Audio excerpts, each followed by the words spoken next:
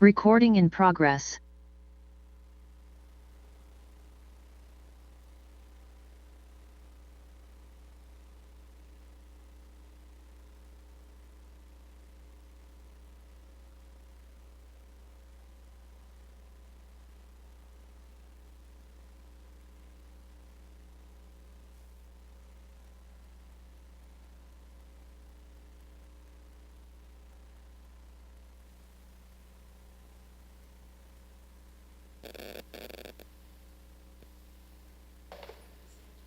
Madam Clerk, please start the meeting.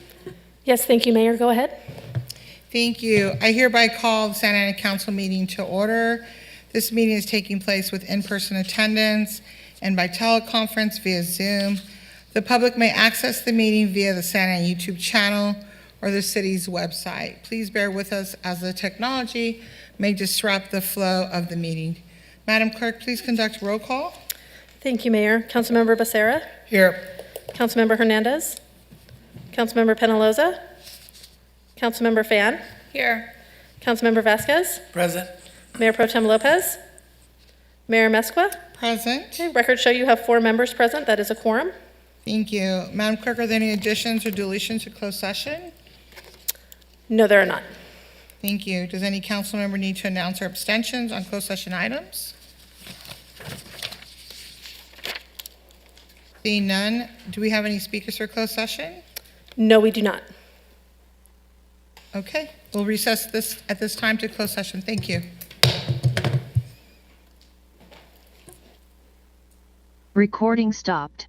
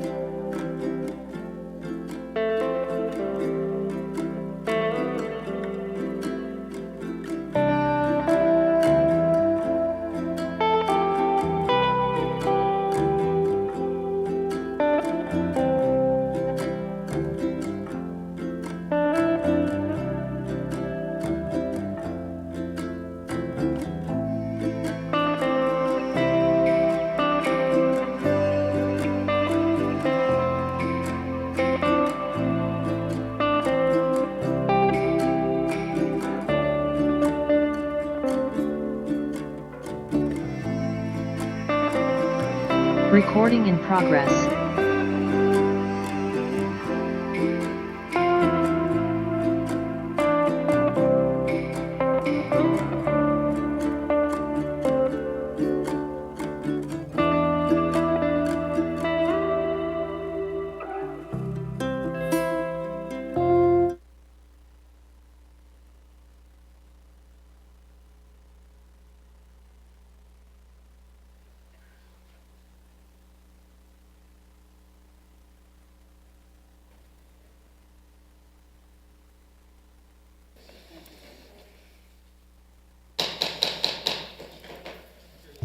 I hereby reconvene the Santa Ana City Council meeting to order. This meeting is taking place with in-person attendance and by teleconference via Zoom. The public may access the meeting via the Santa Ana YouTube channel or the city's website. Please bear with us as the technology may disrupt the flow of the meeting. Madam Clerk, please conduct roll call. Thank you, Mayor. Councilmember Becerra. Here. Councilmember Hernandez. Present. Councilmember Penaloza. Present. Councilmember Fan. Councilmember Vasquez. Present. Mayor Pro Tem Lopez. Mayor Mesqua. Present. Okay, 5 members present, that is quorum. Madam Clerk, before we proceed to the Pledge of Allegiance, any announcements? Yes. For members of the public on Zoom or teleconference, in order to request to speak once public comments commence on agenda items or non-agenda items within the city's jurisdiction, you must dial *9 from your phone or click the button labeled Raise Hand in Zoom now in order to be in the speaker queue when we start. Thank you. Thank you very much. First item on the agenda is the Pledge of Allegiance. Councilman Becerra, please. Thank you, Mayor. If you'd all please stand for the pledge. I just want to say I appreciate everybody who does participate in this very patriotic activity. Ready? Begin. I pledge allegiance to the flag of the United States of America and to the republic for which it stands, one nation, under God, indivisible, with liberty and justice for all. Thank you, Councilman Becerra. At this time, words of inspiration, they'll be provided by St. Anne Church for Morris, please.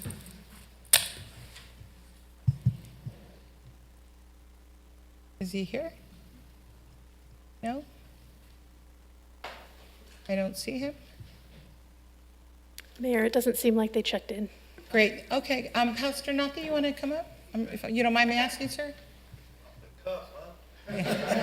This is how you do it. This is your best way. I apologize, but I know you don't mind. Yeah, okay. All right. Well, Father, we thank you, first of all, for who you are in our lives. And we just ask you to watch over this beautiful city, watch over our leadership, our police officers, just our families, our children in our streets. And I ask you that you give this council wisdom, the wisdom that they need to govern this beautiful city. And I say this in Jesus' name. Everybody said amen. Thank you, sir.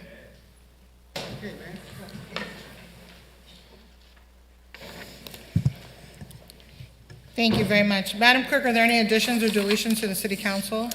Yes, Mayor, thank you. For item number 7, there's just a clerical update to the code section that is cited. Should be referencing Santa Ana Municipal Code Section 2-326A as opposed to 236A.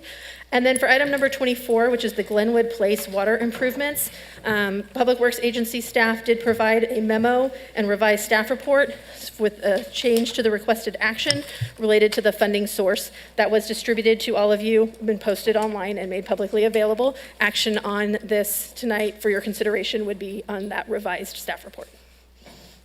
Great, thank you very much. We're going to do our ceremonial presentations at this time.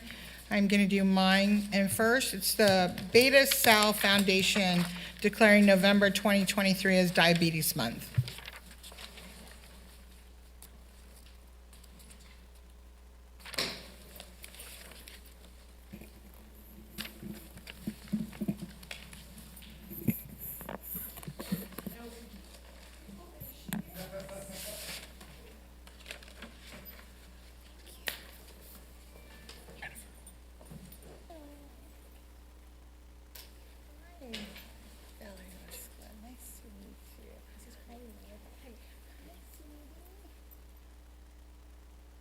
Okay, this is my favorite part because Ricky's up here with us. Okay, this month we acknowledge more than 37 Americans living with diabetes. 1 in 10 Americans has diabetes and 1 in 5 don't know it. While advancements have recently been made to help manage diabetes, millions still struggle with the constant challenge of managing blood sugar levels, the dangers of long-term complications, and the frustration of an invisible disability. World Diabetes Day occurs on November 14th each year to commemorate the birthday of Frederick Banting, who discovered insulin in 1921, taking diabetes from a fatal disease to one that could be managed. The water tower will be lit in blue for Diabetes Awareness on November 14th, World Diabetes Day. In 2019, diabetes was the 7th leading cause of death in the United States. Some signs and symptoms of diabetes are increased thirst, frequent urination, blurry vision, fatigue. Type 1 diabetes is an autoimmune disorder in which the body stops making insulin. Type 1 diabetes must take injected insulin for the rest of their lives. Beta Cell Foundation is a nonprofit organization that was founded in 2019 to create community support networks so that no one with type 1 diabetes feels alone. Beta Cell Foundation supports multiple online communities for diabetics, hosts several events each year, including free camping trips, in-person meetups, educational events, runs, book clubs, and so much more. Beta Cells Foundation Type 1 Run has thousands of members all over the world who build support, community, and awareness for type 1 diabetes through running. So thank you for everything that you do. This is a proclamation from the City of Santa Ana for World Diabetes Day. And there's a lot of whereas. So instead of me talking, I'm going to let you both talk. But now, therefore, we, the Mayor and City Council of the City of Santa Ana, do hereby recognize November 14th, 2023 as World Diabetes Day, and encourage everyone to celebrate the diabetics in their lives, acknowledge the daily struggle this disease requires, and to join activities that raise diabetes awareness and help prevent, treat, and manage the disease. It is signed by myself and the entire City Council, so this is for you, sir. And please say a few words, and then I'm going to have you say something too. Let me move this way. Thank you, Mayor and Council. I'm Craig Stubing, the founder of the Beta Cell Foundation, and I've been living with type 1 diabetes since I was 13 years old, and I hope I don't have chocolate in my teeth because I have a low blood sugar and was just eating some chocolate before we came up here. Society doesn't treat people with diabetes very well. We've all heard the jokes on TV shows, movies, and even read them on social media every day. And when it's not outright wrong information, it's usually just mean.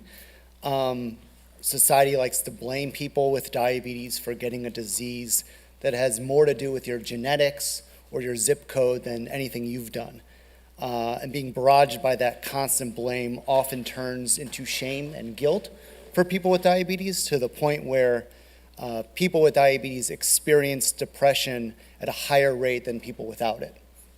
What we do at the Beta Cell Foundation is bring people with diabetes together to find community and support in a society that doesn't think we need it. And similarly, I think proclamations like this that show that people with diabetes are worthy of our time, care, and respect are important in helping change diabetes stigma to help all of us with diabetes live full and happy lives. The Beta Cell Foundation is really excited to see the City of Santa Ana make this proclamation, and we're excited to see what you do in the future and throughout the year, since diabetes doesn't go away for us once December starts. Thank you again. Thank you. Thank you very much. You want to say something and introduce Ricky? Hi everyone, my name is Lauren Matthews. I was diagnosed with type 1 diabetes on World Diabetes Day in 2005, so the day has a little more of a special meaning to me. The mayor is quite a good friend of ours now, because Ricky, my diabetes alert dog, who's asleep next to me, comes into work here at City Hall every day and keeps my blood sugar in range. She lets me know when I'm too high, too low, or my blood sugar is changing faster than any technology can. And I'm very grateful for the community that Beta Cell Foundation brings, because having an invisible disability can be really isolating and it can make you feel really alone. And whenever you're feeling burnt out and like, why do I have to deal with this? it's really nice to have that community to back you up. So thank you, Mayor. So if you can't see Ricky, she's just beautiful. And she comes in, whenever I come in, she comes into my office and brings a toy and greets me. And so she greets everybody, but she's incredibly beautiful. So let's give them a round of applause, please. We're gonna take a picture. You guys wanna join? Please.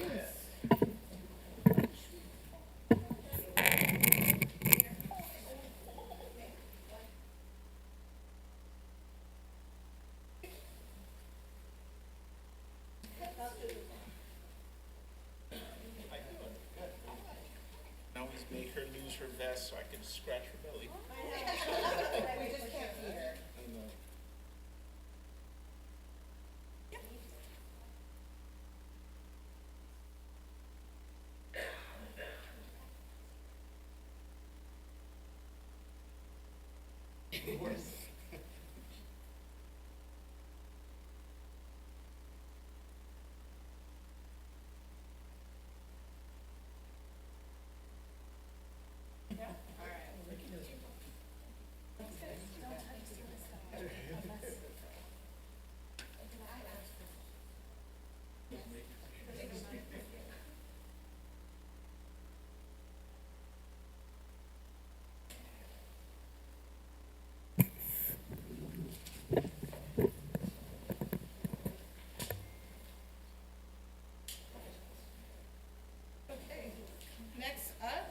Next up, Mayor Pro Tem Lopez, please. I can't find my glasses. So.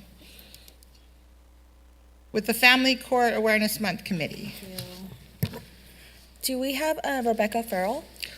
Oh, perfect. Thank you.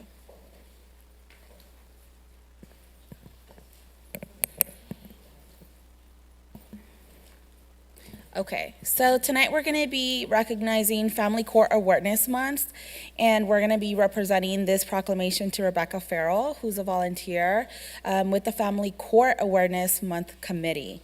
And so you're going to learn a little bit about what the committee does for Santa Ana residents tonight. And as I said, November is Family Court Awareness Month. The month of November provides an excellent opportunity for Santa Ana to demonstrate its support in recognizing the importance of a family court system that prioritizes child safety and acts in the best interest of children. The goal for the Family Court Awareness Month this year is to shine a spotlight on our family court system that lacks providing proper training. And the family court professionals should receive training surrounding the topics they rule about every day, which includes domestic violence, sexual abuse, physical abuse, emotional abuse, trauma, coercive control, as well as victims and perpetrator behavior. And the committee's work impacts Santa Ana residents by empowering the large network of survivors that live in the city of Santa Ana and giving them a voice, creating awareness and illuminating some of the challenges that survivors experience, and raise the importance of having judicial training on topics such as domestic violence, child abuse, coercive control, and post-separation abuse, and creating awareness and serving as a co-sponsored of Piquet's Law, which mandates that judges dealing with these cases have some sort of domestic violence training, and helps the kids of Santa Ana by ensuring that dangerous, highly traumatic treatments targeting kids in family court cases have been prohibited in the state of California. And so with their contributions to all that you do for our families here, we want to proclaim the month of November as Family Court Awareness Month, and present you with this proclamation. And we would also be honored to hear about your experience as a volunteer and the work that you do, and really anything that you'd like to share. Awesome, thank you. Of course. Good evening, everyone. I'm actually here on behalf of Rebecca. I'm her sister-in-law, Katie Adams Farrell. Rebecca was called away to another meeting this evening in Covina. So, of course, first I want to please extend my thanks to Mayor Pro Tem. Thank you to the mayor, as well as all of the city council members for your ongoing support. This is the second year in a row that the city of Santa Ana has recognized Family Awareness Month as November. So we are very, very grateful for that continued support. We had this wonderful overview already, which kind of took away some of my talking points, but I'm going to go through them anyway. I am so pleased to be here tonight on behalf of the thousands of families who have active family court cases in the city of Santa Ana. The mission of Family Court Awareness Month is to educate the public and decision makers about the ways the system is inadvertently harming children. In many cases, the people making decisions about child custody are prioritizing equal parenting time over even the safety of the child. The judges, with all the respect in the world for their diligent work and their incredible education, don't have specific education on really important family court issues like child abuse, childhood trauma, domestic violence, and coercive control. But with the support of lawmakers and an educated public, we're making changes. Last month, Governor Newsom signed into law Peaky's Law, and that was on October 13th in both California, and it was also passed in Texas. Peaky was a 5-year-old boy who was returned to his father by the courts, and then he was murdered by his father. So Peaky's Law requires that judges be educated on these complex family court issues relating to child abuse, and it also bans dangerous family reunification camps and treatments with abusive parents. It's really easy to feel overwhelmed and powerless about the state of children, especially in other places in our world right now. But I'm here to tell you that being a part of this committee and a part of this effort makes me feel like I can make a difference for the children of this world. And as a mom of 3, it's incredibly important to me to do everything that I can to protect kids. And so being a part of this and with, an educated public and the laws that we're passing now, we are able to make a difference. We are able to save children's lives. So again, thank you so much.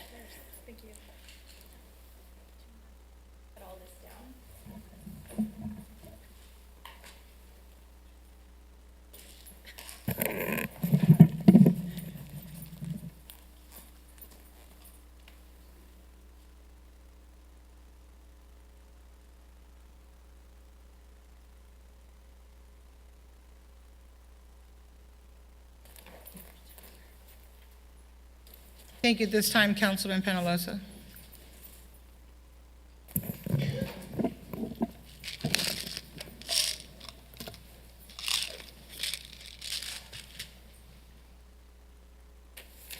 Thank you, Mayor Amezcua. I am here tonight to recognize, as you all have already heard the news, our police chief retired last week after 33 years of service. Santa Ana Police Chief David Valentin began his distinguished 33-year career at the city of Santa Ana on August 7th, 1990. He is the 21st chief of police in the city's 154-year history and the first chief that was born and raised in the city of Santa Ana. Chief Valentin is credited with significant accomplishments throughout his career, graduating from the FBI National Academy, California Command College, Harvard University's Kennedy School of Government program, inducted into both the Santa Ana College and California League of Community Colleges Hall of Fame for substantive community investment and positive legacy accomplishments. Chief Valentin also served as the chief of police for the Santa Ana Unified School District for nearly 5 years and was on the board of directors for both the Santa Ana Boys and Girls Club, a club he once attended growing up in central Santa Ana, the Santa Ana College Foundation, currently serving as vice president.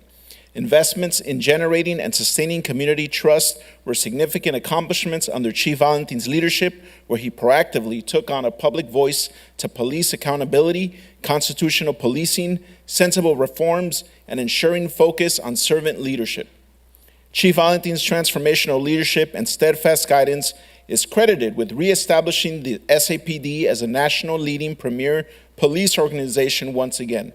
Today, the city of Santa Ana acknowledges its profound gratitude to Chief David Valentin for his many years of dedicated service and countless contributions to the city of Santa Ana and his unsurpassed devotion to service in the line of duty. So with that, Chief Valentin is probably on vacation, well-deserved one, so I will present with him this city tile that I'm sure our city clerk will get to him. So congratulations, Chief Valentin, and thank you for your service.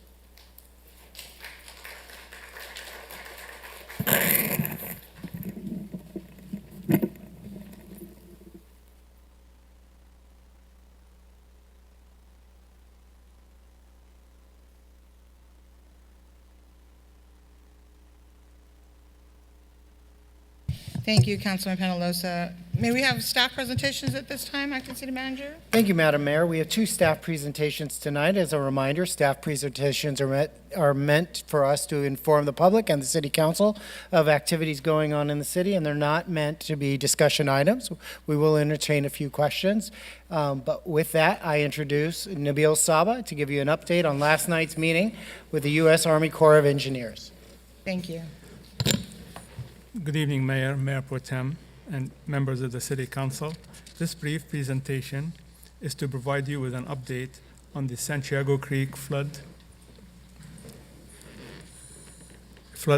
risk management project. The presentation is meant to provide you with a short overview of the project and does not imply that the Public Works Agency is supporter nor an opponent of the project.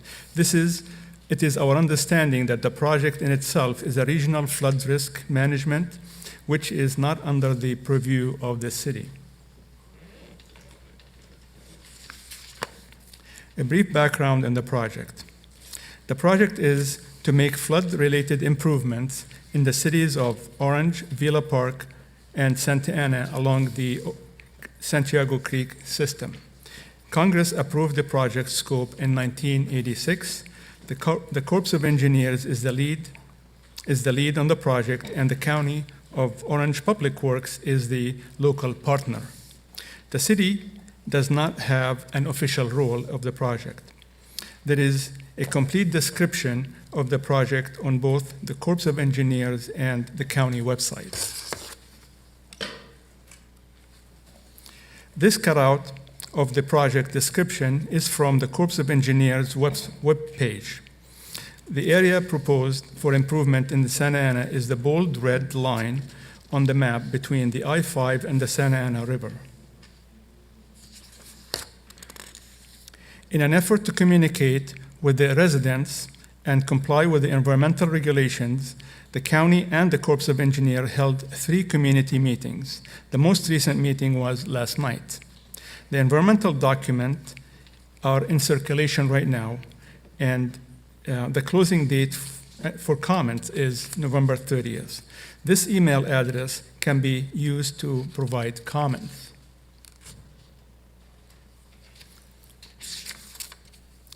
The Public Works Agency and the Neighborhood Initiative and Environmental Services team informed the community about this project utilizing all means that we have. Meeting notices were posted on the city website, city electronic newsletter, and social media outlets.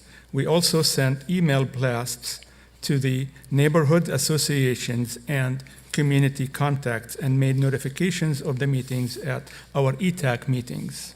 The city staff from various agencies, including Public Works, Planning, Community Development, and City Manager's Office, attended all the meetings and were available for questions. According to the Corps of Engineers, this map shows the 100-year flood zone, or what is known as the 1% AEP, annual exceedance probability. This typical cross-section is of the channel after the proposed improvements. This is a picture of current and after project completion of the same section of the channel. This picture was taken from the Bristol Street Bridge looking west. The picture on the left is existing conditions, and the picture on the right is the channel after the improvements, or the proposed improvements. This picture was taken from the Bristol Street Bridge looking east. The picture on the left is, again, existing conditions, and the picture on the right is the proposed conditions after the improvements are completed. This picture was taken from within the channel looking east towards the Flower Street Bridge.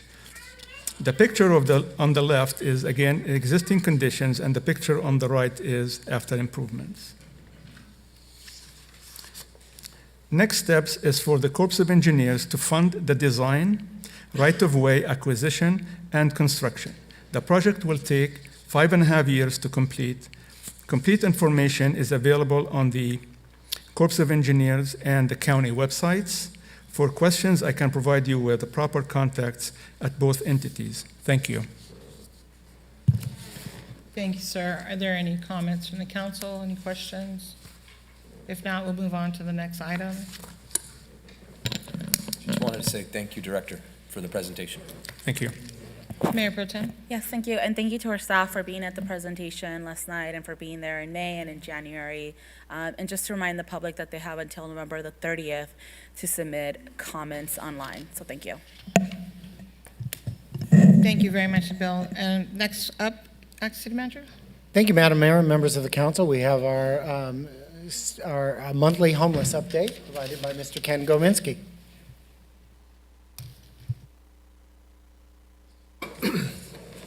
Good evening, Honorable Mayor and members of the City Council.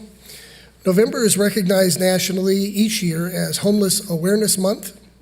During this month, it's a good time to reflect on the important work that the City of Santa Ana has done to address homelessness, to learn more about homelessness, and to hear stories of hope and resilience. Please visit the city's Homeless Services Division website, where a variety of information is now available. Tonight, we'll share information about volunteer opportunities at the city shelter, comparable data for the SMART program on a monthly basis that's now available on our website, and an in-depth look at the 2023 Orange County Homeless Survey. Volunteers can play an important role in providing a variety of activities and services, or just provide a listening ear. Individuals are invited to provide a helping hand, enrichment activities, support shelter staff, or help with events. Days are flexible, 7 days a week. If you are interested in volunteering, please visit ifhomeless.org/volunteer or email volunteer@ifhomeless.org. All volunteer opportunities pertaining to the shelter are coordinated through our partner, the Illumination Foundation. At last month's Homeless Services Update, Council requested some additional data.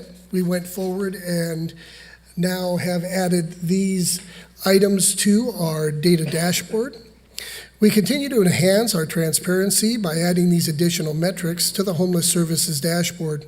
Additionally, we're adding month-over-month comparisons. The data illustrates the last 4 months of performance, highlighting outreach contacts, case management, street exits, calls dispatched, and housing exits. Additionally, based on what we discussed at the last council meeting, in a partnership between the City of Santa Ana and the Santa Ana Jail, every person who comes into the Santa Ana Jail is now contacted by jail staff and asked if they need any type of resources. Should they request any resources, CityNet is contacted. CityNet then responds to the jail, offers those resources, and then if the people are interested in shelter or need transportation somewhere, CityNet waits outside. Upon their release, they're being transported to either shelter or other services. Over the course of the last week, since the inception of the program, we've contacted 32 people, 25 refused services, 7 requested services, and had CityNet respond and have the conversations. The county recently conducted the 2023 Homeless Survey to collect feedback from individuals experiencing homelessness. Specific questions were asked regarding which homeless services are effective or ineffective, gaps and barriers in services, as well as access to services. The full survey is available on the Homeless Services web page. But what we learned was the survey was broken up into 7 sections, including demographics, current living situations, at risk, feedback on shelter stays and outreach, and community ties. There were a total of 642 individuals who completed the survey, and for completing the survey, they were given a $25 gift card by the County of Orange. 307 surveys were conducted in the Central Spa. 99 of those surveys were conducted specifically within the city of Santa Ana. Although city-specific responses are not provided, these are the countywide key findings from the survey. The number 1, people experiencing homelessness want help. The other information I thought that was key was there are many people who are homeless that say they're not being contacted by outreach professionals. However, in our city, we have outreach professionals that are going out there and doing that. So we are a bit ahead of the curve as far as where we're at compared to other cities. With that being said, I know you're extremely busy, and I look forward to your calls and emails throughout the week to answer your questions. Thank you. Thank you, sir. Council wants to speak, please press your button so I can find you on here. I do have a question. I just want to clarify the numbers. 32 people were contacted? Yep. 25 refused services? And 7 were referred to CityNet. Is that correct? Yes. And that is from the Santa Ana City Jail? Yes, ma'am. Great. Thank you so very much. I don't see anybody else wanting to speak. Can you? Okay. Let me see. Go ahead, Councilman Vasquez. Thank you for this presentation. I really applaud you on the work you did with the comparables of month to month. And it's just on the outreach contacts, I see it decreasing really down to from 600 to 300 in October. And that's really worrisome to me. And the amount, I don't know if it's the season or is there other factors that might play into that? Could you? So I have had a conversation with CityNet about why October seemed to be a lower month, seeing it is 31 days. Their response was they got less calls for service. They did more proactive outreach to the people that they know are out there and are service resistant. But they didn't have the successes we would hope that they continue to have. Thank you. And I really appreciate the homeless surveys and that people want help, that they're not just out there, but I really appreciate that that came to the front and that we're offering it, and how much street exits we've had and the housing exits. It's just, there's good work being done in Santa Ana, and we can continue, so I appreciate your work. I'm just worried about that October number. Hopefully we get more folks being contacted come November,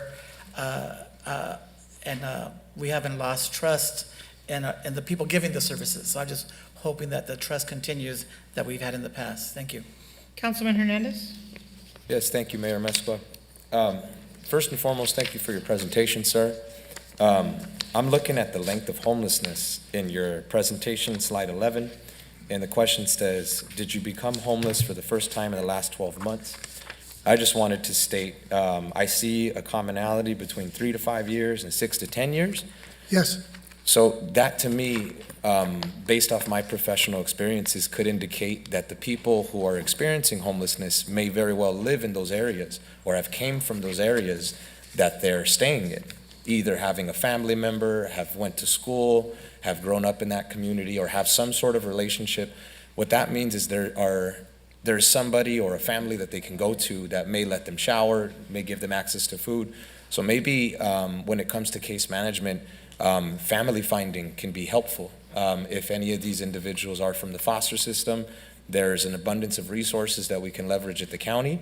I would encourage that we take the info that we've collected on the amount of years people have been experiencing homelessness, and we apply good practices to this data. I do believe it'll help us tremendously. The mental health, I see 58% of respondents who reported having a mental health condition stated either receiving services for their mental health or wanting services and not being able to access them.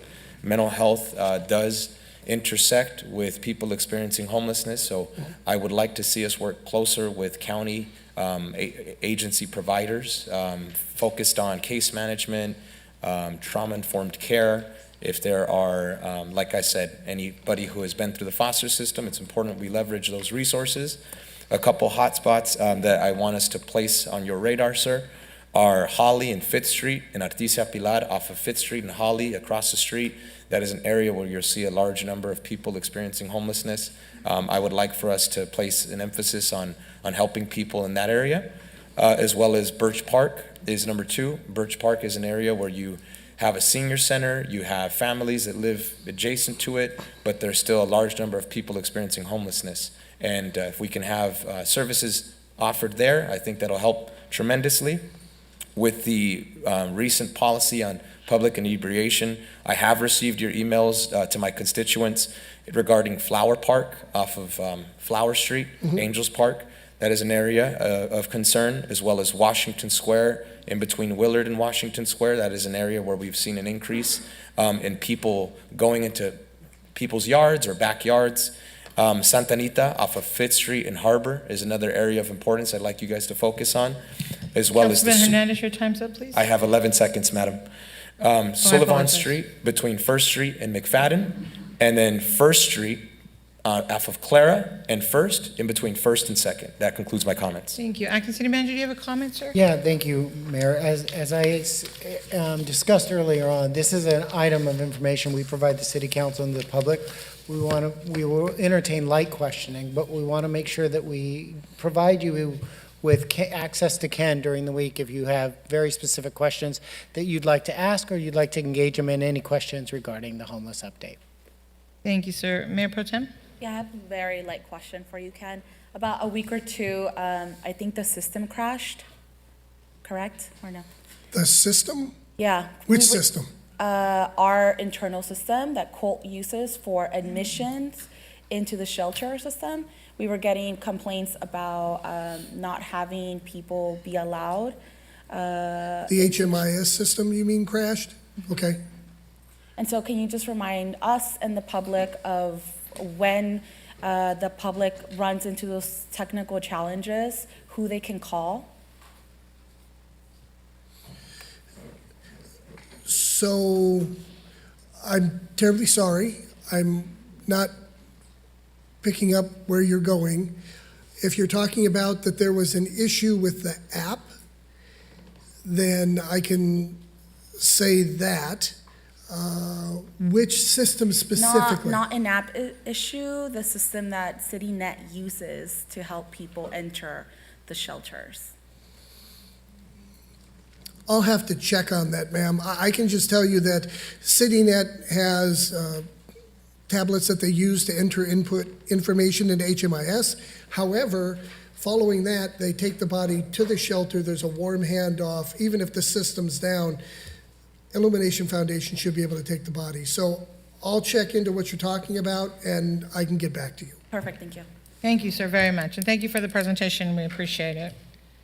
At this time, Madam City Attorney, do you have anything to report out of closed session?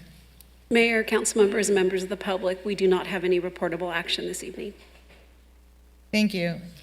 At this time, this of the meetings for the City Council to receive comments from the public on agenda and non-agenda items pursuant to the Brown Act. The City Council may not enter into discussion at this time.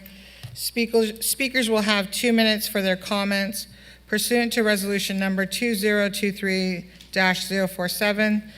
Speakers are requested to refrain from profane language, racial epithets, libelous or slanderous statements that disturb the decorum of the meeting. We will now hear from members of the public that are present, followed by Zoom. And before we proceed, Madam Clerk, I need to read something that was given to me at my request, and the City Attorney, thank you. We have a full agenda today, and many people who are here to discuss the agenda items and to comment on matters directly concerning the city.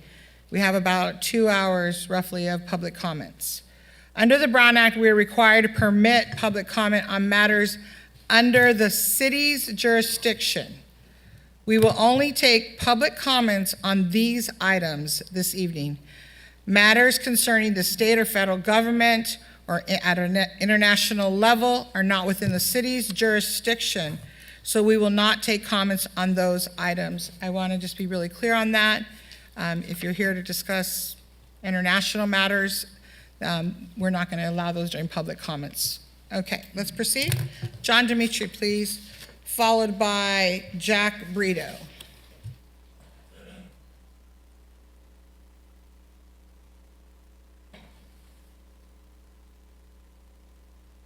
Thank you, Mayor, council members, Mayor Pro Tem, Council Member Dad-to-be. First of all, thank you for allowing me the opportunity to speak. It's definitely a non-agenda item. I'm here to teach a little lesson. As you know, being an elected official, I represent the city of Orange, and I've served with most of you on one board or another, and we all take our roles very serious.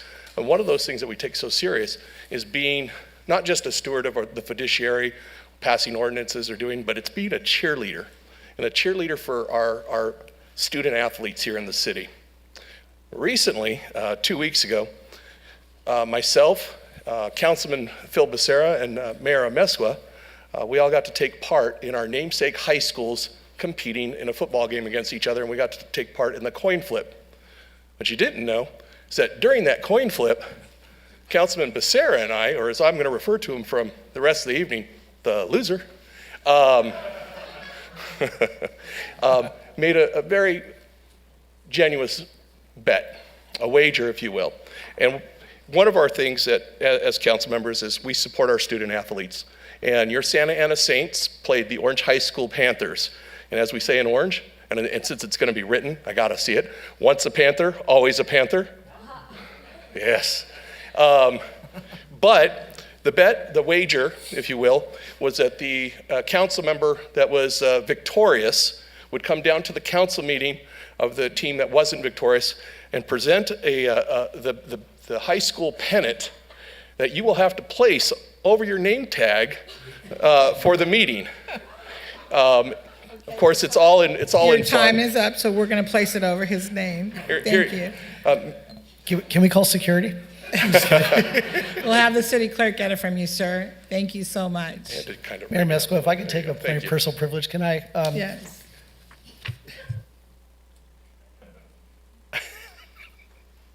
It was a great game, okay, I have to say. Yes, it was. Well, it was a very good game. Sorry? Oh, okay. I'll just say that part of this whole wager was, of course, having pride in our team, and I thought it was a safe bet because our Saints were undefeated going into the game. Orange High School had what, one loss? Two. Okay, 2 losses. So I really thought we were going to prevail, but you know what? As Councilman Dimitri said, you know, we both are very proud of our student athletes, and so I'm happy to accept this. All right, thank you, sir, for coming. Appreciate it. Yes, Councilman Sarah, put that over your name. Thank you very much. All right. Thank you. Jack Brito, followed by David Ball. Thank you, sir, for waiting. Appreciate it. Good evening, council members, and thank you for having me and allowing me to speak. I'm going to read this because my memory is... Good evening, council members. I have 2 major issues to discuss. First and foremost, there are simply too many traffic accidents occurring at the intersection of Wilshire Avenue and South Baker Street. Eventually, someone is going to be seriously injured or killed, opening up the city to a major lawsuit. We circulated a petition to present to the city council, and not a single resident told us no. All were excited to sign, hoping something could be done about this. A neighbor installed a camera and has video he would gladly share showing all the accidents that have occurred. We would like to see either a signal light, a roundabout, or a 4-lighted stop signs installed at all corners. The second issue is dealing with speedsters endangering residents on South Baker Street. The residents were all on board with having speed bumps installed. I parked on Park Avenue and South Baker Street on different days at the same time, 7:30 to 8, recording traffic. South Baker gets triple the amount of traffic than Park Avenue. Yet they have speed bumps, and it's a struggle to get them on South Baker Street. Why is that? I'm aware of the speed a driver must hit to be considered speeding, yet none of the traffic I saw on Park Avenue went over 20 miles an hour. Another neighbor has video of the traffic on Baker, including speedsters, that has offered copies if need be. Circulating petition opened up a can of worms, as many of the residents told us about other traffic problems, like modern-day parents dropping their kids off, blocking residents from exiting their driveways and refusing to move. On Wilshire, the red curbs were extended, and they worked for a short time, but eventually people returned to parking their cars on the red to eat their lunch purchase at the food truck parked on Wilshire. This makes turning left very dangerous. I have a lot of other suggestions, but with only 2 minutes to speak, I had to cut to the chase. Thank you, sir, very much. So Appreciate thank it. you I have pictures, if I can leave them with, You can leave it with the clerk, sir. Okay. Thank you very much. David Ball, followed by Yelena Ball.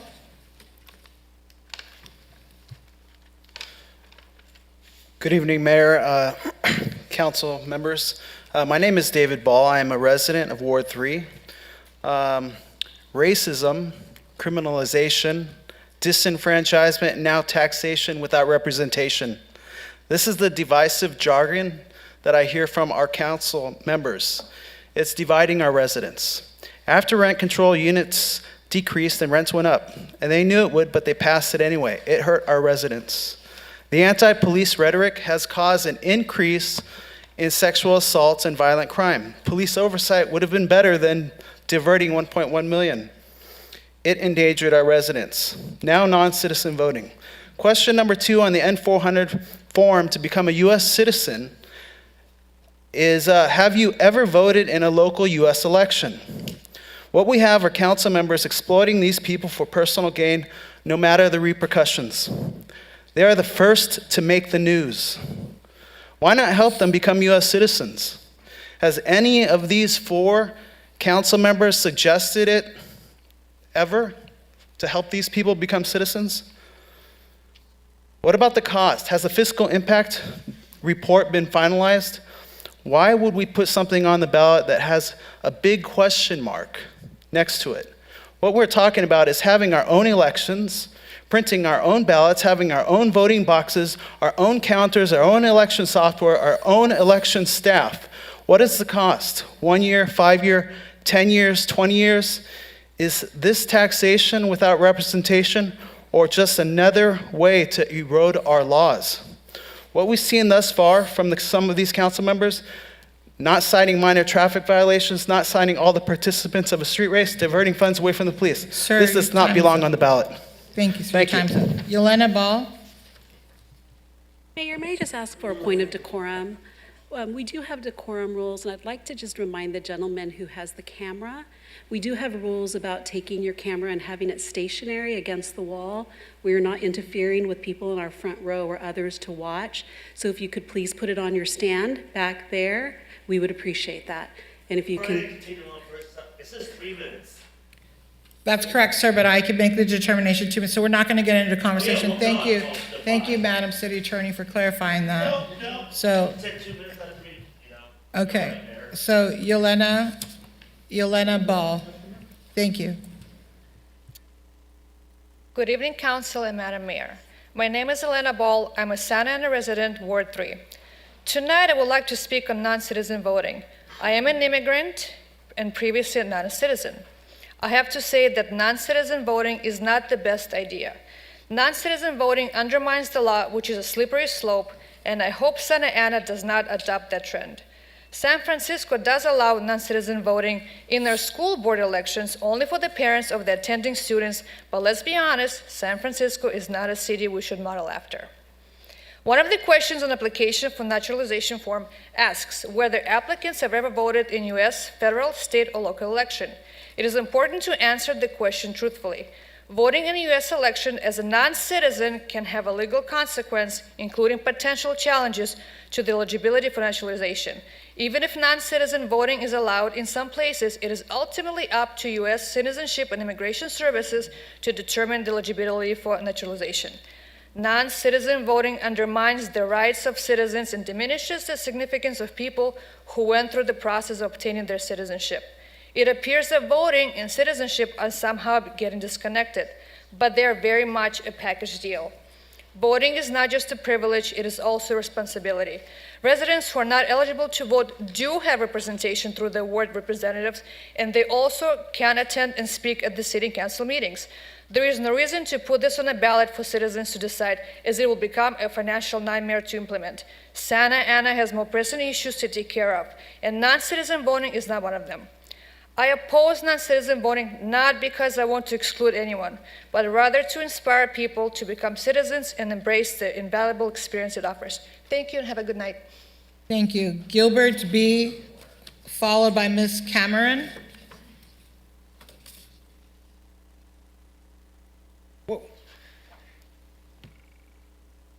Good evening, divided council and mayor.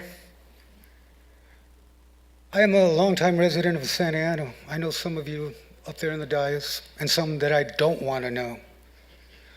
I believe there should be universal suffrage. Yes, I believe in democracy for all. I don't believe the status of one person in another should deprive us of voting for this in this great city. You're trying to do different things, but a divided council will not work.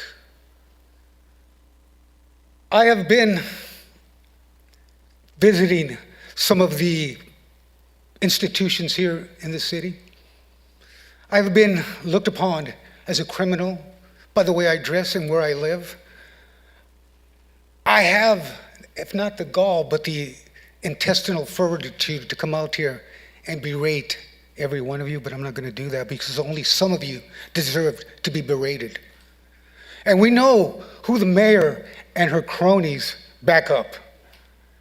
How much times do we have to have the divide and conquer? I've been conquered all my life, and we're going to conquer and divide us some more, because that's what I see happening right now. And I will support anybody that supports this mayor not being reelected again. And with that, I will leave you with, I am running for reelection because I love Santa Ana, and our city residents deserve a mayor who will continue to listen to them and work hard to deliver results at City Hall. As mayor, I have implemented new ideas to reduce homelessness, build housing. I've worked with first responders to make neighborhoods safer, and built strong partnerships with our school and youth programs. As mayor, I know the things that make our city special, and I understand what can be done to improve the qualities of life for our residents. I'm excited to officially relaunch my re-election campaign, and you will lose this election. Sir, your time is up. Thank you, sir. Your time is up. Followed by Mark Lopez. Miss Cameron, is she here? Mark Lopez. Lisa Nguyen.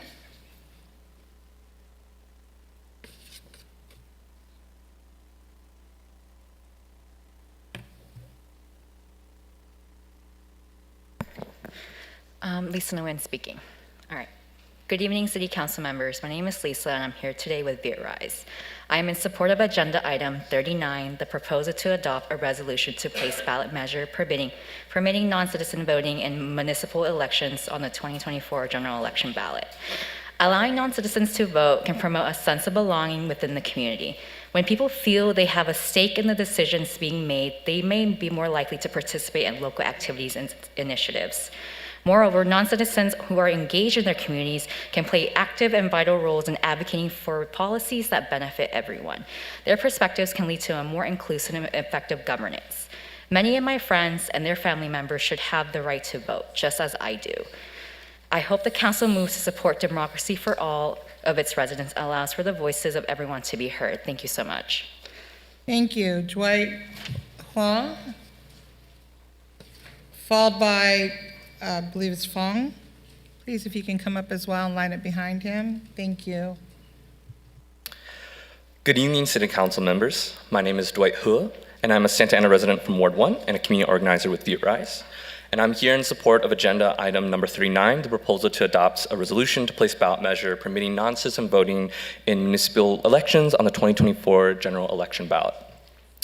First, I want to thank the city staff for working hard on this issue and the city council for spending the time to discuss this important issue. Expanding the franchise to include non-citizens for local elections is an essential step forward in ensuring that our communities feel fully heard, fully represented, and feel a true sense of belonging. As many other community members and voices in the room have expressed in previous meetings and today, it is unjust that so many residents are not able to vote locally due to their legal status, but pay taxes and are an active part of this community. We'll continue to say no taxation without representation. In addition, I would like to reiterate that the evidence that points towards how non-citizen voting in local elections has not negatively affected individuals' applications for citizenship is very solid. Multiple examples from various parts of the country, like SF, as well as places in Vermont and Maryland, and none have reported issues with non-citizen voting in local elections, and we have discussed and brought up many ways to support such measures. we can continue to advocate for immigrant rights and work together to ensure that our vulnerable community members are heard and safe. It's important to take a stand now to support immigrant communities. It's important to show commitment now towards this important issue and to really support the efforts to make non-citizen voting a reality. We have community members who are here now and who are supporting this item now. And I hope this council moves forward to support democracy for all its residents and allows for the voices of everyone to be heard. Thank you. Thank you. Fong, please. Followed by Vincent. My name is Phương Vũ. Xin thân ái kính chào quý vị nghị viên đang hiện diện trong phòng này. Để không làm mất thời gian của quý vị, tôi xin đi thẳng vào vấn đề. Quý vị là những người đại diện cho dân. Vậy, xét lại lương tâm và đạo đức của quý vị đã làm được những gì cho người dân chúng tôi? Tôi thiết nghĩ đây là cơ hội để quý vị thể hiện đúng với ý nghĩa đảng Dân Chủ. Thưa quý vị, là những nghị viên thuộc đảng Dân Chủ, xin hỏi dân chủ là gì? Có phải dân chủ là do dân làm chủ không? Ngày hôm nay, cá nhân tôi nói riêng và cộng đồng cư dân đang sống tại thành phố San Anta nói chung là những thành phần bị liệt kê không đủ tiêu chuẩn được quyền bầu cử trong phạm vi nơi mình đang sinh sống. Tại sao? Tôi nhận thấy đây là một điều không công bằng và đang bị phân biệt, đối xử bất công. Tại sao tôi nói vậy? Có hai nguyên nhân. Thứ nhất, chúng tôi là những người có đóng cho thành phố như bao người khác, qua cách tiêu thụ, mua sắm cho cuộc sống hàng ngày của gia đình chúng tôi. Thứ hai, chúng tôi là những thành phần đóng góp nhiều hơn những người khác. Tại sao? Vì chúng tôi có đóng góp mà không lấy lại những gì chúng tôi đóng. Còn những thành phần khác, họ đủ tiêu chuẩn thì họ lấy lại những gì họ đã đóng cho thành phố. Thí dụ như lấy lại thuế hoặc những phúc lợi từ xã hội, vân vân. Tôi chỉ là một người mẹ đơn thân bình thường làm việc cực nhọc bằng chính sức lực của mình, nuôi nấng hai đứa con trai để chúng trở thành những người có ích cho quốc gia và xã hội. Và tôi đã thành công trong vấn đề này. Để kết thúc, tôi hy vọng quý vị nghị viên hãy nên suy nghĩ kỹ về vấn đề này để làm đúng theo tôn chỉ và tiêu chuẩn của đảng Dân Chủ mà quý vị đang đại diện. Nếu quý vị đồng ý và ủng hộ chúng tôi, giúp ước mơ của chúng tôi thành hiện thực, thì chúng tôi cũng hứa với quý vị, chúng tôi sẽ ủng hộ quý vị trong những ngày tháng sắp tới. Khi quý vị cần tới chúng tôi, việc giúp và ủng hộ quý vị của chúng tôi là con cháu, bạn bè, người thân của chúng tôi, họ sẽ sử dụng lá phiếu của họ để mời quý vị tiếp tục làm đại diện cho họ. Vì qua sự kiện này họ sẽ nhận biết quý vị chính là những người sống vì dân, lo cho dân, nên sự tín nhiệm của họ đối với quý vị sẽ gia tăng. Cảm ơn. To translate, I would like to cordially greet the council.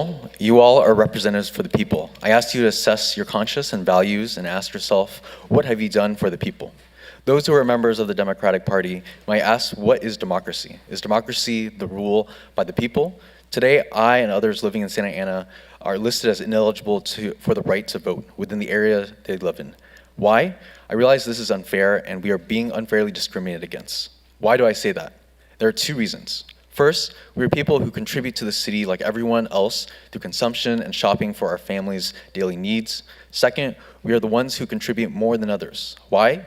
Because we only contribute and do not get back anything. Whereas citizens get back what they paid to the city, for example, getting tax refunds, social benefits, programs, etc. I'm just an ordinary single mother who has worked hard with her own strength to raise two sons so that they can become good people who contribute to the country and society. And I've succeeded in that matter. In conclusion, I hope that all members of the council will consider and think carefully about the issue to comply with the principles and spirit of the Democratic Party that you represent. If you agree with us and support us, helping our dreams come true, we can promise you that we will support you in the coming days when you need us. Our support for you will come from our children, grandchildren, friends, and acquaintances who will use their voice to keep you in office and in order to continue representing them. Through your support, they will realize that you are the ones who live for the people and care for the people, and their trust in you will only increase and you will have represented the values of your party well. I would like to thank you, the council. Thank you. And you're Vincent, correct? Yes. Go ahead. Okay. Good evening, council members. My name is Vincent. I'm the organizing director of Viet Rise, and I am here to support agenda item number 39. Over the past month and a half, I've been making public comments after translating for Phuong. And each and every single time, I am really amazed by her passion and her conviction to stand up to represent Vietnamese non-citizens who have been voiceless in Santa Ana. Phuong is the perfect example of how Santa Ana will be transformed if non-citizens voting is passed. Phuong is someone who has toiled all her life, raised 2 kids, all while not being able to drive. Can you imagine, living in Santa Ana for 20 plus years, not being able to drive and raising 2 child? And she's been forced to live in the shadows all these years. And now she's an active resident here in front of you demanding the right to vote. And I want to reiterate how brave and powerful she is to, for someone who's undocumented, who is, primarily a Vietnamese speaker, who's a single mother, and someone who has never been very civically engaged in the city, to now come up to the council in the front of the dais to demand the right to vote, not just for herself, but for everyone else in the city. Phuong is one of just 25% of adults in Santa Ana who have been disenfranchised, and these are the people who are the backbones of the city and our communities. And these are the people who deserve to have their voices amplified and uplifted. And now we have the opportunity to enfranchise them and also to build a stronger and more vibrant democracy. And I urge the council today to place the non-citizen voting ballot onto the general election next year. Thank you. Thank you. John Paul White, followed by Indigo Vu, please. John Paul White, Indigo Vu.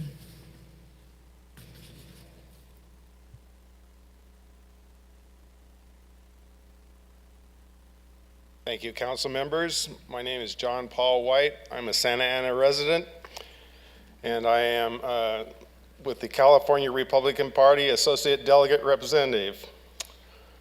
Vote no on 39 avoid problems. Thank you. Thank you, sir. Followed by Indigo Vu.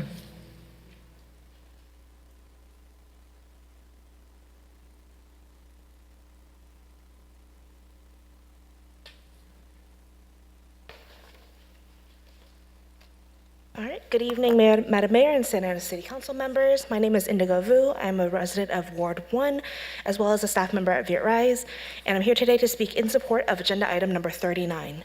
For several city council meetings in the past 3 months, you all have listened to dozens of community members and local organizations share their personal experiences and reasons, historical account, and legal precedent, all in favor of non-citizen voting. We know that taxation without representation is unfair and undemocratic.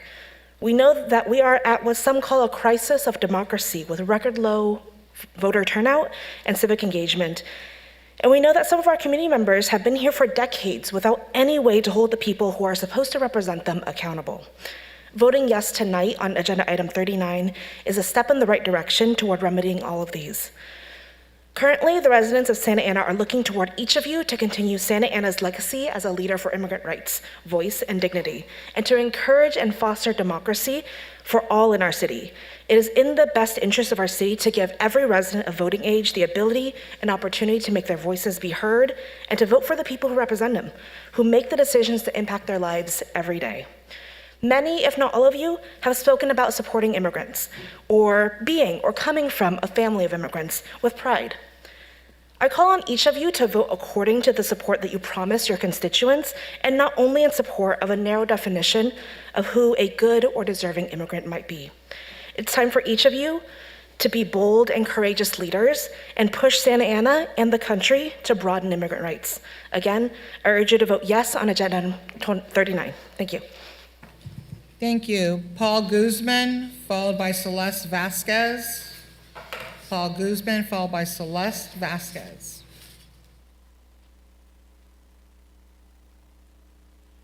Thank you, Mayor, City Council persons. I want to two questions. Staff report at Santiago Creek. Because of my previous work in the construction industry and damage done by water in the city of Santa Ana, Orange, and the Santa Ana River, I implore the City Council to be a leader, not react to the damages water does. We just went in Acapulco, you saw the damages. We can be in Acapulco itself if we don't think forward. I'm emphasizing this to you because in the past, Delhi, the South Santa Ana was completely flooded. You couldn't get in and out. Santiago Creek, every project that was done in Santiago Creek was damaged, completely gone, except for the 1936 work. Now there is a lot of work that been done since the 1990s when the Santa Ana mainstream projects were approved. But we still have to be vigilant and be prepared by making sure our staff is up to date, not only in Santa Ana, Orange, the county, and the upstream people. It's 36 miles of Santiago Creek. That's a lot of water. This past year, most of the water was stayed in the north part of it, the east part of it, where it was trapped and filtered down. It's good, but we still have to have a lot of work done. Now, the other one, project number 25, you approved an award of contract. Sir, your time is up. Okay, I'm sorry. Thank you, sir. See, I ask for that because I only got 2 minutes on the 2 projects. That's okay, sir. Thank you so much. Thank you. Celeste Vasquez, followed by Celeste Rivero.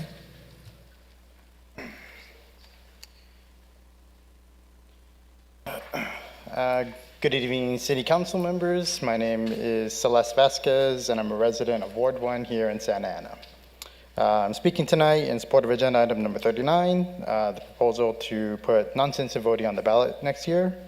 Non-citizen voting, to me, is an issue of fairness. As others have said, it's everyone who lives in the city is affected by the decision that the council makes. They pay taxes regardless of immigration status. They participate in our community. They do go to events. To allow them to vote is just allowing the fairness to extend to everyone. But we already kind of know this because, as I said, others have brought this up, not just this time, but at the previous meetings. Undocumented people know very well the risks that come with being undocumented, and I kind of also want to say that they are here speaking in support of this because they know this is something they want. This is not something that, as others have said, the council was using to whatever advantages that people may assume is happening.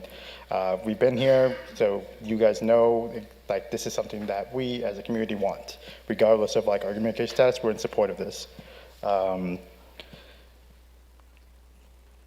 Yeah, so pretty much I hope the council moves to continue to support democracy for everyone that resides here, so everyone has a voice to be heard. Thank you. Thank you. Celeste Rivero, followed by Claudia Morales. Good evening. My name is Celeste Rivero. I'm here on behalf of Clergy and Laity United for Economic Justice, and I'm also here in support of agenda item number 39. As a person of faith, I believe in the values of compassion, inclusivity, and justice, and I believe that this measure aligns with these principles. Our community is a diverse one, and we have the privilege of welcoming people from all corners of the world to call Santa Ana their home. Many of these individuals, although not citizens, contribute to our community in meaningful ways, paying taxes, sending their children to these schools, and actively participating in civic life, as we've been hearing all evening. They deserve a voice in the decisions that affect their lives just as much as any other resident. I believe in loving my neighbor as myself, and therefore believe it is our moral duty to ensure that everyone in our community is treated with fairness and respect. Non-citizen voting can help foster a more inclusive and welcoming environment for all residents, regardless of their immigration status. By allowing them to have a say in our local governance, we acknowledge their contributions and create a stronger, more united community. And as others have also mentioned, there are cities across the country who have been able to effectively implement this without negatively impacting applications for citizenship for those who are trying to become citizens of this country. Whether or not you're a person of faith, I urge all of you to open your minds and support democracy for all, for Santa Ana's residents, and allow the voices of everyone to be heard.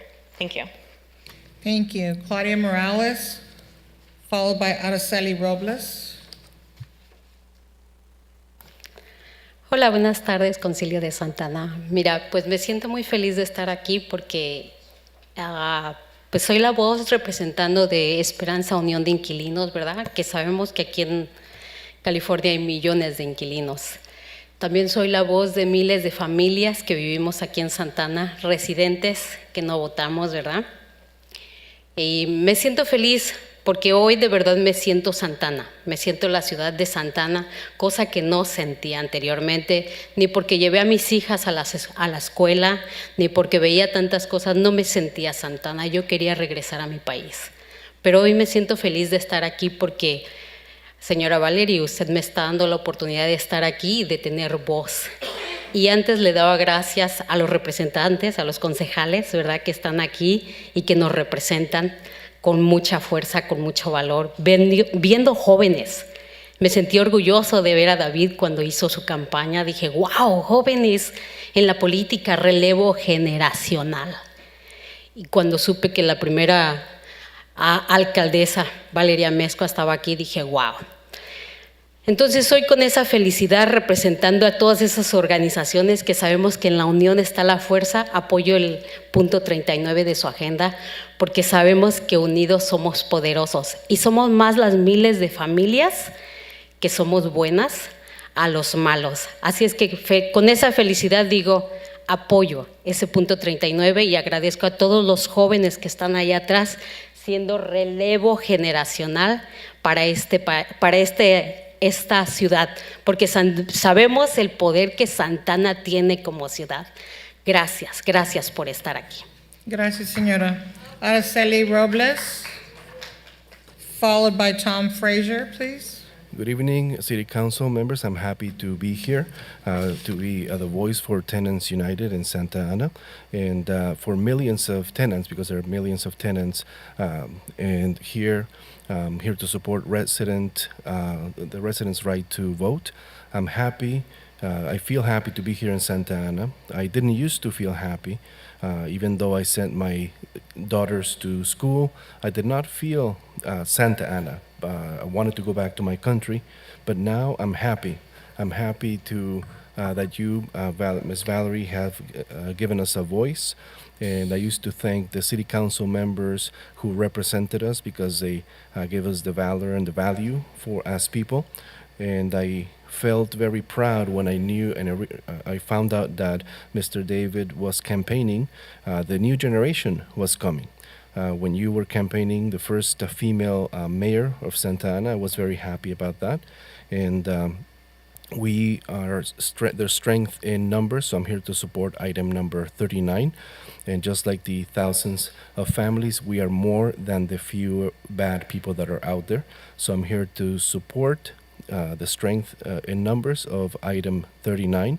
And back there, I applaud the next generation that is going to have this wonderful city. Santa Ana is powerful as a city.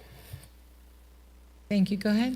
Gracias. Mi nombre es Araceli Robles y yo trabajo aquí con muchas familias en la ciudad de Santa Ana y estoy aquí para apoyar el punto 39, para que más personas tengan el privilegio de elegir a los representantes aquí para que puedan realmente ver los intereses de la comunidad y dejar a un lado los intereses personales.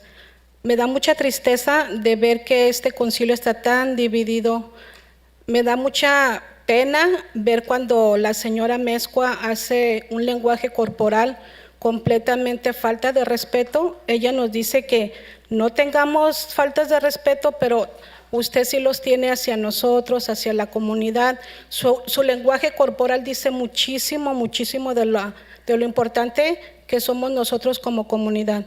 Por eso yo los invito y la invito, señora Valerie, muchísimo tiempo hemos estado trabajando en la comunidad y cuando dijimos la primer mujer alcalde en la ciudad de Santa Ana, no éramos para que dividiera un concilio o dividiera una ciudad o dividiera un gobierno o dividiera diferentes grupos, sino para unir. Por eso no les pido, yo les exijo más respeto para la comunidad de Santa Ana. Nosotros igual pagamos impuestos, nos quitan cada dólar, nos quitan de nuestro sueldo para seguir pagando los seguros de muchísimas personas que les estamos contribuyendo a su retiro. Y muchas personas de mi comunidad ni siquiera han tenido la oportunidad de tener ese beneficio. si hay que hacer algo en Santana, hay que hacerlo ahora, pero más que nada hay que unir, no hay que desunir, porque la ciudad dice que cada pueblo tiene el gobierno que merece, y cuando ustedes empiezan estas reuniones dicen que justicia para todo. Hay que hacer realmente un legado y valer esas palabras y no que se quede solamente como por cumplir, para cumplir mi agenda, y digo justicia para todos y oraciones para todos. Gracias. Gracias, señora. My name is Araceli Robles, and I'm here representing Santa Ana families. I'm here to support item number 39 because I want more people to be able to elect the representatives that the people who represent them in the community, and not to serve their own personal interests. I was sad. I am sad to see the city council that is very divided, and Ms. Amezcua, when I see your body language, you are asking for respect from us, but your body language says a lot about how you feel about the importance of us as the community. We do not want to feel divided. We want to work. We have worked with the community a lot. When we saw you as the first woman mayor, we were happy, but now we see that we thought you were going to unite and not divide the city, not divide the government, but unite people. I'm not here to ask, I'm here to demand respect. We pay our taxes, and these taxes are used to pay the insurance for people's retirements. So a lot of people are paying taxes and they're not seeing this benefit. So we want to unite and not divide. And people, there's a saying that people get the government that they deserve. And at every meeting, you start the meeting with justice for all. And I want to have justice for all and also prayers for all. Thank you. Thank you. Tom Frazier, followed by Carlos Perea. Hello, my name's Tom Frazier. Me and my wife reside on Buffalo Avenue in Park Santiago in Ward 3. We've lived there for 33 years. My wife and I both were raised in Santa Ana and went to schools through here. I'm here tonight to bring up an issue. I did speak with Councilmember Penalosa and Councilmember Becerra at the recent town hall meeting and briefly discuss this with them. I wanted to come here tonight to put it on the record. We've been getting, this is some of the flyers we've been getting over the last couple weeks that are very unhelpful and do a disservice to the city and to this council. They are basically berating our council member, Jesse Lopez. They are very caustic. I would describe them as being Trumpian in style and in content, belittling our council person, demeaning her, and putting up all this theatrics about her. It's very unhelpful, very caustic, not doing any favors to our city nor this council. We shouldn't have this type of stuff in our city. You know, if you believe the stuff that's written here, you'd think that Jesse's for Hamas terrorism. You think she's for more homeless. You think she's for putting drunks on her street. You think she's for street racing. You think she's for street takeovers. You all know that's not her stance. And yet, you know, here we are. And actually, 3 of the members up here have their pictures on some of these flyers. And Mr. Frazier, your time is up. okay, well. Thank you, sir. Carlos Perea, followed by Amal Al-Salek, please. Hello. Good afternoon, Mayor and members of the City Council. My name is Carlos Perea with the Harvard Institute for Immigrant and Economic Justice. And geez, I've been hearing the public comments, and Apparently, I didn't get the memo that federal immigration law has changed to allow a pathway for undocumented people to become citizens. And so, Mayor Mezcua and Councilmember Peñalosa, if you had that application, please share it with me because apparently I missed it. But with that said, we know that immigration law hasn't changed, and we know that a lot of us have been here for a long time living in this city, and we have made this city thrive, yet we do not have political representation, and we cannot vote to select whether or not some of you should be here in office. But I'm gonna first start with saying we have sent a letter of support signed by different organizations, labor unions, and also immigration legal service providers in support of non-citizen voting. That's important because if immigrant legal service providers are telling you they support this, maybe they're onto something around some of the so-called immigration concerns that you have. But first I wanna go with Councilmember Peñalosa because you should have flopped a lot in the last couple years on your stance. Last year, and I quote from the Voice of OC, you said, "I'm not supportive of it coming as a charter amendment this election cycle, 2026, mainly because these are the midterms. It's a valid discussion to have and that you do to see a benefit increasing the democratic process for a huge area of our community." So what has changed, Councilmember Peñalosa, that you continue to flip-flop every chance you get on issues that impact immigrant communities? That is a shame for your background. And Mayor Amezcua, you went on to read the provision from San Francisco and say, you know, non-citizens cannot vote, but yet you forgot to mention that federal immigration law says non-citizens cannot vote in federal elections, but they are not banned from voting in local elections because that is a local matter, that is a state matter. So please Carlos, stop your time lying. is up. Thank you. Thank you for your time. Amal Al-Salek, please. Good evening. My name is Amy Al-Salik, and I'm a law student with the UC Can you Irvine. pick up your mic for me? I'm sorry. You start over for me, Jennifer, please. Thank you. Okay, better? Yes, thank you. Good evening. My name is Amy Al-Salik, and I'm a law student with the UC Irvine Immigrant Rights Clinic. I want to address some of the concerns that have been raised about the safety of implementing non-citizen voting, especially with regards to naturalization. As noted in a letter we have submitted along with the Chinese for Affirmative Action and the ACLU, there are things that can be done to ensure that no resident is harmed by lawfully participating in local elections. Federal law does not prohibit non-citizens from voting in local elections if their participation is authorized at the state and local level. This is according to Section 611 of the United States Code. As in San Francisco, election officials here can provide residents with letters certifying that a person has voted lawfully in city elections. Second, to the extent there are still concerns that federal officials might be confused, advocates can educate USCIS adjudicators to ensure they understand Santa Ana's non-citizen voting law. These changes have proven to be successful in San Francisco. No application for naturalization we know of have been rejected due to voting in their school board elections. Additionally, like in San Francisco, election officials here can help community groups understand protections that govern voter registration information. This will help residents make the best decision for themselves about whether or not to vote. San Francisco is not the only jurisdiction that have successfully implemented non-citizen voting. Other jurisdictions in Maryland and Vermont have done so as well. We understand the concerns and the desire to ensure the safety of all residents. However, this process has been done before with no known issues with immigration. Thank you so much. Thank you. Myra Ruiz, followed by Lupe.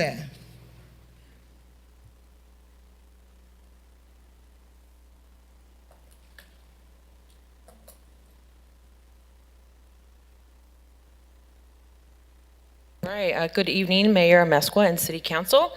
I was born and raised in Santa Ana and a resident of Ward 3. My parents are also from Mexico.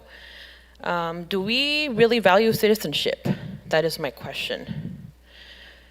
Voting is a right and a responsibility. If we allow everyone to vote, we dilute the principle of representation for citizen.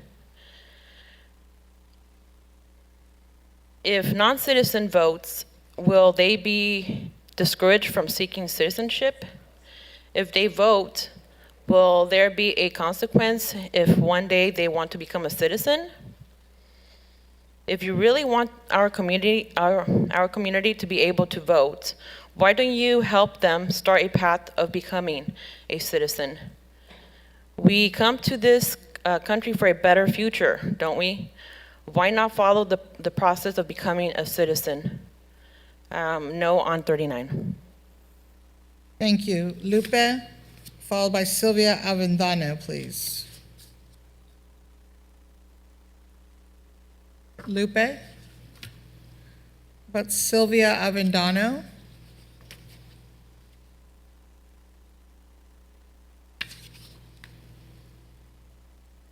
Buenas noches a todos los concejales, alcaldesa. Yo estoy aquí y no voy a ser repetitiva. Ya hemos dicho mucho de lo que es ser emigrante, ¿verdad? De lo que todas las historias que ya no sabemos, que tenemos, que hemos dicho, ¿verdad? Que no somos ahora nosotros, son generaciones, son gentes que vivieron 40, 50 años, gentes que se están yendo porque ya no pueden trabajar, porque ya las manos las tienen bastante dañadas, porque han trabajado en lavando en caliente, en frío, piscando, limpiando, y se tienen que mover, ¿verdad? Ya no pueden trabajar, pero qué hermoso sería que antes de irse, ¿verdad?, pudieran votar, pudieran participar en este proceso en que siempre han vivido, ¿verdad? Nosotros hemos estado aquí trabajando, venimos a trabajar y no hemos parado. Estamos pagando 20, 30, 40 años una renta y sabemos que no vamos a tener una casa, ¿sí? Y estamos pagando impuestos y nos siguen quitando, y a nuestros abuelos les quitaron y a nuestros padres también les quitaron impuestos y jamás los pidieron de regreso. Solo pedimos votar y sabemos, ¿verdad?, que a los afroamericanos se les negó el voto, también a las mujeres, pero en la historia ellos lo pudieron hacer, y nosotros no estamos pidiendo nada que no podamos solventar. Votar, participar, organizarnos y tener un mundo mejor y una ciudad que es de nosotros, de los migrantes, porque Santana están todos los migrantes que van a trabajar a todas partes de Orange County, y estamos aquí y no estamos destruyendo la ciudad, sino estamos contribuyendo, estamos creciendo juntos. Las familias están teniendo niños que van a trabajar y que son personas de bien. Gracias. Y espero que voten sí. Gracias, señora. Sylvia Avendano, followed by Gemma Suarez. Sylvia, ¿es that you, señor? ¿Es usted? ¿Puede hablar, por favor? Good evening, all members of the City Council and Mayor. I'm not here to repeat everything that has been said. We've told all our stories of immigrants. You've heard our immigrant stories, and it's not for us that we're here. It's for the generations past, people who have been here 40 and 50 years and who are leaving, and they can't work. Their hands are broken because of all the hard work and washing and hot in the cold in the field. And we would like for them to have this before they go, to have the right to vote, to be part of this progress and this process that we've had. We are here, we're working for years. We've paid for 20, 30, and 40 years for rent. We're never going to own a home. And we've paid taxes, and our parents and our grandparents have paid taxes that they will never get back. So I'm just asking you to give us the right to vote. In the past, the African Americans did not have the right to vote, and you look at the history, they did it, they were able to do it. And we want them to vote, to be part of this city, to have a better city.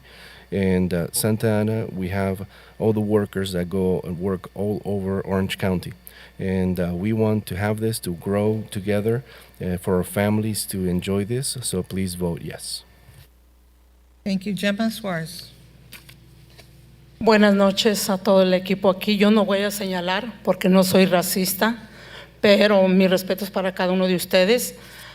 Yo llevo aquí más de 40 años y he trabajado también mucho en el campo y fui miembro, padre como presidente del Distrito Escolar de Santana para el programa de inmigrante, y estoy muy contenta de estar aquí en este país. Lo amo, lo súper aprecio mucho porque me ha abierto las puertas de su casa, y yo vengo a que el voto que quieren toda persona no se puede dar, porque si proceden a estas personas, todos los que están entrando van a querer lo mismo. Entonces tenemos que esperar. Y si es posible que haya una amnistía. Entonces, ¿para qué nos vamos a esperar? Tenemos que trabajar, tenemos que sobrevivir. Entonces, yo no estoy de acuerdo que voten toda persona. Gracias, que pasen buenas noches. Gracias, señora. Good evening, everyone. And I'm not here to point any fingers because I'm not a racist. I give respect to all of you. I've been here for over 40 years working in the field and elsewhere. And I've been a parent, an involved parent in the Santa Ana Unified School District and the immigrant program. And I'm happy to be here in this country. I love this country. It's opened its doors to me. And we cannot give everyone the right to vote, because then we cannot be doing that, because everybody who's coming now, they're going to want it too. We should wait for maybe there'll be an amnesty coming. We need to work and we need to survive. And I do not agree with voting for all. Thank you and good evening. Thank you. Go ahead. Buenas tardes, mi nombre es Gemma Suárez, trabajo en el Centro Cultural de México, está en el Distrito 5. Es un espacio que involucra a la comunidad en cuestiones culturales, educativas, relevantes y artísticas.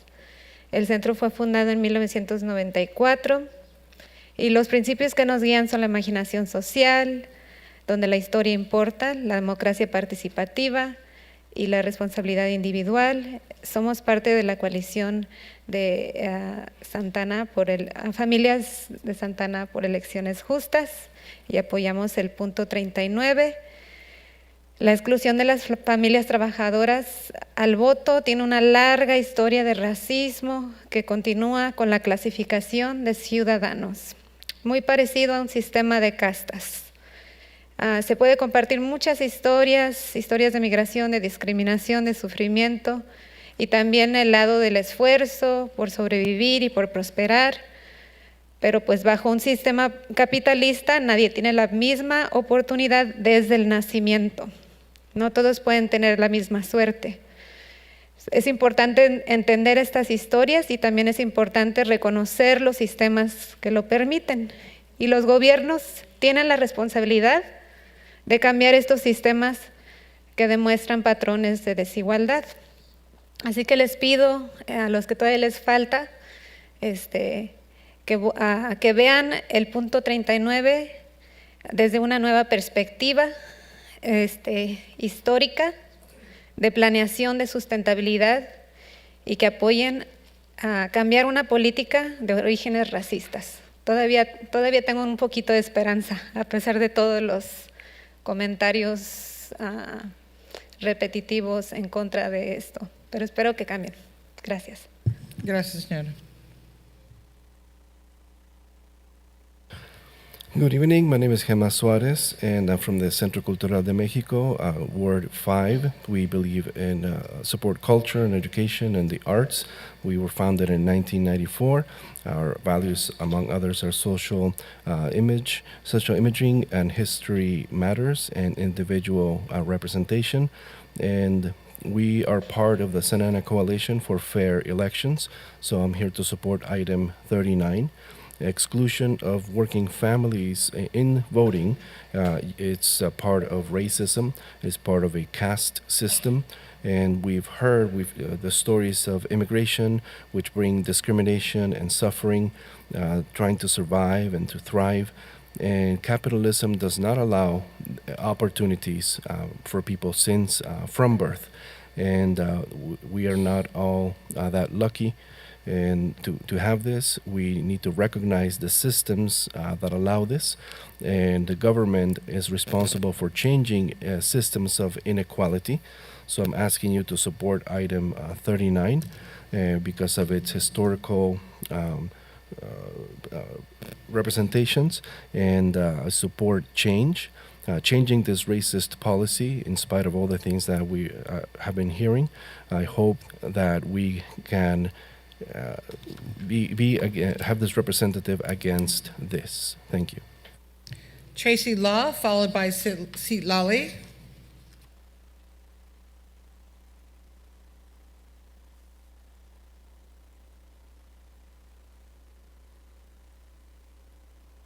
Followed by Seat Lally, please. Hello, my name is Tracy Law. I'm the Executive Director of VitRise, and I'm here in support of Agenda Item 39. Every person living in the city should have the right to vote for the people who make decisions that impact their lives every day. You've heard a lot of things already, of a lot of facts that we provided for you over the last month and a half. So I'm just here to remind you how many Asian residents that this will impact in the city. A couple of you are Asian, and this is a community that until recently has not felt represented in our city government. And can you imagine how undocumented Asian residents feel? So it is nearly 6,000 people. To visualize it for you, this room fits 204 people. This room would have to be filled 30 times for that amount of people to fit in this room. We know that Ward 1 has the largest concentration of Asian residents, and Vietnamese residents make up a majority of those. So this means that this will benefit and impact thousands of Vietnamese people in the city. You know, in less than 2 years, it's going to be the 50th anniversary of the end of the war in Vietnam. Vietnamese people have made a home here in Orange County, and many in Santa Ana. Our community organizes for human rights and democracy, young and old, and if you are for democracy and human rights, like we are, then you would vote yes on this item. If you don't, that's your legacy. And you will be joining an exclusive club of legislators over the past several decades that have denied marginalized people the right to vote. That is your legacy, and we all know that they were on the wrong side of history. Seat Lally, followed by Sylvia Hernandez. Good afternoon, City Council. My name is Sikla Lee. I'm a longtime resident of Santa Ana. And I want to start off with shame on all of y'all for trying to silence what is currently going on in Palestine. A genocidal war that is happening in front of our eyes, and you will not silence us because Jennifer, can you cut off the microphone? Jennifer, please. Ma'am, you need to stop. Ma'am. Ma'am.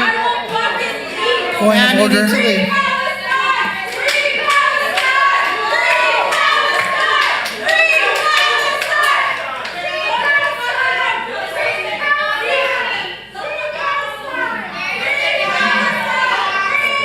We're going to take a 10-minute break.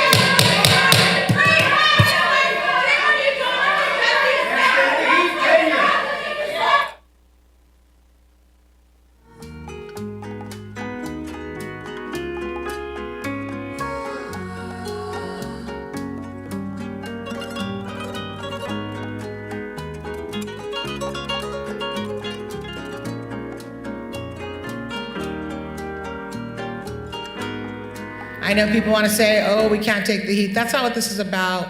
We need to keep it together and handle city issues. So if you come up and that's how you want to make comments, we're going to turn off your microphone and the police will escort you out. So thank you. Sylvia Hernandez. I have a point of information. Go ahead, Councilman Vasquez. Are we suppressing people's First Amendment rights if they're not able to speak? Yes. Madam City Attorney. I was about to say that with under Constitution, we have the right to free. Mr. Hernandez, can you hold on 1 second, please? Councilman Vasquez asked a question. Thank you. I'll let you speak right now. Madam City Attorney. Would you repeat that question, please?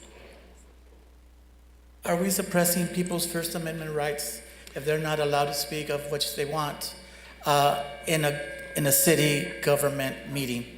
So under the California Brown Act, this is a public meeting, but it's not an entirely open forum. The Brown Act says that you must allow public comment, and that's a must. However, it says that the city is allowed to restrict comment to matters under its subject matter jurisdiction. So it's up to the City Council to decide if an issue is under the subject matter jurisdiction of the city. And since we normally defer to the chair, a chair's decision can be overridden by a supermajority vote. So if the subject speakers want to speak to something that's within the subject matter jurisdiction of the city, we cannot restrict their speech. Point of order. Can I propose that we allow anybody who wants to speak tonight? I'll second your motion. Supermajority, so you would need 5 votes. Okay. I'm sorry? Go ahead. Just to speak on the motion, I totally understand that public speakers should be speaking on issues of the city. We're here to conduct business. This is a business meeting. However, I would like to support the motion so that we can move forward. We don't want to stop all the business that is on this agenda because of one particular issue. And I hope that any speaker who is looking to speak on this matter says their piece and allow other residents who have public comments to also say their piece. That's all, and I hope we get a supermajority vote. Thank you. So there's a motion and a second, and let's prepare to vote. Yes, Mayor, if I could do a roll call, please. A motion by Councilmember Vasquez, seconded by Councilmember Hernandez, to allow all speakers to speak during public comments that have turned in cards and raised hands on Zoom. Councilmember Becerra? No. Councilmember Hernandez? Always. Absolutely. Councilmember Penaloza? Yes. Councilmember Fan? Yes. Councilmember Vasquez? Yes. Mayor Pro Tem Lopez? Yes. Mayor Mesqua? I'm a no vote because there's 2 sides to everything, and so I'm a no vote. You have Israel and you have Palestine. I'm a no vote. The vote is... Again, we're not going to disrupt the meeting, so everybody gets to speak. The vote is 5 ayes, 2 nays. Motion does carry. Okay, thank you. So everybody gets to speak. And Mayor, can we please remind go ahead. the public, we'd like just to remind the public, this is a public business meeting, and we are, by allowing the council to conduct business, they are going to allow people to participate today. But we need to be respectful of everyone's voice, and so I'm going to ask that if you insist on clapping and yelling, if you do so outside the doors, and be respectful of our speakers this evening. Thank you, Madam City Attorney. Sylvia Hernandez, followed by Jenna Narahara. Good evening, City Council members. My name is, as you heard, Sylvia Hernandez, and I am a longtime resident in Santa Ana. I am with the Tenants Inquilinos Union Esperanza. Esperanza means hope. We have a lot of hope. And we are here to support the agenda item 39, the proposal to adopt resolution to place a ballot measure permitting non-citizen voting in municipal elections on the 2024 general election. Yesterday marked 37 years since the Immigration Reform and Control Act was signed into a law in 1986. 37 years. That law provided a pathway to legal status for approximately 3 million immigrants who have lived in the United States before 1983. Nearly 4 decades have passed, and that law remains the last major update Congress made to our immigration system. I've heard last meeting that the family relatives of Mrs. Mayor went through the process and they get the status. I'm happy every time that I've heard that someone goes through that. I'm really happy. But we still have many people who doesn't have that opportunity because the law is broken. We need to do something now. It's not that something that it's a change. It's not that we cannot do. It's not needed. It's not only needed, but it's a long overdue change. So the council, this council should lead with courage and hope. Your time is up, ma'am. Not yet. Not yet. No, thank you, ma'am. Everyone contributes taxes. Make this have to have. Ma'am, every to have speaker the got right 2 minutes, and you've exceeded your time frame. I'm waiting for you when you ask me. So I came to be Ma'am, there are rules that we need to follow, so everybody has 2 minutes, so Yes, please. I understand that, but you take more of my time, so I'm sorry. Go ahead. I need to finish. What do you want me to do? In the union, advocate for laws and policies that will help immigrants thrive. Sonia, we have a problem, Madam City Attorney. You know what, if you'd like to, she's disrupting the meeting, you could call a break. I'm You could sorry?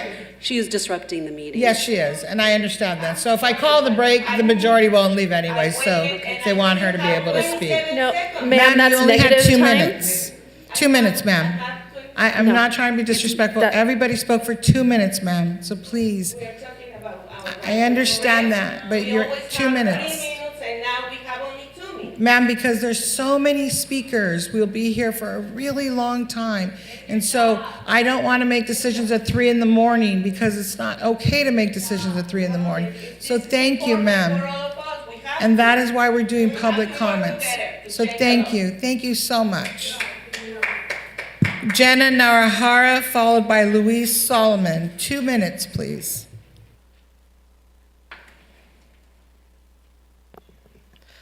Hello, my name is Jenna Narahara, and I'm a law student with UCI Law's Immigrant Rights Clinic. I'm going to be speaking briefly about Santa Ana's legal authority to implement non-citizen voting in municipal elections. In August, the California First District Court of Appeal in Lacey upheld San Francisco's Proposition N, which allows non-citizen parents to vote in San Francisco school board elections. According to the court, neither the plain language of the Constitution nor its history prohibits legislation expanding the electorate to non-citizens. In the Lacey case, the harder question was whether charter cities' power to determine the manner of elections was as broad for school board elections as it was for elections for municipal officers. This is in part because the issue of education has been found to be a statewide concern in some cases. The plaintiffs who challenged Proposition N treated charter cities' authority to decide who could vote in municipal elections as an easier case. Thus, even though San Francisco's measure was limited to school board elections, the Lacey decision confirms that Santa Ana can expand the electorate to non-citizens for municipal elections. Finally, if the council feels it is right to turn this question over to the voters, the possibility of litigation should not be a reason why the city does not move forward. Every time Santa Ana adopts a resolution or ordinance, even if it is perfectly legal, there is always a chance Santa Ana will be the subject of litigation. This was the case when Santa Ana enacted its sanctuary ordinance and has been the case other times in the past. If those who brought suit in San Francisco could scare cities off from expanding the franchise simply by threatening to sue, then it would be like handing them a win, even though they lost in court. The important question is not whether the city might be sued, something that is impossible to predict, but whether the city is doing what it thinks is best for its residents. Thank you. Thank you. Luis Solomon, followed by Perla Dionisio.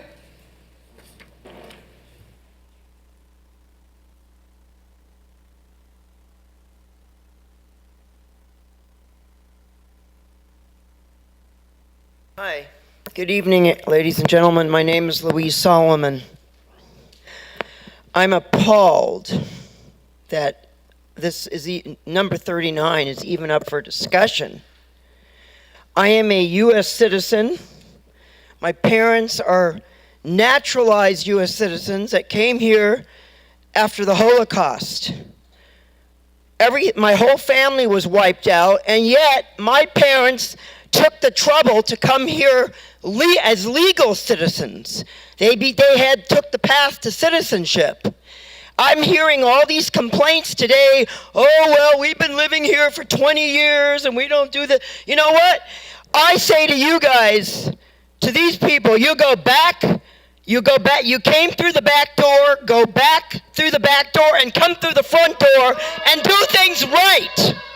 Okay, in addition, and your attorney should have know this. Ma'am, you please. do not have the jurisdiction. Okay, under U.S. Code Title 8, Section 1324. Ma'am. It is a violation under Constitution Article 1, Section 8, Clause 4. You do not have the jurisdiction to do this. Ma'am. Thank you. Thank you. Ma'am, please. I Ma'am. still have 46 seconds here. Okay. Just let's not attack one another, I please. still have 42 seconds. You do not have, number one, this is all about jurisdiction interposition, nullification, and inverse hierarchy. You, as the City Council of Santa Ana, and your attorney should know this, do not have the jurisdiction to even consider putting this on the ballot. Okay, we have nothing but corruption, and this is the order of the day now, corruption. I spoke at the Board of Supervisor meeting this morning, and we need to get rid of the machines, and we need to stop this corruption immediately. Okay, you all live a good life, and you're destroying it for all of us. And within the power of my being, I will not let that happen. Thank you very much. Thank you, ma'am. So let's all, other people come up here, make comments. Not everybody's going to agree, so let's be fair about this. So, okay, Mayor, so I'd like Perla Dionisio, followed by, I'm sorry, Mayor, I just want to make one more comment. Again, we are in a public forum. We're just asking for respect. Everybody wants to be respected. Let people speak. We're speaking on the issue. Many people are speaking on the issue of the sacred right to vote. It's the right to have debate, to have differences of opinions. Can we please respect one another in this forum tonight? If you cannot find the place to do that, I ask you to leave. Please don't disrupt this meeting. Thank you. Thank you, Madam City Attorney. Let's try this again. Perla Dionisio, followed by Juliana Masher. Thank you for reminding us of how to properly behave, especially in such dividing times, and times that across history, across land, across time, has divided us by color, by religion. It divides us in this city by zip code and wards. It marks us, and these systems are used to educate us to just simply obey and be bodies to work to feed the white people, to clean their homes, to cook their meals. And I think that it is a perfect time to talk about Palestine, because this is exactly what is happening to Palestine happened to us 500 years ago. What happened to Palestine happened to the Philippines and continues to happen across the world. It happened to Hawaii, happened to Puerto Rico. It happened to your comrades. I have pictures of you with your fist up. Yeah. So to anybody that is just as appalled, as heartbroken, that feels as betrayed by the people with their own skin color, not identifying themselves with the Palestinian struggle, shame. Shame on you. And may I remind you that 2024 is coming up, and re-elections, and all those fun and firework things that you love to throw at people are gonna come back to haunt you, Valerie. You are my sister. And now you are mayor, and you have forgotten where you come from. You have forgotten your values and your morals, and free Palestine, and stand against genocide. Your time is up, ma'am. Your time is up, ma'am. Julianne Masher, followed by Daniel Riley. Hello, City Council. I'm here to speak in support of Measure 39, or Agenda Item 39. I think it's clear that everyone who's had points against this is like the points that have been pretty empty and debunked. The legal problem with naturalization has been debunked by several people speaking with a law educational background. The motivation to be a citizen, this is not a issue of motivation. This is an issue of there is no path to citizenship that is a viable path to citizenship. That's just the issue here. And then just the value of citizenship is, of course, a meaningless talking point. I mean, the only reason that I have citizenship is that I was born here, and somehow this gives me more political power than my neighbor that has been living here for decades, even before I was born. That doesn't make any sense. Which makes me think that people that who are against non-citizen voting are just racist, and or they're deeply misinformed, because all of the arguments don't seem to hold any water. The so-called immigrant crisis is one that our government created through violence in South America and violence in Vietnam and in other countries, and we need to recognize that. Almost a quarter of the citizens in Santa Ana or residents are non-citizens, and they should have the right to vote because we benefit from their labor. They're our neighbors and our family members. They have deep roots in the community. And in order for this city to be truly democratic, they should have the right to vote. Lastly, I'll say that I am a Jewish person who has been in solidarity with Palestine for the last decade, and I will continue to stand in solidarity with our Palestinian brothers and sisters for a free Palestine. Thank you. Daniel Riley, followed by Danny Vega. Hi, I'm here to speak on non-citizen voting and ask the council to vote yes on item 39. A third of our community has no say in who represents them. 30% of voting age residents in Santa Ana are non-citizens. San Francisco has already put in place that this is legally possible. Santa Ana has the opportunity to show that it truly values democracy. There is no doubt that our immigration system is broken, but maintaining the system only serves to designate people to a second-class citizen status. Historically, we've seen what happens when groups don't have the right to vote, so I, again, am urging the council to support universal suffrage and vote yes on item 39. Thank you. Thank you. Danny Vega, followed by Fabi Jacome. Mayor, anyone that lives outside of their political bubble absolutely loves you. We know that you're doing a fantastic job, and this is what we hear throughout the entire city of Santa Ana. So my name is Danny Vega, resident of Ward 3, and I'm just here to remind the residents of Ward 3 that the Orange County Registrar of Voters said last week that the recall is well underway. So I encourage all Ward 3 residents to vote and to vote yes to recall Councilmember Jessie Lopez. Ward 3 residents, she has not been truthful to you. On Jessie's website, she claims that it's a lie that she supports defunding the police. However, that in itself, it's a lie. Right here. In March 2020, Jessie Lopez ran as part of the Party of the People slate. Now, you may be asking yourself, what is a Party of the People slate? What is their platform? I'll show you. On there, it clearly states that one of their platforms, one of the items they believe in is to defund the police. Also, in 2021, after Councilmember Lopez won her election, she hopped on her official council Facebook page and hosted a panel of candidates who were running in 2021 as part of that same Party of the People slate, where nearly all of them uttered the words, defund the police. She didn't challenge them at all when they were saying that. So Ward 3 residents, don't be fooled by her lies. She hasn't defunded the police, sure, but that's only because we still have sane people on the council that can stop her. But, you know, there are other people on here who are part of the people slate. Ben Vasquez is on here too, endorsed by our former mayor and now supervisor, Vince Sarmiento. Vote yes on the recall, please. Thank you, sir. Your time's up. Fabi Jacome, followed by Susanna Cruz.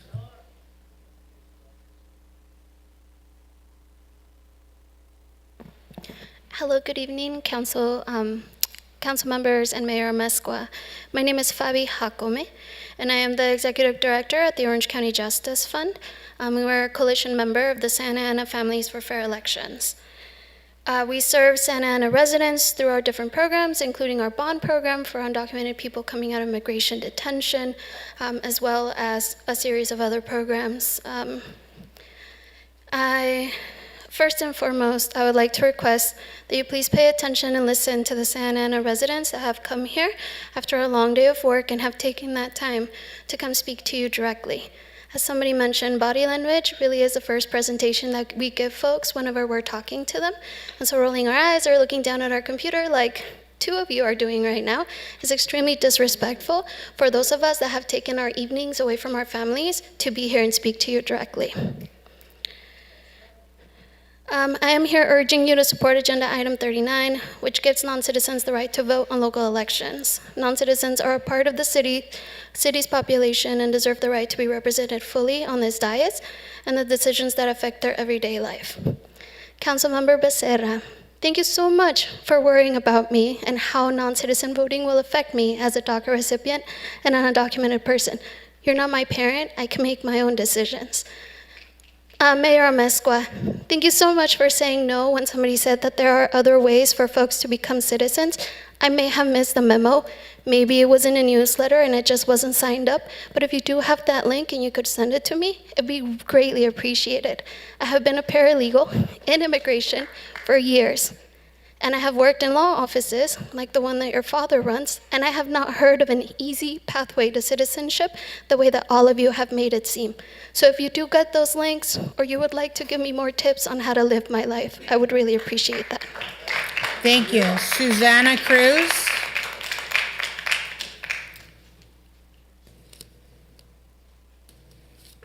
Hello. Valerie, I just want to thank you for everything you have done. I know that you came into a dirty city, a corrupted city, to try and help better the city. It's not going to be easy. I've told you since you started, I'm telling you now. Just hold on, do the best you can, because that's all you can do, and I know that's all you've been doing. I want to thank you. A lot of people here don't even know you. I know you.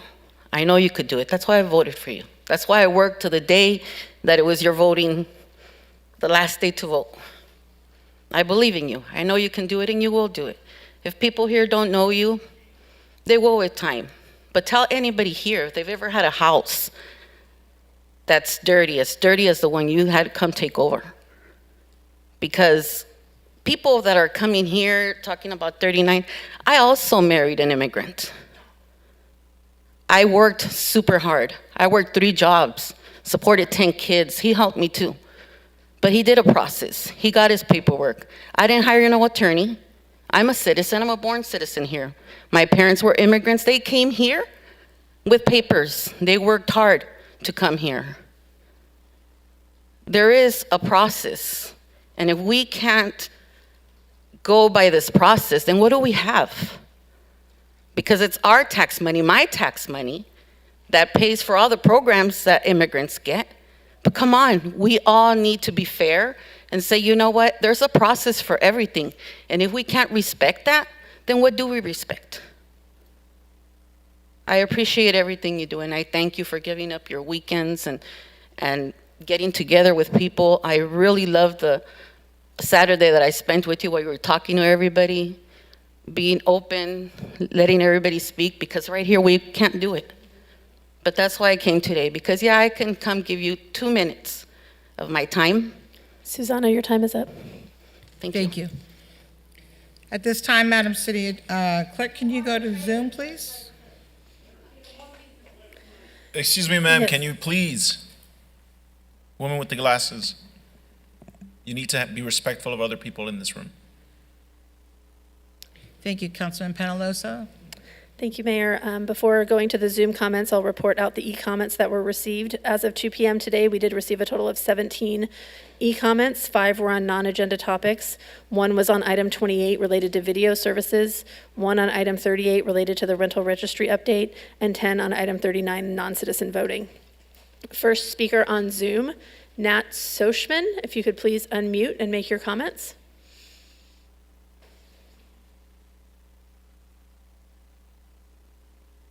Nat Sochman.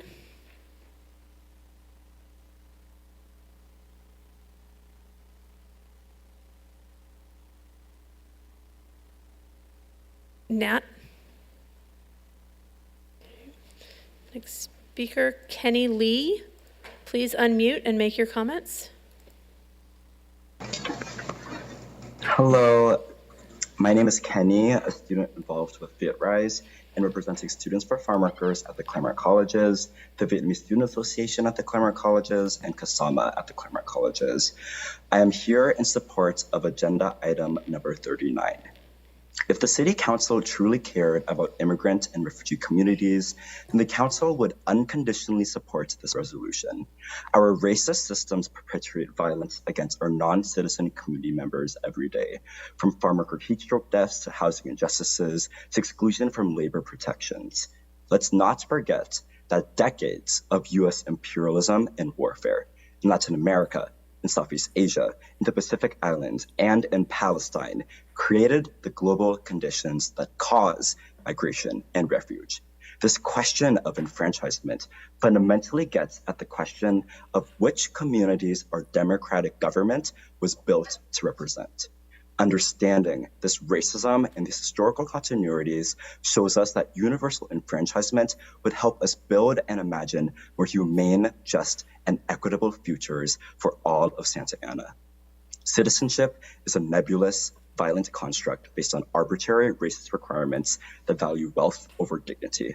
How can non-citizens pay the same taxes, work the same jobs, play and live in our neighborhoods, and not have the right to vote?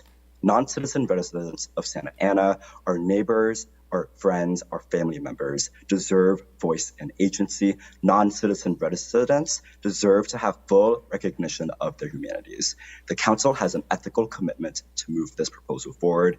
Thank you. Next speaker, Andy O'Brien. Please unmute and make your comment.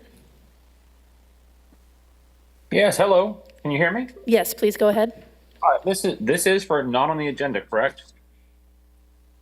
This is the time for all public comments, sir. All right, all public comments. All right.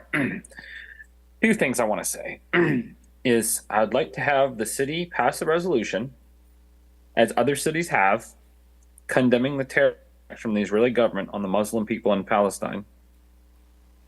It is in your jurisdiction, as other cities have come out and condemned the attacks, and I'd like it that your city council and your government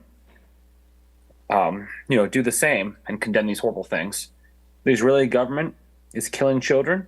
They're bombing mosques. They're bombing churches. Israeli soldiers shoot the genitals of children and make fun of them. I've seen videos of them holding children and breaking their arms.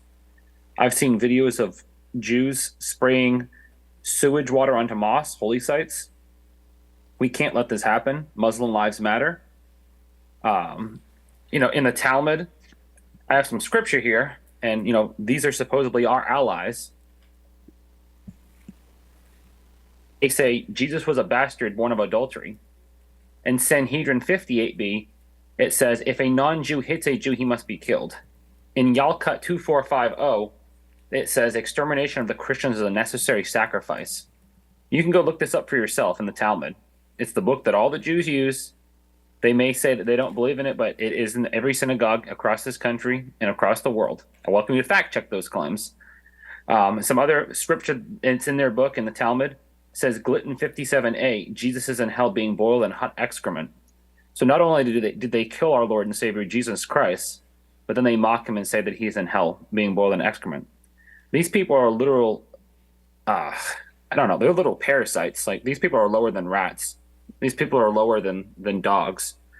As a society, we're allowed to criticize everyone but one protected group.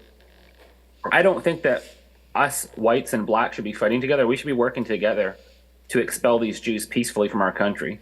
Andy, your time is up. Next speaker, Santa Ana resident. Please unmute and make your comment.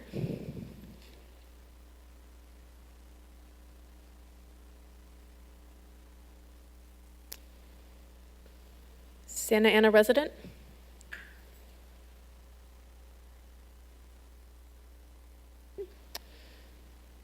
Next speaker, Kadajia. Please unmute and make your comments. Yes, hello. Dear City of Santa Ana, it makes me immensely proud to see my area community stand with those who are targeted and unfairly oppressed, the innocent Palestinians. All I know is that all life is precious, whether that be Jewish life, Christian life, or Muslim life, Hindu life, or whatever religious persuasion one may have. And as such, so too are Palestinian lives precious. I don't want our nation to be complicit in an unjust occupation, or worse, a genocide of the Palestinian people, which the entire world is witnessing. And it is just heartbreaking, the images of the thousands, literally thousands and thousands of children that we are seeing just maimed and murdered. What are we teaching our children if we do not affirm the humanity of fellow Palestinians? We must raise our voices for a ceasefire now. We also must address the problematic financial relationship of our nation with Israel. I certainly don't work hard locally and pay my taxes for them to be misused and fund the systematic killing off of innocent Palestinian children, mothers, and fathers. Financing the terrorist regime of Israel is the most un-American thing we could do. The right to life, liberty, and the pursuit of happiness are American values with which we should be leading the world. We must stop funding Israel immediately. There is no reason to give away $3.8 billion annually, nor grant another $14 billion to Israel in the midst of its inhumane bombardment. If we as Americans would never stand for it, then why should we fund a system of apartheid and occupation, along with all the horrors and war crimes being committed against Palestinians, a civilian population? That money being denied the American people should rightfully go back into strengthening Your our time is society. up. Next speaker on Zoom, media at Viet Rise. Please unmute and make your comment. Hi, my name is Chen Wen, and I'm an immigration justice coordinator at Viet Rise. I am unwavering advocate for the immigration community of the city of Santa Ana. I endorse agenda item 39, calling for non-citizen voting in the 2024 general election, as it upholds the fundamental democratic rights of every tax contributing member in all community. Our non-citizen community is an integrated part of the city of Santa Ana prosperity and growth.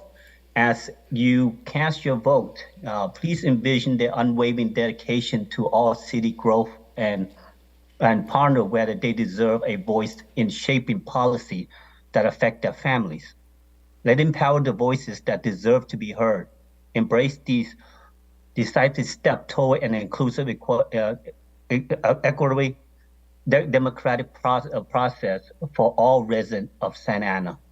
Thank you. Next speaker, Maya. Please unmute and make your comments. Hi everyone, my name is Maya Chief. I'm the Land and Health Director at Orange County Environmental Justice, an OC nonprofit with our office based in Santa Ana. I'm in favor of agenda item 39 on non-citizen voting in municipal elections on the 2024 election ballot. According to the U.S. Census of 2022, there are about 69,000 residents living in Santa Ana who aren't citizens. So much of our community is going unheard. There are so many businesses run in Santa Ana that are led by non-citizens that stimulate the local economy and contribute to the city. Democracy for all, no taxation without representation. Please vote yes on item 39 for non-citizen voting. Additionally, as a child of immigrants and war refugees of the Khmer Rouge, a genocide in Cambodia, I believe we should stand against the genocide happening in Palestine and agendize a resolution in solidarity with them. Though this may appear as an international issue, it is also related to Santa Ana as a city. There are many other Cambodian genocide survivors and children of genocide survivors living in Santa Ana. The people of Palestine have been under occupation for the past 75 years, millions of people cramped together in an open-air prison. They have had limited access to electricity, food, and water, as well as have been undergoing bombs and warfare. Thousands have been killed this month alone, and even more have died in the past 75 years. As people who have experienced such violence, we cannot silently stand by when another group of people are experiencing the same thing. None of us are free until we're all free. Please create a resolution in solidarity with the people of Palestine. Thank you. Next speaker, caller whose phone number ends in 061. Please dial *6 or press microphone to speak now. Good evening. Can you hear me? Yes, please go ahead. Thank you. I just want to say I was there earlier and I had to leave because it was getting late. I am the saddest tonight that I've been in many, many months. I'm an Asian female, and the reason I'm so distraught is that I have been listening for the past almost 2 hours to people twisting the narrative, claiming that if you are somehow not in favor of this non-citizen voting, you are somehow a racist. I wish with all my heart that I was there tonight and I could stand before you, an Asian woman born in India whose first language is not English. My second language isn't even English. English is literally my third language. I'm an immigrant. I was adopted, and I'm the daughter of immigrants. My adoptive parents were immigrants themselves. I want to set the record straight on one thing because nobody else seems to have bothered to mention this. Non-citizens have absolutely the right to vote. They have an unequivocal, unfettered right to vote, and no one will stop them. They have the inalienable right to vote in every single election on the local, provincial, state, and national level in the countries of which they are citizens. So this argument that non-citizens are being denied the right to vote, they do have the right to vote wherever they are a citizen. The second lie I would like to refute is that this is somehow depriving people of their human rights. Citizenship and voting are intertwined, and it's a folly to pretend otherwise. Again, as an immigrant, America, to hear people coming and demanding the right to vote, not even bothering to speak English, is to me just very. Thank you. Your time is up. Next speaker on Zoom, caller who ends in 477. Please unmute, *6 or the microphone icon. Yeah, good evening, Mayor, council members, and city staff. This is Dale Heldig, 34-year resident of Santa Ana. Item 29 is to increase the budget for administration, management, and implementation of the rent control program by $500,000, and it's not to exceed $1.3 million. Since this program is supposed to be self-funded, the city needs 13,000 rent control units to make it solvent. So it'll be interesting on the rent registry presentation later tonight to see how close we will be to this target number. So again, approving items without knowing the cost is not a responsible way to conduct business. Yet that is what we are attempting to do again with the non-citizen voting issue. The initial cost is unknown. The reoccurring cost is unknown for many years. And according to the staff report, the estimated legal costs are in excess of $500,000. I think the city should focus on assisting its residents in obtaining citizenship and changing the election rules to allow residents 30+ days to vote. In closing, let's honor the ones that serve this country, the ones that help protect your rights to free speech. Veterans Day is this Saturday, so thank a veteran, and thank you guys. Good night. Thank you. Next speaker on Zoom, Kayla Asato. Please unmute and make your comments. Hello, can you hear me? Yes, go ahead. Cool.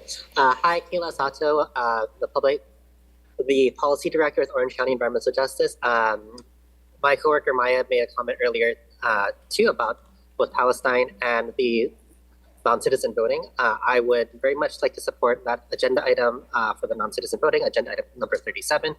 And yeah, I think it's pretty clear. I know that we've been talking about it in Santa Ana for a while, so I think that it's about time we do it and put it onto the ballot and make sure that we can do it. So I support that. And for the resolution on Palestine, I know that we have had a very heated conversation about whether or not to even have this as something that we could talk about tonight, and I think that's ridiculous.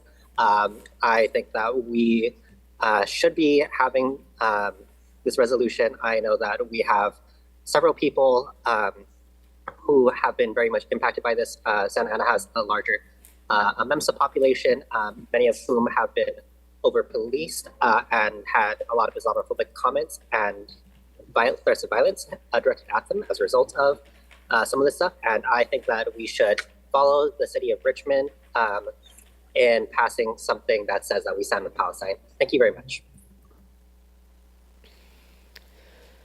Next speaker, Darnell Jackson. Please unmute and make your comments.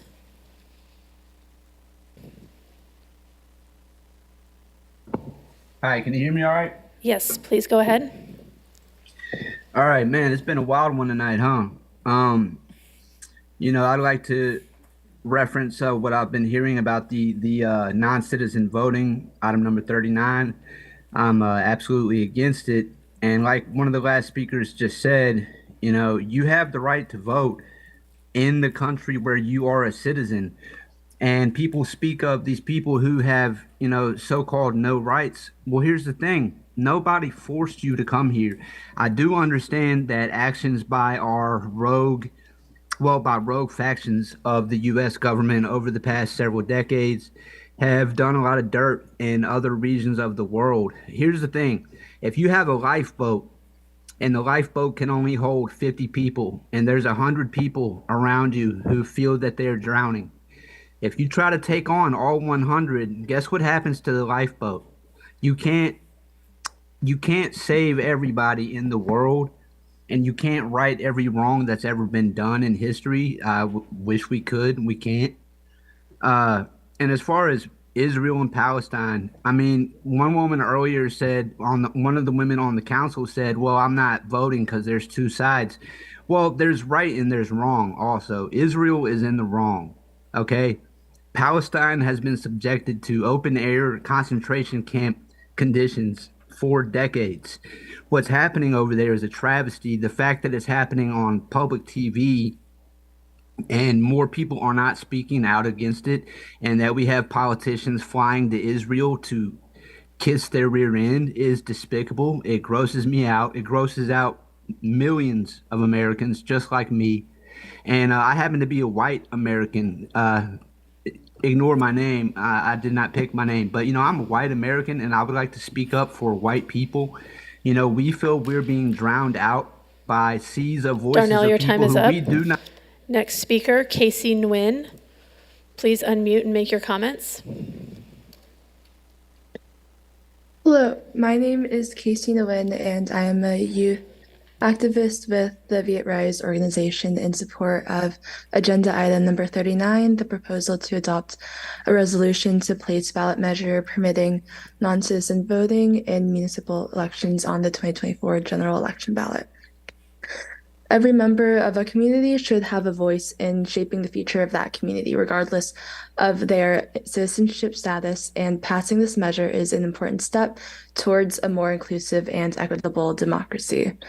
Municipal elections are the front lines of local governance, where decisions are made that directly affect the day-to-day lives of all residents, irrespective of their citizenship status.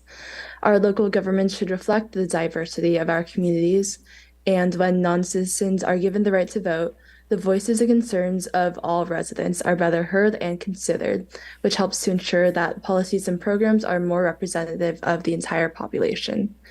It's only fair that those who contribute to and participate in the community, pay taxes, and are invested in its well-being should have a say in these crucial decisions. By allowing non-citizens to vote in municipal elections, we demonstrate our commitment to diversity and inclusion while creating a welcoming environment for people from different backgrounds whose perspectives are all valued. I hope the council moves to support democracy for all of its residents and allows for the voices of everyone to be heard. Thank you. Next speaker, listed as username. Please unmute and make your comments.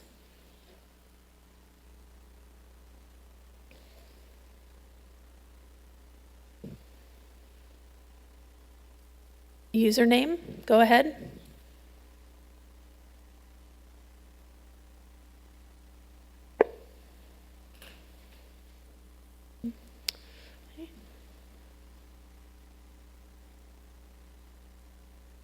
Nat Soshman.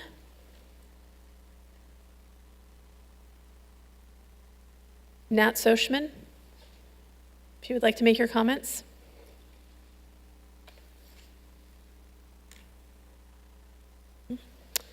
Santa Ana resident.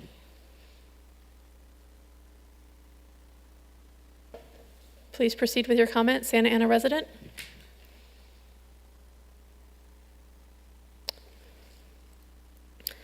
Mayor, we're not able to hear those last three speakers. That does conclude the speakers that were in the queue when we began public comments. So there's nobody else on there then? Okay, great, thank you. All right, at this time, it concludes public speakers. We're gonna go now to the consent calendar, items 6 through 37. Consent calendar items number 6 through 37 are before us. Council members, please announce any items that you'll be abstaining from due to a conflict. If there are any requests to pull an item from the consent calendar for further discussion. Councilman Hernandez, any items you'd like to pull? Thank you, Mayor Mesqua. I just wanted to move the consent calendar with a comment on item 30. I'll second. Item 30. Mayor Mesqua. Yeah, I'm gonna come to you right now. Thank you. We're not moving anything yet. So, Council Member Becerra? Thank you, Madam Mayor. I would like to pull items 9, 12, 26, 29, and comment on item 22. 9, 12, 26, comment on 22, and item 29? And then 29, yes. 29. Councilmember Fan? Thank you, Mayor. I'd like to comment on item 37. And for item 32, I will be recusing myself only to the agreements relating to DUDEC and EPD Solutions, Inc., as they are clients of my employer. And on item 30, I will only be recusing myself from the agreement on America on Track, because again, they are a client of my employer. If these items are pulled for discussion, I will leave the room. Thank you. Thank you. Councilmember Vasquez? I will not be pulling any items. I'm sorry? I will be pulling any items. Okay, thank you. Mayor Pro Tem? Nothing to pull, ready for the vote. Thank you. Councilman Penalosa? No items. Thank you, Mayor. Great, thank you. Let's prepare to vote. Oh, you pulled item 12 already, perfect. All right, let's prepare to vote, please. This is a motion by Councilmember Hernandez, seconded by Councilmember Penalosa, to approve the consent calendar with the exceptions of items 9, 12, 26, and 29 pulled for separate consideration, comments on items 22, 30, and 37, and a note.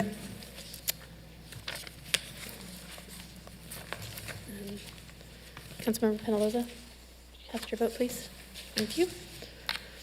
The vote is 7 ayes, no nays. Motion carries with a noted recusal by Councilmember Fan on portions of item 30 and item 32. Motion carries. Thank you, Madam City Clerk. Let's go to item 9, please. Mayor, could we do the oath of office? Oh, I'm so sorry. Go ahead. I apologize. Thank you. Sorry. If Tracy Law and Josephine Mendoza are here as their appointments to the Rental Housing Board to take their oath of office, could please join me up in the well?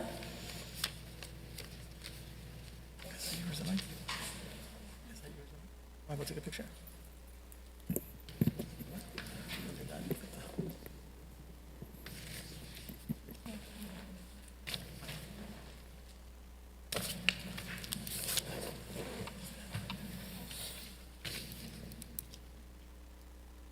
I, Tracy Law, do solemnly swear that I will support and defend the Constitution of the United States and the Constitution of the State of California against all enemies, foreign and domestic, that I will bear true faith and allegiance to the Constitution of the United States and the Constitution of the State of California, that I take this obligation freely without any mental reservation or purpose of evasion, that I will well and faithfully discharge the duties upon which I'm about to enter.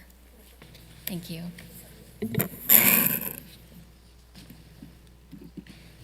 Okay, thank you. Is there another one? She's not present? Okay, perfect.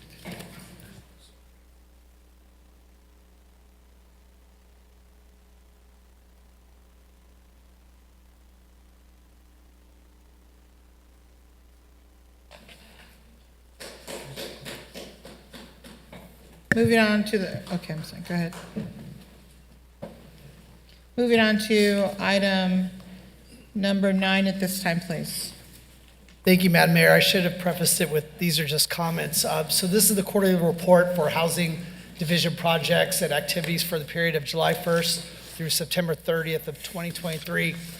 So the Affordable Housing Opportunity and Creation Ordinance, or the OHOCO, more appropriately the OCHOCO, because this ordinance has done nothing but choke our city from taking in any new in lieu funds.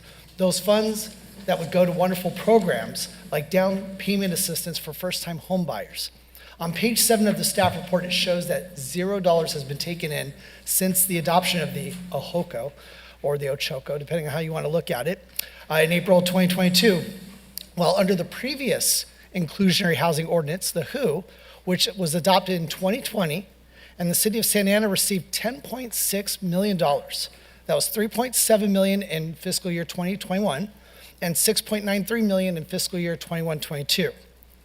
And also on the bottom of page 1 and the top of page 2 of the staff report is a table that highlights the applications sent out and approved for the down payment assistance program. So it's wonderful to see that in that table that 61 applications were sent out, but then we see from the table that only 4 applications were received and 3 were approved. So while staff, you guys are batting about 750 when it comes to the number of applications approved out of the number of applications received, it is only about 5% of the applications that are being sent out. The number of inquiries and applications sent out has increased, but the most important statistic, which is applications for down payment assistance being approved, is still less than a handful. So if our city is serious about addressing housing security and stability, we need to increase home ownership. And one of the highest hurdles to home ownership is coming up with a down payment on a home. I appreciate that the council in our community gets to see these statistics so that you could track how policy decisions from members on this dais impact our ability as a city to effectively address housing security and stability here in Santa Ana. That's all I have, Madam Mayor. Thank you. And with that, actually, I'll go ahead and move that we receive and file this report. I'll second it, but I want to have comments. Please push your button if you want to speak. 3 minutes, 3 rounds. So the only comment I have on here, Mr. Acting City Manager, I was going to call you City Attorney. Sonia's been popular tonight. On the down payment assistance loan program progress, there was a couple items, a couple dates listed that we had events, and that's wonderful. But I had 2 commissioners that also had an event at El Salvador Park at the site there, and they had about 50 people in attendance, and I think, Mr. Garcia, you had some of your staff there, so I want to make sure that's also added here. There was 50 people in attendance. They asked for another one at El Salvador Park or another location, but in Spanish as well. And so I have 2 commissioners that are working, hopefully with Mr. Garcia, on getting that taken care of. So I just want to make sure we get that on the record as well. Thank you, Mayor. Thank you. So there was a motion and a second? Yes, and I had a brief comment, Madam. Are you pushing your button, sir? That is correct, yes. Okay, it's not popping up here. Okay, go ahead. No worries. I just wanted to thank staff for the receive and file and continue to do the great work that you guys do for our city. Thank you. Okay, let's prepare to vote.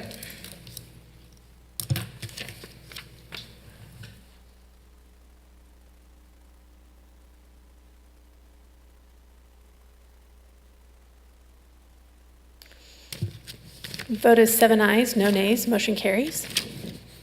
Let's go to item 12, please. Thank you, Madam Mayor. I pulled this one as well. This is the fiscal year 2023-24 first quarter budget report and proposed appropriation adjustments. I wanted to thank Catherine Downs and our finance team for their diligent and cautious approach to our budget and our city's finances.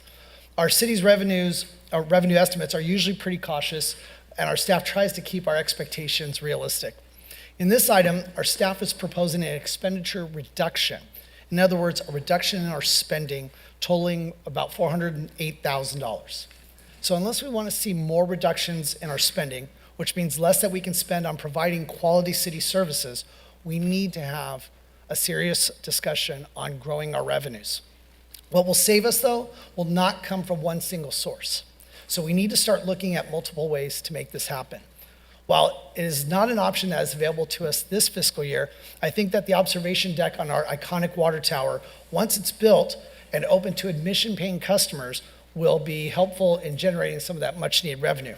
But in the immediate term, we need to look at ways to help our city's hotels provide safe and enjoyable experiences to visitors to our city in order to grow TOT revenues, which are the best taxes. Why? Because none of us, well, at least none of us that are residents in this room, pay those taxes. So We also need to ensure that we are capturing as close to possible 100% of the possible business license fees.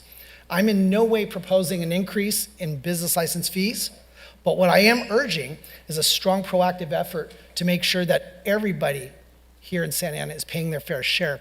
One thing I would like to ask staff, and that is, what is our mechanism for actually going out and capturing these business license fees? In other words, what is it that we're doing to make sure that all businesses are paying their fair share? Thank you, Council Member. I'll have Catherine Downs, our Finance Director, respond to that for you. Good evening, Mayor and council members. Thank you for the question. We do some proactive work, which includes comparing our data of businesses to other databases, such as the state. So we work with the Franchise Tax Board to get their sales tax data for the year, and we try to find unlicensed businesses that way. We also do reactionary enforcement based on information that comes to us, maybe from other sources or our own observations. But we do have several methods like that. However, we are limited on the number of business license tax inspectors, collectors that we have. And so they work very hard to try to collect everything that they can. They did a great job this year maximizing revenues. Okay, I appreciate that. Thank you. I think it's something that we really need to focus on, whether it's your staff or code enforcement, to ensure that we are getting that. Thank you. So for the folks that are claiming that, we hear sometimes that we're not investing enough in libraries, our staff is recommending a general fund adjustment in this item to cover the funding shortfall for the Jerome Park Outdoor Library Project, and I full-heartedly support that. But we are fortunate now to have those funds currently available in other departments to cover these types of costs. But if we don't get serious about growing our revenues now, this council will be forced to cut projects just like that.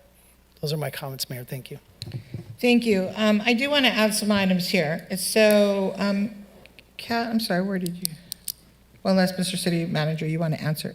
Thank you, Mayor. Catherine's on her way. Thank you, Catherine, for coming up. So in the discussion area, I think this is really important, and I had highlighted too, but Councilman Becerra pulled it. So when you have the discussion for 23-24 revenue, and I think a couple meetings ago I was talking about as policymakers, our job up here, right, is to look for businesses and generate revenue, because we're gonna run out of money, right? There's not a lot of money in the bank here. So in here it says a budget reduction, the first bullet, a budget reduction of over $2 million, right? But a 2.4% increase from 22-23. Can you talk a little bit about that, please? Sure. The Bradley Burns, thank you. Yeah, so this is the 1% sales tax allocation that we get from the state. This is not our local Measure X tax that we're talking about here. During last fiscal year, we received 61 and some change, 61 million. And so our adjusted revenue estimate to 62.5 is a 2.4% increase from that prior year actual number. But that prior year actual number was, just a hair over 61 million. But we had prepared a budget based on 64.7 million. We prepare these budgets during the spring, and we get another 3 to 5 months of revenue after we prepare these revenue estimates. And so once the actuals come in for the year and we finish up all our accruals, then we can see, oh, that's where we landed for the year, and so then we adjust accordingly. So that's when you're going to see these types of adjustments, is typically during your first quarter budget report. Okay, then on the second bullet, the city sales tax consultant has noted we are experiencing a decrease in new vehicle sales and taxable construction materials. So where does that leave us? Well, that's also a decrease in our Measure X revenue, our local 1.5% tax. So we do get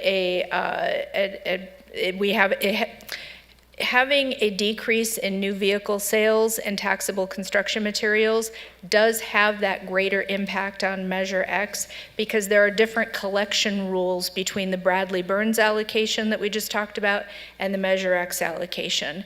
And so for those categories, we actually have a better collection rate here in the city of Santa Ana. So that's another $2.7 million decrease from our original estimate. And again, this is based on seeing the final actual numbers for 22-23. Thank you. And then on the next page, it says increased paramedic service. Can you explain that, please? Sure. So this one, there is a new program, PPGEMT. It's a program that cities can contribute to, and we get a higher bill rate for transportations, ambulance transportations that are paid for with federal money, like Medicare. And to participate in this program, you need to pay a fee, but the way the program is structured is even if you don't pay the fee to participate in the program, you still get the benefit of these higher collection rates. So that became effective in January 1st, 2023. And so for approximately 10 months, we have been collecting at these higher rates for like Medicare and Medi-Cal transports. Okay, And so perfect. therefore, we were able to increase our revenue based on those higher bill rates. Thank you. So it looks like you're trying to find ways for us to raise money, right? So because we're spending a lot of money, but we also need to make sure that we have funds coming in. Absolutely. Because we'll be having a different conversation in a year or two. Yes. If we continue to spend the way we are. Yeah, our Treasury and Customer Service Division does everything that they can to collect every penny that is due to the city. Thank you. Thank you so much. Thank you. I appreciate it. Is there a move to approve this? A second? I do have my hand up, Madam. It's not coming up, so go ahead. Thank you, Madam Mayor. I don't know what's going on. I just wanted to thank you, Catherine Downs, for a fantastic presentation, all of the great work that you do for our city.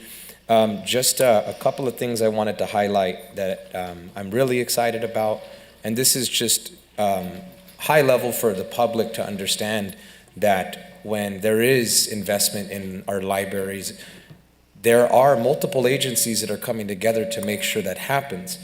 In this report, something that I'm very excited to see is the libraries in the planning stages of the Jerome Park Outdoor Library. The project will include a 24-hour satellite library kiosk at the southwest end of this park. The satellite library will incorporate recreation-based play learning experiences, and based off our recent cost estimates, the project was approximately $800,000 short. To help fund this project, I want to thank Parks and Recreation Community Services, who agreed and offered to pay $100,000 from its cell tower revenue budget. Thank you. I'd also like to thank Public Works, who offered to pay $300,000 from its water enterprise budget due to the water conservation elements in this project. Thank you. And staff is requesting a one-time general fund adjustment of $400,000 to make up the difference in this shortfall. When we put special interests second, and they have no place here at the dais at City Hall, these shortfalls that we have, we could fund them. And so I want to encourage my colleagues that ways we can generate revenue is to support Parks and Rec. We can support them through the Santa Ana Stadium, which can generate revenue by hosting fights, hosting concerts. That'll in turn increase the revenue we generate from our hotels, which is a very lucrative tax here in the city. So for us to have more visitors, more hotels, I do want to see the collaboration of agencies coming together. I do think that Parks and Rec could be a shining example of a department that can generate a lot of revenue for the city. I do believe that this is a new direction for the city of Santa Ana. I fully support Parks and Rec generating revenue through our stadium.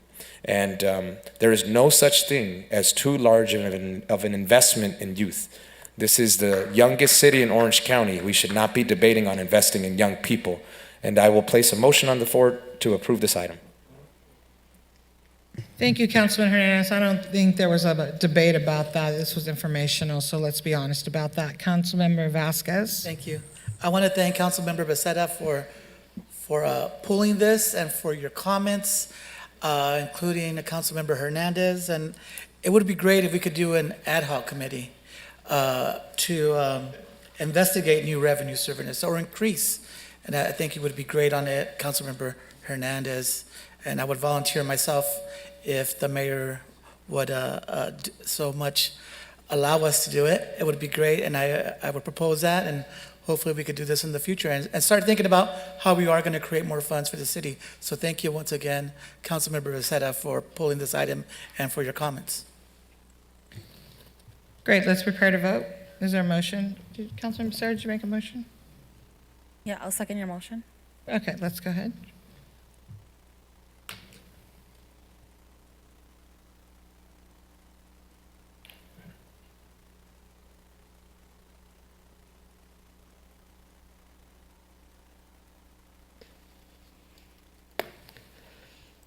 Vote is 7 ayes, no nays, motion carries. Item 22 with the comment, please. Thank you, Madam Mayor. I just want to, thank staff for engaging local businesses like Guarantee Chevrolet. This item was awarding purchase orders to Guarantee Chevrolet Motors of Santa Ana and some other vendors. But I wanted to highlight and say thank you, Director Saba, for doing this, because not long ago we were seeing items come before us, and we kept wondering, why is it that we're always seeing auto dealers from other cities, auto dealers sometimes from outside the county? So in expressing that concern to you, I appreciate your engagement with these local businesses. I know at one point in time, we do rely on Planet Bids, but I think it was that personal touch that you and your staff did that really kind of helped bring some of these local businesses to the table. So I just wanted to say thank you to Director Saba and his team for doing that. So I don't think there's a need for approval on that. That was just a comment. Thank you, Councilman Penalosa. Thank you, Mayor. I'll second Councilmember Becerra's motion, if that was a motion to approve this, but This item was already approved. Correct. Oh, it was? Oh, Yeah. okay. Yeah. So, You have a comment? just same, Nabil, just Director Saba, just wanted to thank you. I remember the first couple council meetings that I was here back in 2019. I think there was a contract that we awarded to a auto dealership outside of the county because it was, I want to say it was $40 less than Guarantee Chevrolet. And it's important that whether it's $40 or $400, we try to keep those dollars in our city where these businesses could thrive. So thank you for that. And thank you, Councilmember Becerra, for those comments. Councilman Hernandez. Thank you, Madam Mayor. I just want to thank staff for bringing this to us and for shopping local. And my concluding comment is thank you for buying union-made cars. That concludes my comment. Okay, let's prepare to vote.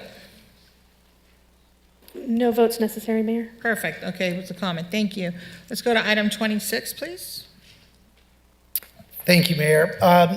So Director Saba, while I compliment you on one item, now I have a question on another one, and that is, this item is to approve a municipal facilities license agreement with T-Mobile. What I wanted to ask you is, so in the past when we've had these types of items come forward, I know I get a lot of concerns from residents about the aesthetics of these facilities. And from my understanding of the item, these are going to be on poles within the public right-of-way. So this is from back of sidewalk to back of sidewalk. But what will staff do to ensure that these things are not a complete eyesore? Right. We do have an established guidelines for the construction of these small cells that have been approved by council and staff. So we really strictly follow these guidelines and make sure that the new poles coming in complies with the guidelines and the looks. It's really important for us. And we prefer, there is categories of these kind of installations. The provider has the ability to put some of these small cells on wooden poles that belong to Edison, but our push to the provider is to use city-owned street lights where we can control the looks, and that's been very successful. So we've been, go ahead. Oh no, I was just going to ask, so when you were talking about the Edison poles, if they're still within the city's right-of-way, couldn't we still manage how they look? Yes, we do, but again, it's a retrofit. When you have a wooden pole, then you have to put an arm and then the can for the antenna. but we always push the providers to use our own street lights. This way, it would look a lot better. And we've been, again, successful in pushing them to go to the route where the Cupra head type light will have an attachment on top, and that is very kind of aesthetically better than the wooden poles. Less noticeable to the Right. public. Perfect. Well, thank you for that, Director Saba. You're With that, I'll go ahead and move this item. I'll second. Let's prepare to vote, please.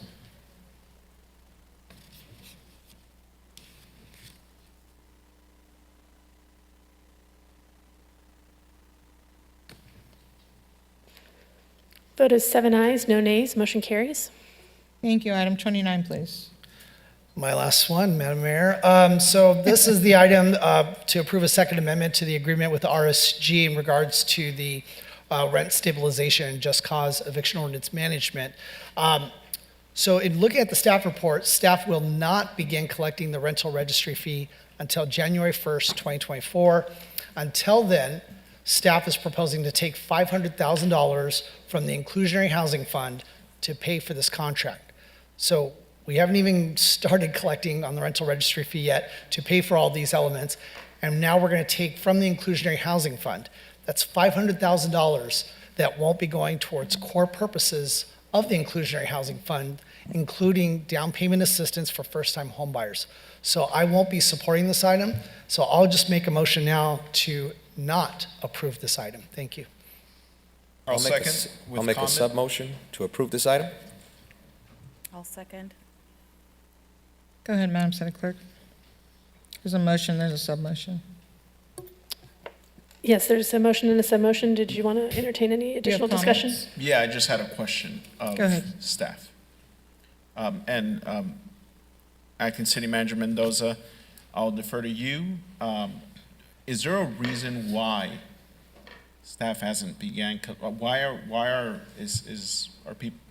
we registering, allowing people to register their units and not collecting this fee? Why isn't it being collected?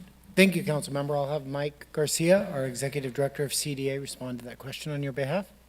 Yeah, Council Member, at this time, and Mayor and City Council, at this time, we're trying to establish the rental registry database and give landlords the opportunity to register their units before we begin charging the fee, which was set at $100.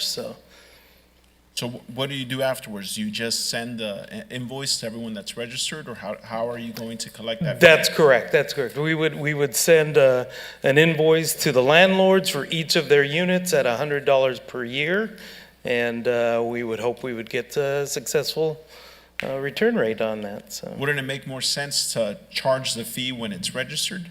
Because now you're going to add to the cost that you don't have. You're going to spend funds that you don't have to send out postage, letters via postage, and now process that payment whenever they send it back, whether it's a check or why would we do it that way? we're doing it that way to also analyze the exemptions that some landlords are applying for, and to walk, since it's the first year of the program, to give landlords the time to understand how to register their units, how to claim exemptions, understand the petition process that they can possibly apply for, and basically introduce the program to them. So. Okay, well, just from the way it looks already, I don't see us getting this money back, so I will also not be supporting this item. Thank you. Thank you. Mayor Pro Tem Lopez? Oh, yes, just wanted to say for the record, because I wasn't sure the last time we had this conversation about how publicly we had a conversation about, treating this as a regular business startup and therefore using some of the HOO funds that we had. And so I went back and I checked, and so now I can state on the record that we did have that conversation. And so, yeah, let's call for the vote. Thank you. Perfect. There's a motion and then there's a sub-motion.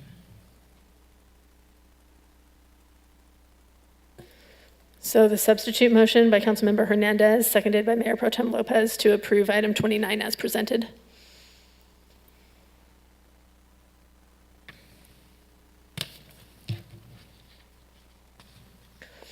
The vote is 4 ayes, 3 nays. Nays by Councilmembers Becerra, Penaloza, and Mayor Amezcua. Motion carries. Item number 30. I just Comments? Thank you, Madam Mayor. I just wanted to thank my colleagues for approving an agreement with America on Track and Not These House, doing business as neutral ground for gang prevention and intervention program services that promotes a proactive, preventative approach to addressing concerns with at-risk youth and gang activity. I just wanted to say thank you to my colleagues for supporting this, and that I think it would be great to have gang prevention services and intervention program services at our city events.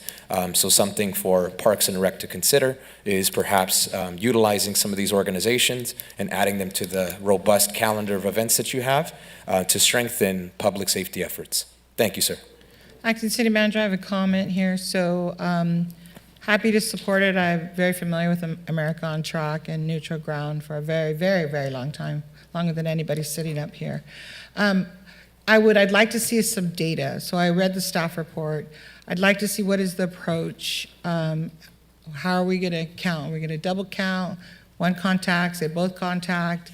Are they going to be working together? They're both good agencies, right, but good programs. So how are they going to do this?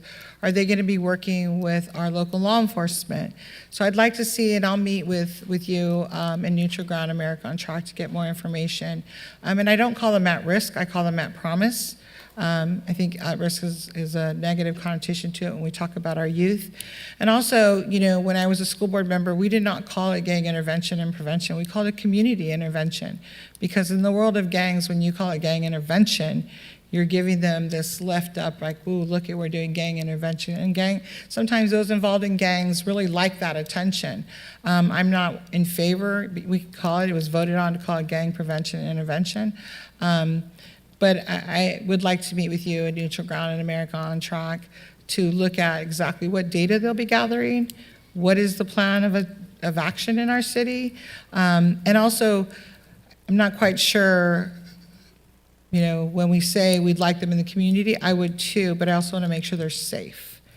Because those of us who've worked in the world of gangs, grew up around gangs, we know it's not always safe. And so I would hate if one of their staff were injured while they're doing the work. So if we could set up a meeting, I'd really appreciate it. So I don't take time here. We certainly will. Thank you, sir. Okay, the last item I believe here was 30. I'll second your motion. Oh, Or was that it was a just a comment? comment, Oh, okay. correct. It was a comment. Do you have any comments? Actually, yes. I wanted to say that I'm very happy to see some of our federal dollars. These are federal monies that are supporting these initiatives in our city. And I would like to see PD work with Neutral Ground. In the past, we've heard, you know, they've come here and publicly have said that PD hasn't been receptive. And I think working together, they can do a lot more for the communities, specifically some of the targeted neighborhoods that they're currently working on, that they've been in, and I know that they're also in the school sites. And so I personally would like to see that partnership be expanded. So thank you. Okay, thank you, Acting City Manager, very much. Item 37, please, the comment.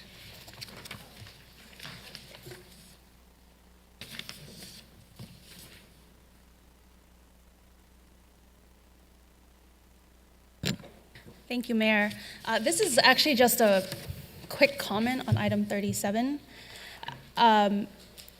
Brian, Director Sternberg, I am so excited. The West Side is so excited, and we're so grateful that the city is getting free money to help build and renovate New Hope Library. Like, that is the kind of energy, the kind of work, and the kind of commitment that I am so grateful for with our city staff.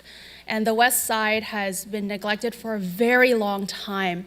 And to see our team just go out there and work with our state and federal representatives to get dollars that we earn, that we deserve to help our community is exactly what I came here to do. So I just wanted to make that comment and look forward to the unveiling of this new library, and we're all going to celebrate there. Thank you so much. Thank you. That was just for a comment, Madam Clerk. So we're going to end of the consent calendar at this time. We're going to go to the business calendar. Item number 38 is related to the rental registry. Acting City Manager, may we have our staff report, please? Thank you, Madam Mayor. As you My know- apologies, Madam Mayor. I did have my hand raised. I just had a very brief comment on the last item. It's not up here, I'm sorry. On the last item, Yes, item 37. go ahead. Thank you, Madam. I just wanted to thank our director of our library. You've done a fantastic job. Your department has done great, and thank you for this and bringing it to our council. We're excited for New Hope. Thank you. Okay, let's proceed now with the rental registry, and there'll be a report, correct? Thank you, Madam Mayor. Yes, as you know, a couple of weeks ago, we started this discussion in a different area. There was some much interest in continuing that discussion. So we moved it to a discussion item for the CDA department to provide you an update. So there you have a presentation that'll start behind me. The director will lead that. And then we also have Ms. Maricela Marquez in front of you to help guide you through the presentation as well. With that, I'll turn it over to Mike Garcia and Maricela. Thank you, Acting City Manager, Mayor, City Council.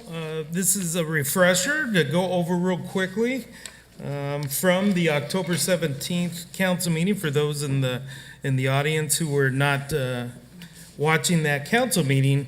The rental registry is required under the rent stabilization and just cause eviction ordinance. And all landlords with rental units must complete and submit registration forms for each of their rental units.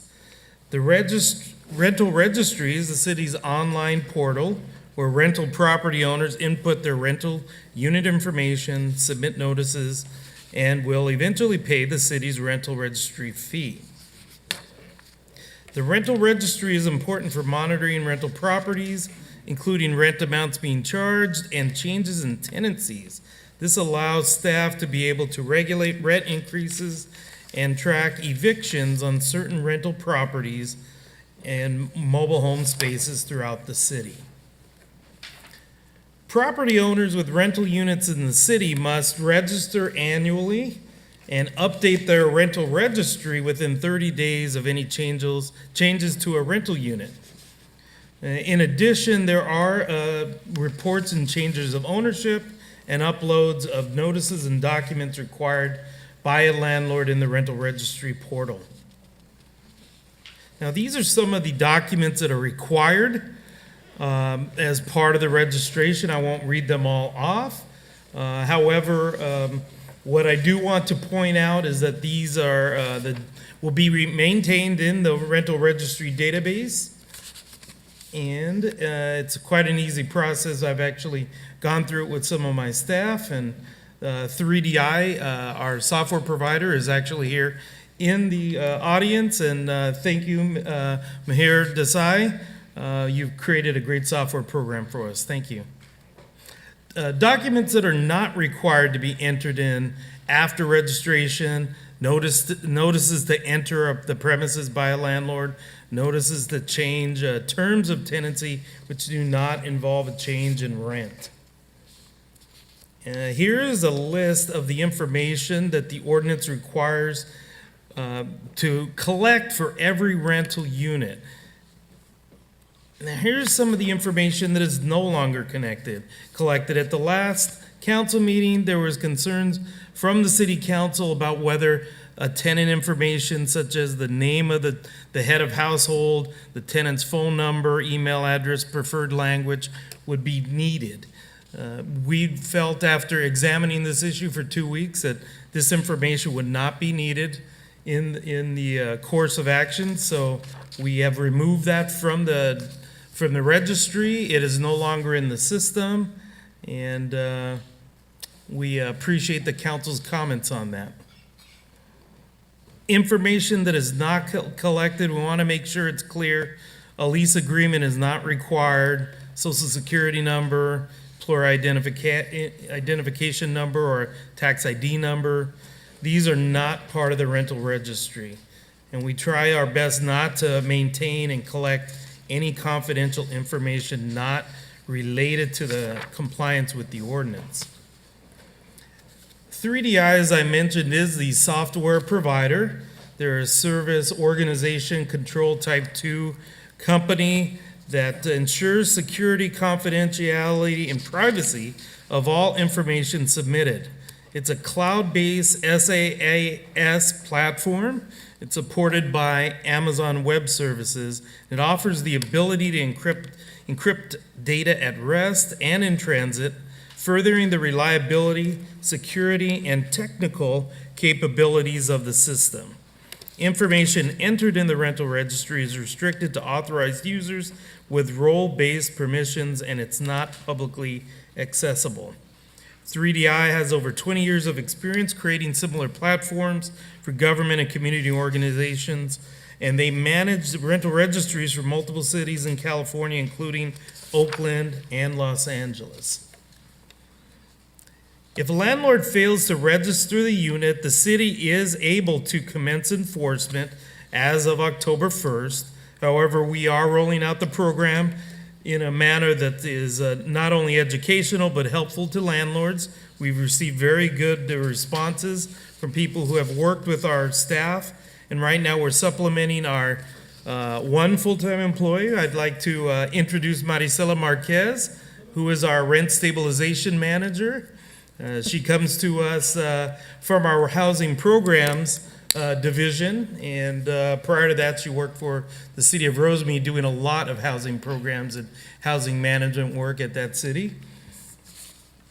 And we are available for any questions from the members of the council, and thank you for the presentation time. Thank you. I missed a little bit of it, but I have reviewed and met with you, so thank you.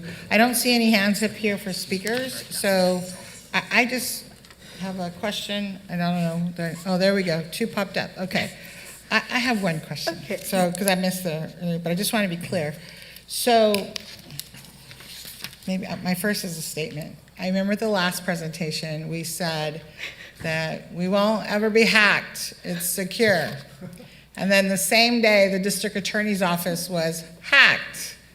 So, I think I said that like we never say never. Because the DA's office was hacked, right? So I just want to say that for the record. And so please, that's why collecting people's personal information is so important. Maybe I mean to say not collecting it is important. So God forbid we ever get hacked, right? So just for confirmation, it says here in big bold letters, information no longer collected. So we're no longer going to ask for a tenant's full name. It says only head of household. We are no longer collecting that No longer. information. Okay. That's correct. No longer going to collect tenant's phone number. That's correct. No longer going to collect tenant's email. And no longer going to connect tenant's preferred language. That is correct. And they're not required to submit the lease agreement, social security, or any other confidential. So when you say not required, We are not requiring any of that information. None of that information is being uploaded. That is correct. great, thank you. And I want to thank you for the changes that you've made. Absolutely. I'm not sure that everybody's in full agreement in the community, but at least we've made some significant changes, and we're protecting people's privacy. And so that, I know for me personally, that was really important as we met and talked about it. So thank you. Councilman Becerra, please. Thank you, Madam Mayor. So I appreciate you making that change as well, as far as the requirement of the tenant's data. But what is going to happen, though, when a tenant registers a complaint? I assume you're going to have to acquire their information, right? You're going to have to take it in. So once this tenant provides their data, what is going to happen to it? So thank you for that question, Councilmember Becerra. Currently, what we are doing is we're collecting the information via our email, and that's normally how I'm working with a lot of council members, where they're coming in and information is being presented on either tenants or people having issues. So that information is being saved on our computers, and we are retaining those records for 2 years. Now, if there was a public records request, all of the personal information would be redacted. So that would not be available. Okay. Does But I that think answer- to the mayor's point, though, we are still, I mean, while we're not collecting tenants' data on every single rental unit in the city, once they submit a complaint or some sort of request for service from the city, we will be keeping the tenant's data on file, on record, for, you said, for 2 years. For 2 years, that would be on our system and not on the rental registry database. Well, I mean, it really doesn't matter. A hacker doesn't really say, well, that's one type of system, I'm not going to go in there. A hacker's going to hack, right? That's what they do. Well, I can't speak to the system here at the city getting hacked, but I can't say that we are not requiring the information with 3DI in their database and that we are following normal business practices as we have before. Okay, thank you. Welcome. Councilmember Fan. Thank you, Mayor. Hi, welcome. Thank you. I say welcome like you're brand new, but I've been working with you since, I think, day one, working on, Section 8 housing workshops and getting residents signed up and down payment assistance programs and all Emergency sorts rental of stuff. assistance. Yeah, rental assistance, all those things. And I'm just, congratulations. Thank you so much. And for your commitment to our city and the work that you do. I just want clarification for myself, or it might be Mr. City Manager, regarding a complaint. So I get emails, sometimes text messages, all the time, whether it's code enforcement, nuisances, noise, all sorts of complaints about potholes. When I get an email about that complaint, is that saved in our system, the city system, for 2 years pursuant to a retention policy?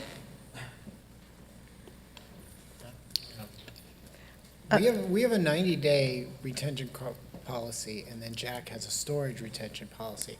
City Clerk, I think you can probably talk better of that as the custodial of records. Yes, as you spoke, there is the standard for what remains within the standard Outlook system, which is a shorter term, but then there is the longer term retention of 2 years for our email correspondence. Thank you. And so I guess the 2 years that you're talking about, if there is a complaint regarding, a landlord who's doing an illegal eviction or something like that, the 2-year retention is no different from the way that we retain records for other complaints that were received. Is that correct? That's exactly correct. Thank you. And when we get any complaint, whether it's code enforcement, potholes, loud music, if someone asks for, say, records, maybe this is to you, Madam City Clerk, records regarding noise complaints, we would redact private information. Is that correct?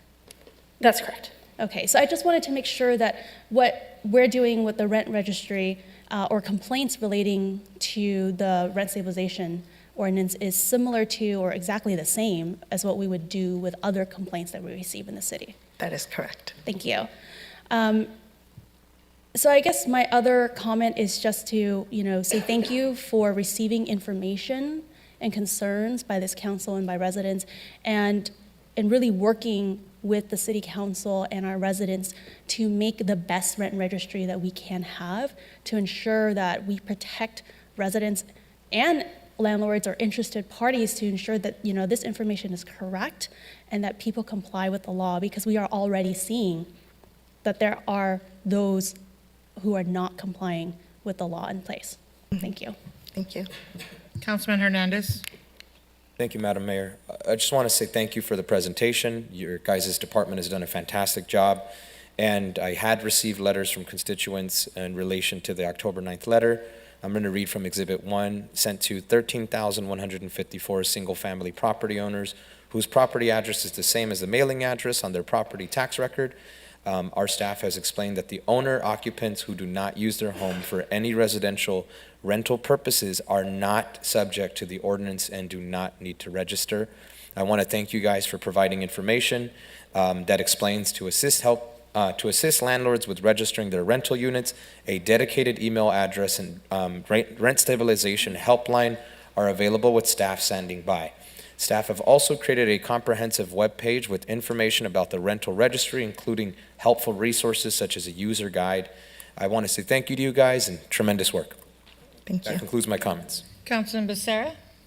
Thank you, Madam Mayor. I just want to clarify. So when I receive requests for service from constituents, they usually don't have to fill out a form, right? They can, as previously mentioned, text, email, call, and we don't ask for I'm assuming, correct me if I'm wrong, I'm pretty sure that what you would need to address a concern or complaint from, the rent stabilization ordinance, you're probably going to need name, address, and a whole litany of information that you probably wouldn't need to fill a pothole in front of a house or in front of a location you've identified that's off-site.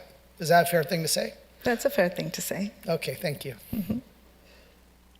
So I do have one clarification as well. Okay. So, City Manager, you said we hold on to the emails for 90 days? Those are in our immediate inboxes. Okay. But the retention storage is 2 years. 2 years? Yes. Okay, I just want to confirm, because I know with the district attorney, they just sent in a preservation motion to preserve emails that I believe that we should have already received. So if they send that in, then we preserve all the emails, correct? We don't delete anything? Yeah. Okay, I just want to make sure. Thank you. Mayor, By the if way, I love your may lipstick. add, Thank you. if I may add, I have to brag a moment about Please brag. Miss Maricela Marquez. For the last 4 years since COVID started, she has held and handled the personal records of so many rental assistance residents in our city, and with 0 complaints. She handled their phone call, 40-minute phone calls. She handled their lives. Their lives were in her hands to get that immediate rental assistance. Nobody is more sensitive about their privacy than Marcella is.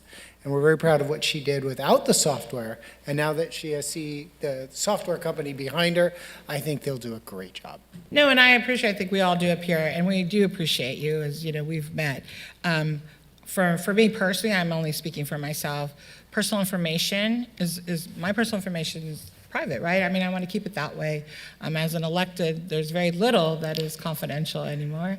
But the normal citizen, right? The normal person living in apartment A, apartment B, apartment C, they don't want their information released, or they may not want it released. And so I'm glad that since we've had these presentations, things have changed, and the letters are softer and gentler. Instead of saying, we're going to fine you on December 31st, we're doing a softer, gentler rollout. And we'll come back in a few months and you can give us an update and see how things are going. And hopefully we've raised some money, right? People have paid. That is the plan. We're hoping. So. Yes. Thank you. All Thank right. you. Okay, if there's no other comments or questions by the council, I think, Mr. City Manager, you've captured the council direction. Good. Thank you very much. All right, thank you for your information. All right, let's go to item number 39, please. May we have a staff report?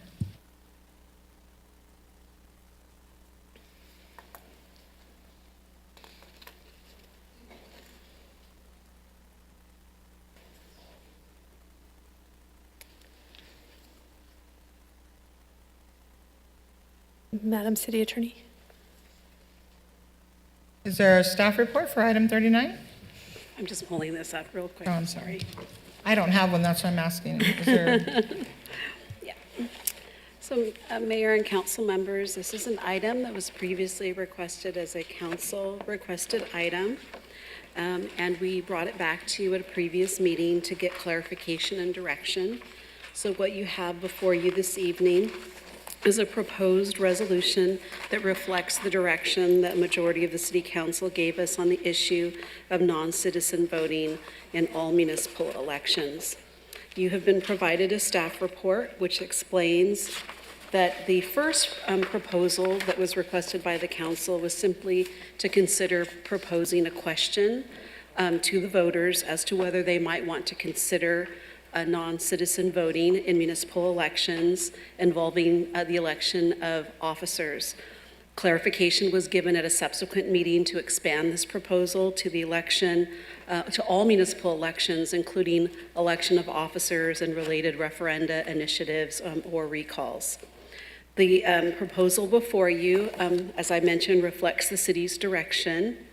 I have previously advised the City Council, both in public to some extent and in private communications regarding attorney-client privilege, of opinions regarding the legality of moving forward in this direction. I know you heard from the public this evening different opinions, and this is not unusual when you are facing issues of first impression. If you were to move forward with this proposal, it would be the first of its type in the state of California that deals with things other than non-citizen voting in elections involving school board members, for example. I had previously advised you that although we have the case of the Lacey case, which many people have commented upon, in which you've been provided legal written advice, I cannot say with absolute certainty that this matter, if approved by the voters, would go unchallenged. I also recognize that as you make policy, you can't always make final decisions based on whether you will have litigation. But I do want to let the council know that if you do end up in litigation, that litigation will be quite costly. We have prepared, as a part of this measure, actual proposed amendments to the city charter as outlined in the staff report. We would propose a change to section 1203 of the city charter. This is the manner of elections and voting. It is the language that we propose to add that would actually implement non-citizen voting and would also require the city council to subsequently adopt policies and regulations to fully implement the proposal. If this matter is forwarded to the voters for consideration, it would require just what we call 50% plus one to pass. It would then implement an amendment to your city charter, and you would be required to adopt an ordinance after that so that the rules could go into effect for the general municipal election in 2024. I'm happy to answer any questions that you have about the process or about the proposal that's in front of you. So please push the button if you'd like to speak. At this time, I only see one speaker, and I'll also be speaking, but I'll wait for my turn here. So Councilman Hernandez. Thank you, Madam Mayor. I want to thank members of the public who reached out to the council. No matter what side of the opinion that you have, both are valuable. And ultimately, this will be a democratic process where you will still be able to use democracy to your favor. You will be able to vote in favor or in opposition of it. Now, before I talk about why this item is so important to Santa Ana, I want to acknowledge that there are 80,000 undocumented residents in the city of Santa Ana per our census report, 60,000 of which are potential voters. The decisions that we make here at the dais are already impacting families who are undocumented, who are business owners, who are employing your neighbors, who own property in the city of Santa Ana, like my grandparents who migrated from Jalisco, my grandmother who was deported from Santa Ana in the 80s. These are issues that are affecting our residents on a day-to-day basis. I'm going to read directly from the United States Citizenship and Immigration Services, and I'll be specific. The policy is 18 USC 611.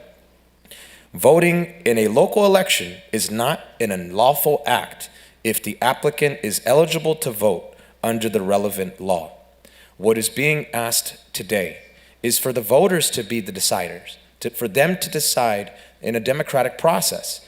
I am requesting for us to amend the language that is being proposed today to include and reflect, shall the City of Santa Ana City Charter be amended to allow, by the November 2026 general municipal election, non-citizen city residents, including those who are taxpayers and parents, to vote in all of City Santa Ana municipal elections.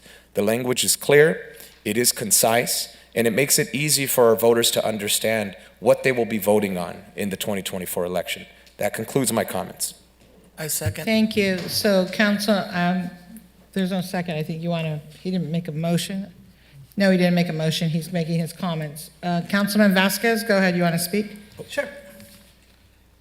I'll make a motion. The question is, why do we want to, why do we want it? Why do we want non-citizen voting? The reason is simple, because they're human beings. Because they're human beings. Just like black men wanted the right to vote, we gave them because they're human beings. When indigenous were given the right to vote, because they're human beings. When women were given the right to vote, because they're human beings. When our Asian brothers and sisters want the right to vote, it's because they're human beings. They're our neighbors. Their children go to school with our children. They make our food. They work right next to us. They're right all around us. There's 80,000 of them and they're human beings. It's not so difficult to understand. We also do it for inclusion. If you're going to build a city, if you're going to build a safe, humane city, you want everybody to buy in. There's a disenfranchised group of 60,000 immigrants in Santa Ana. We want to build a community that's stronger where people buy in. A government that's accountable to everybody. Who are we afraid of? We want to be accountable to everybody. We are ignoring some of the people who are in the most need. Non-citizen voting has been found to be legal in the United States. Some people think it's only citizens because they got that junior high teacher who told them. So your U.S. history teacher from high school is telling you that non-citizen voting applies here in the United States, and we're allowed to move forward. Are we pushing boundaries? Yes, we are. Its courageous acts are not always easy. It's not always an easy task.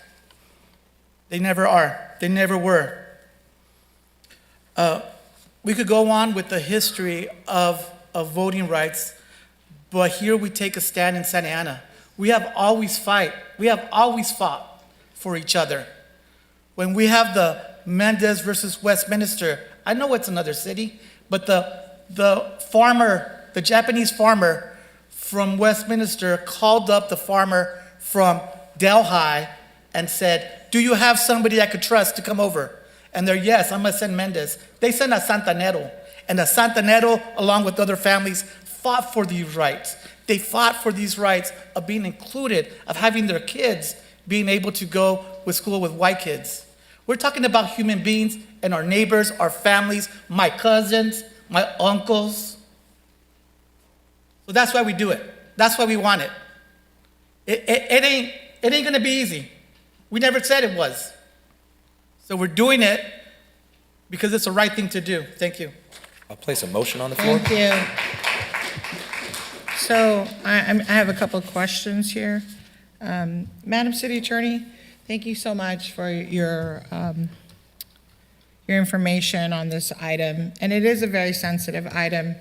And I know it's been a lot of work for you, and I appreciate all that you have done and the information that you have given us, and I will not share it because it is confidential, and I do follow that attorney-client privilege here, the confidentiality. So this was brought forward by 4 council members, the majority. Councilmember Vasquez, Councilmember Hernandez, Councilmember Fan, and Mayor Pro Tem Lopez. So can we talk a little bit about, or can you share, what is the cost when you say you said your term was quite costly. Are we talking about multiple attorneys? Are we talking about other law firms? What are we talking about? Because, there's 2 sides, right? And I won't go into that discussion about, something over here is costing $600,000 and something over here is costing this. And it's okay to spend probably millions of dollars on this. And I know for a fact we are going to be in litigation. I will bet anybody a quarter because I know it and I welcome it. I know it. So tell me, Madam City Attorney, because we're going to be in litigation for a few years, so it's not going to happen right away. What is the cost? You said quite costly, and you don't have to give the exact, but what are you roughly estimating in your 12 years as an experienced partner in BBK? And I have a lot of respect for that. You're not a baby attorney. You're not a first-year law student. You're not a 3-year attorney. You are an experienced partner in BBK, correct? Correct. Okay. So can you talk a little bit about the litigation cost? I imagine with this type of legislation, because of its very nature, that this is not the type of case that would stop at a trial court level one way or the other, right? Because there are so many people on both sides that have strong feelings about whether this is good policy or not. So my estimate to you would really largely be based upon the fact that I think this would be one of those things, because it's making law here in the state, that that it has a high potential for being appealed. Whether the likelihood of it being filed in federal court, which is a little more costly. I did disclose in the staff report that I think if you move forward, I potentially could see an estimated cost in terms of legal fees. I would advise you to probably budget an initial $500,000. I think that would potentially take us through some initial challenges. If it goes multiple levels of appeals, I could see you maybe doubling that. And it could take, several years. Can I predict that with certainty? I cannot. I can tell you that with previous policies that the council has proceeded with, for example, like our rent stabilization and things that were a little more progressive, we have 3 cases right now. Some of them are in federal court. We've tried to handle as much of that litigation as we can in-house so we don't incur outside counsel fees. But we will be coming to the council at the next meeting, making a budget request because we do need to refer some of that work out. So immediately I'd say budget $500,000. I think that would be sufficient. I look to the finance director and I think that we categorize that in the non-departmental funds that we have. And then probably long-term, I think you could potentially double that. So initially 500,000 is local level, right? That's just to the initial court case. I have lots of lawyers in my family, but I'm not a lawyer. But I spent many years in court. So as you proceed, we end up in federal court. The cost triples, doubles, because now instead of just you and Laura sitting there, you will have 5 other attorneys sitting there with you or another law firm that will have to hire to help you. And so that cost may increase. Is that correct? Again, that's true. It really depends on who comes to the table. And I'm looking to Laura because we've been doing some estimates on some of our other litigation work. And I think these trial court cases, we had some litigation with an outside law firm with regard to some of our homeless work. We hit that $600,000 mark on that work. That particular law firm did give us some pro bono hours, so that was helpful because they did that, and I don't know if we could potentially explore those options. There might be those options available. But if we have to go outside and hire an experienced law firm in federal matters, I think these estimates are just about right. So you touched on rental stabilization. We have 3 cases right now, correct? 3 litigation cases? Do you know the rough amount we've already spent on those cases, roughly? Well, as I mentioned, we have really handled those in-house, so we have not incurred, but we're coming to your next meeting with a budget request and allocation for those. So you're going to come back and ask us money for rent stabilization, the 3 the cases we have, and then you're going to also come back at some point and ask for additional funding for the non-citizen voting. If we receive a lawsuit, yes. Well, we will, so we'll be prepared for that. So my 3 minutes are up, and I'm going to come back. So if there are any other speakers, I don't see anybody's hand. Are you up here? I don't. Okay, go ahead, Councilmember Fan.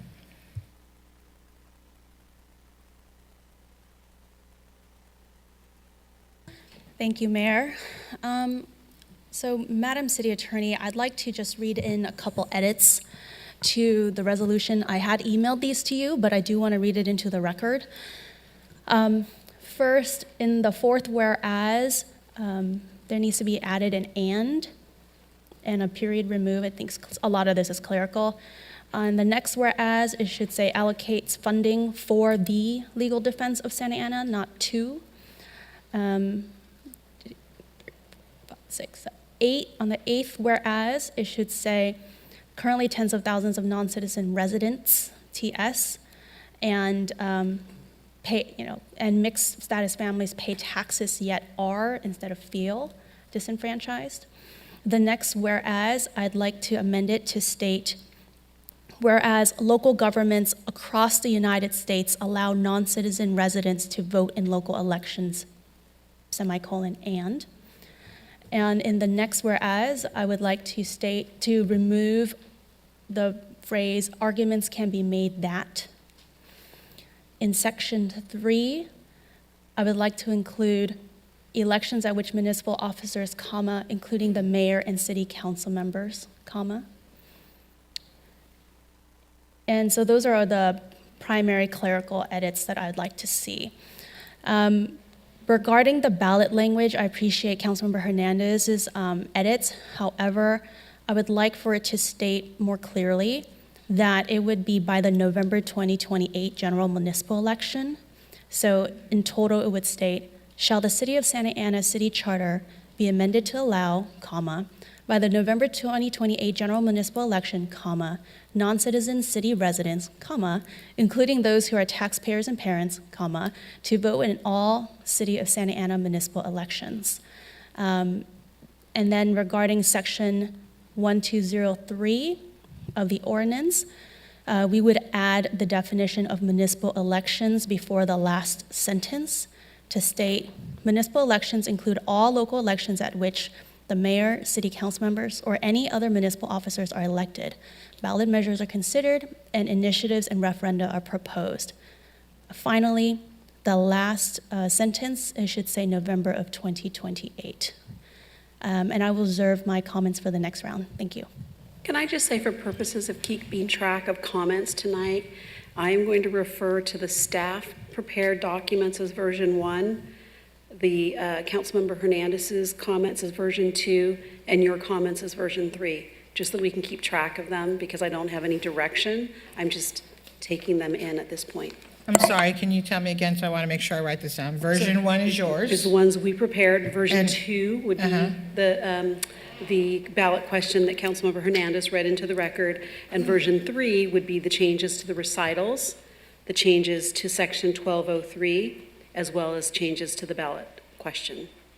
Madam City Attorney, I'll amend my comments, and I'll support yours, Councilmember Fan. I am okay with moving it to 2028. Do you have a motion on the floor? So now we have version 1 and version 2. Okay. Yes. So just version 1 and version 2. So we're still in comments, and then if you're going to make a motion, but we're still in the comments time, so. Thank you. So, okay, so Councilman Vasquez, go ahead. Yeah, I just want to agree with version 2. Thank you, Councilmember Fan and Councilmember Hernandez, to move forward. The $500,000, it's a lot less than $600,000 for the recall election. That's a sham, and it's criminal that we're having right now. And this is really for people to have a say in their community. This is for people to be able to choose how we run this government. These are our residents, our citizens, and we're leaving them outside, and we're not doing the work for them. And the only reason I'm here is to help as much as Santa Ana as possible, and to help every single last person. And we need to be held accountable by everybody who lives in the city. So I move the item number 2. Thank you. I'll second. Councilman Becerra, you have comments? Thank you, Madam Mayor. I won't support something that could jeopardize one's ability to become a naturalized United States citizen. Now, while we've got some passionate law students in the audience that swear it won't endanger their ability, I'm going to defer to our city attorney, who has quite a bit more experience than some of the folks armchair lawyering from the audience. I also won't support committing our city to millions of dollars in lawsuits, because, you know, to Councilmember Vasquez's comment that it was only 500,000 or it's less than 600, I did hear the city attorney say, try doubling that. And going before the Supreme Court, if the city's serious about trying to win a case, I would assume we wouldn't want to go on the cheap.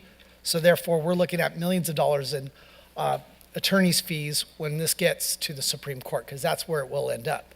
So perhaps all the organizations tonight that have come from outside of Santa Ana, rather than spending all your money on staff lobbying the council, maybe you should lawyer up, and maybe you should take on this cause, rather than trying to force the hand of our city to take our revenue and dedicate it to things that are not essential to our core mission. And let me remind everybody what our core mission is, because it seems like it's forgotten sometimes up here. to deliver efficient public services in partnership with our community, which ensures public safety, a prosperous economic environment, opportunities for our youth, and a high quality of life for residents. Spending millions of dollars, of city dollars, for these outside organizations' causes will only prevent our city from fulfilling its core mission. And let me just say, whether one votes in Santa Ana or doesn't, to say that you're disenfranchised, maybe in your ward, maybe in some of the council members up here who don't pay attention to you, but the folks in Ward 4 know, whether they're a resident or not, whether they're a citizen or not. I pay attention to my ward. I'd like to believe that all my colleagues up here do, and I don't believe that they need to check their citizenship to do that. I know I don't. Thank you. Thank you. So I'm going to take one of my 3 minutes here. So, Madam City Attorney, I'm going to come back to you.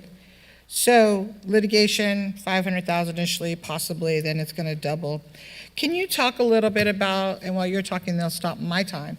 Can you talk about the process? Because we're going to have to set up our own process, because the ROV, we don't know what position the county will take. So if they don't take on this election of non-citizen voting, we have to do what, Madam City Attorney? It's my time, she'll stop, not yours. I'm looking over at the city clerk only because as the election official, she may be much more knowledgeable than I am about the voting process and what would be necessary. Thank you. Madam City Clerk, can you share with us exactly what happened? So from the start to the end, because there's a cost for everything that we're going to do.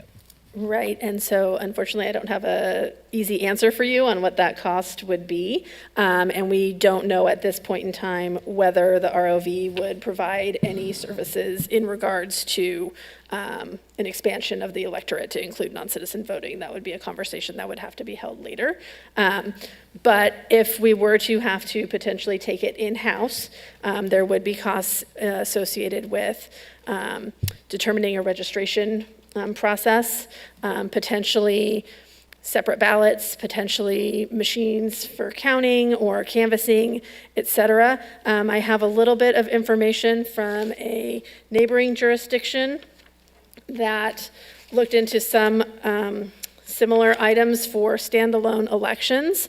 Again, we'd have to do more research in order to conduct a study to determine what the full economic impact would be of adding staff, most likely to my department, potentially to Sonia's department, to conduct these election-related activities.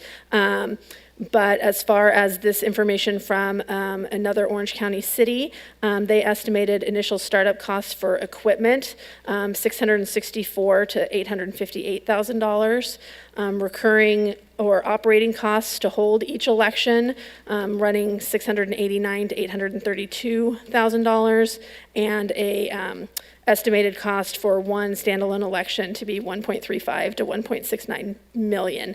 I did reference the amount of registered voters from that jurisdiction to our jurisdiction. They were relatively close.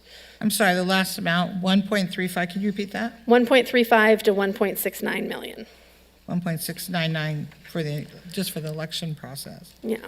As of the last report I was able to look at, they had about 133,000 registered voters, and we had about 128,000 registered voters. Of course, potentially with implementation of this program, our number of registered voters would increase. So thank you, because that's on top of the litigation cost.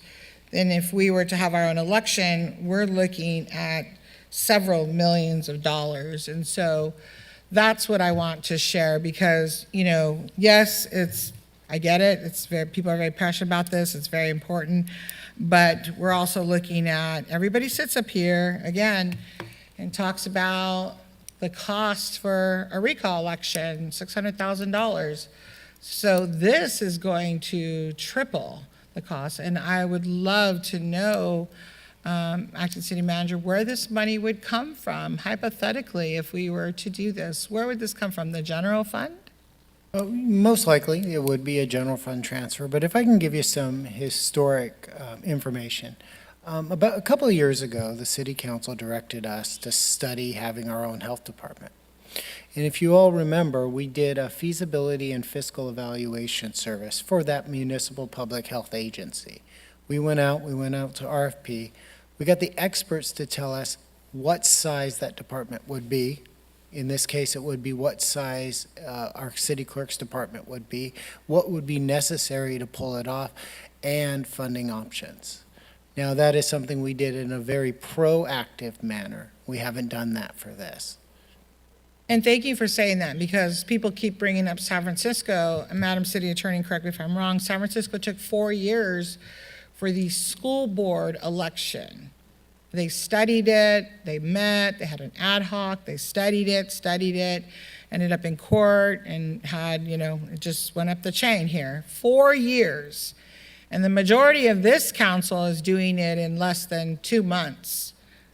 For whatever their political agenda is. And so and thank you for sharing that, City Manager, because that's what's really important to me is the study, the experts. You use the term experts. And there's a cost to also bring in experts to study this. And so there would be a cost probably, I'm assuming there as well, to hire experts, or would it be you, Madam City Attorney? No, we would need to do that. And I know I used a phrase earlier today, and I want to use it again. The council sets policy and tells us, the what, and we as professional staff get to tell you the how. Sometimes that how requires us to hire consultants, as referenced by our city manager, to do surveys, to do some of our own research. So one of the things I think I mentioned at the last meeting was to mitigate the risks of a program like this, I do feel like additional research, both in election law and immigration policy, based on the issues that were raised, would need to be, further reviewed. I do think if you move forward with policy, one thing that you need to understand is that as you then, if the voters were to approve this, there may be a lot more questions, there may be a lot more hows, and it may take us a while to implement that, an additional cost for us to come back and tell you how many staff people we might need in the city clerk's office. I might need an additional election lawyer to go over election issues and things of that nature. So I personally wish I had a little more time to be able to be more clear for you and give you definitive answers. No, thank you. I appreciate that, because that's really important that, you were not given the time to do the research and really do the work behind this, because it's being rushed very quickly, again, by the four, Councilman Vasquez, Mayor Pro Tem Lopez, Councilman Hernandez, and Mayor and Councilmember Fan. So, Councilmember Fan, you had a comment? Thank you, Mayor. First of all, I'd like to say that the signatories to one of the letters that we received from the Chinese for Affirmative Action, UCI Law Immigrant Rights Clinic, and the ACLU was signed by Annie Lee, Esquire, Managing Director of Policy, 10 years experience, and graduate of Harvard Law School. Julia Gomez, Senior Staff Attorney, ACLU of Southern California, 10-year experience attorney, graduate of Columbia Law School. We have Annie Lai, the Director of the UCI Urban Law School of Law Immigrant Rights Clinic, also an experienced attorney, at least 10 years. And I believe she graduated from NYU School of Law. So while I appreciate the law students, I appreciate you coming out because you are spending your volunteer time, I do want to say that there are qualified attorneys who are standing up and saying that this is something that we want to have. The other thing I would like to say is, we talk a lot about how much this costs and what does it mean and how difficult this is. But expanding the franchise has never been easy in this country. Thank you to Councilmember Vasquez, who brought up the fact that women did not have the right to vote. It was local governments that gave women the right to vote before the 19th Amendment. Men did not get the right to vote unless they owned land under our founding. But it was local governments who gave white men the right to vote before owning land, before that was changed in our Constitution. So local governments have always been at the forefront of expanding the franchise because we know how important it is for residents who live in this city, who work in this city, who contribute to the city to have a voice to regarding the people who represent us. I'd also like to say, when we say, okay, well, this costs a lot of money, non-citizens pay taxes every day in this city. They pay income tax, property tax, sales tax, gas tax. non-citizens pay taxes. They are part of this community, whether we like it or not, and they should have a voice because they contribute to this very general fund. And finally, I like to say that in this country, when we expand the franchise, it's always a fight. People die for it.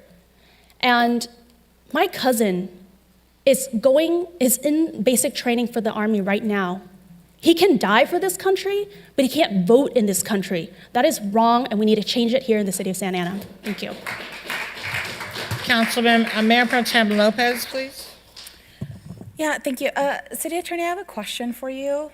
Just something you said caught my attention. So the council has discussed this issue in the past, I believe about 2 years ago, and you did receive a majority direction then to research this topic, right? So what do you mean when you say you haven't had enough time to do research? So as you may recall, the last time that the item was discussed, I sent a communication to the council in writing saying that we had done some initial research, but my recommendation was that the council refer the matter to the city charter ad hoc committee so that we could receive direction. After that first direction that was given by the council, we did research the legal issues, but it was pre-Lacey.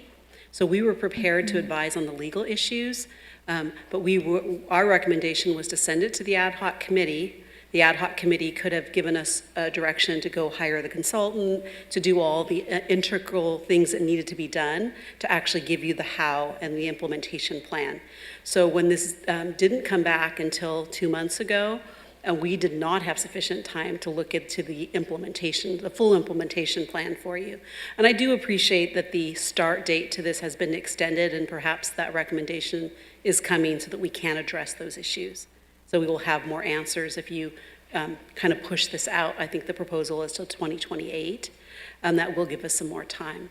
So you've done the research on the legality of it, right? And various attorneys will say, yes, no, based on this one jurisdiction. However, even the U.S. government website for immigration has states on there that it is lawful at the local level. So I understand attorneys will have different interpretations. Your main issue is the implementation. Right. I mean, I think on the legal issues, I've said that publicly and all. I've given you my private advice on that. I have disclosed some of it in the staff report, but I think at this point, it's really how would we implement this law going forward? And then I've acknowledged, I think that you will see some litigation. I do want to go back just real quick, because I'm very detailed on these things. When this item first came forward by Council Members Hernandez and Council Member Vasquez, if you go back and look at their council member requested item, it actually had 2 pieces. It said, direct the city attorney to do the legal research on the ballot measure item and direct staff to look at some of the implementation. But we went back and listened very carefully to the video and audio that night, and there was never direction to staff on that second piece. It was listed on the agenda item when that matter was brought forward. The council members may recall that it was their item. It had 2 parts. But when I went back, because I was really careful to do my research, I saw that second piece, but that was not, no direction was given on it that night. And that's why that wasn't done. That wouldn't have been my responsibility, Right, but it right. wasn't done. So just so that you know that. Yeah, thank you.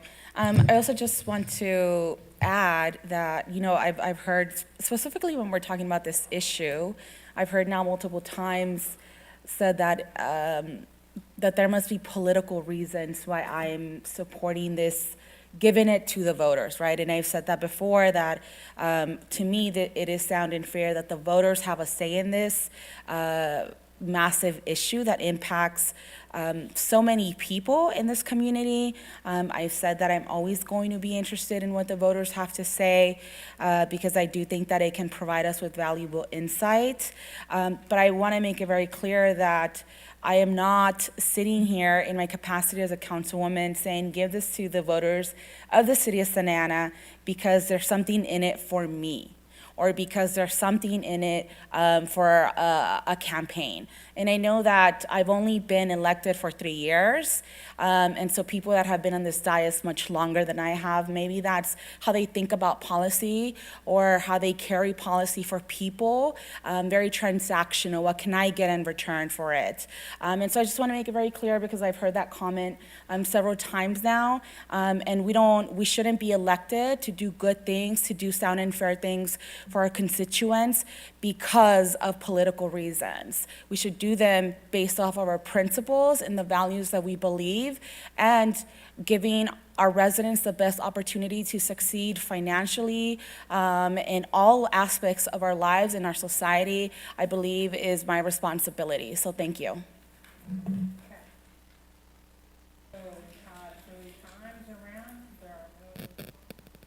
I do believe there's a motion and a second on the floor.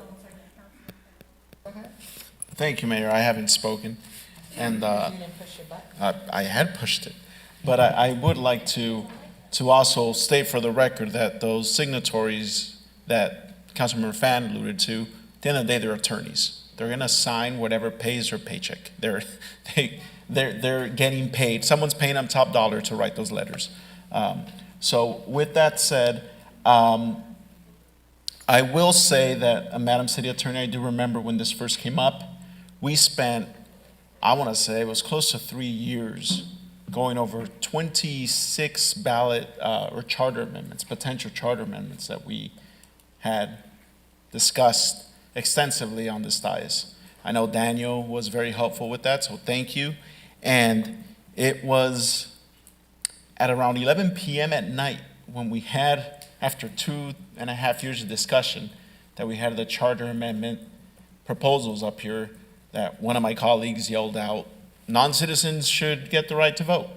And it's like, wait a minute, pump the brakes. We just spent 3 years discussing whether the city clerk should be called city clerk or clerk of the council, and now you, in a matter of seconds, you want to add this to the election? And I did say, this is a valid discussion to have, and I continue to say that. My position hasn't changed. This is a valid discussion to have. However, that discussion isn't happening. We are throwing this to city staff with absolutely zero direction, so it's disrespectful to our city clerk and disrespectful to our city attorney and our city manager. Our city attorney and our city manager at the last meeting asked multiple times, who exactly would this apply to? How would we register people in the city to vote?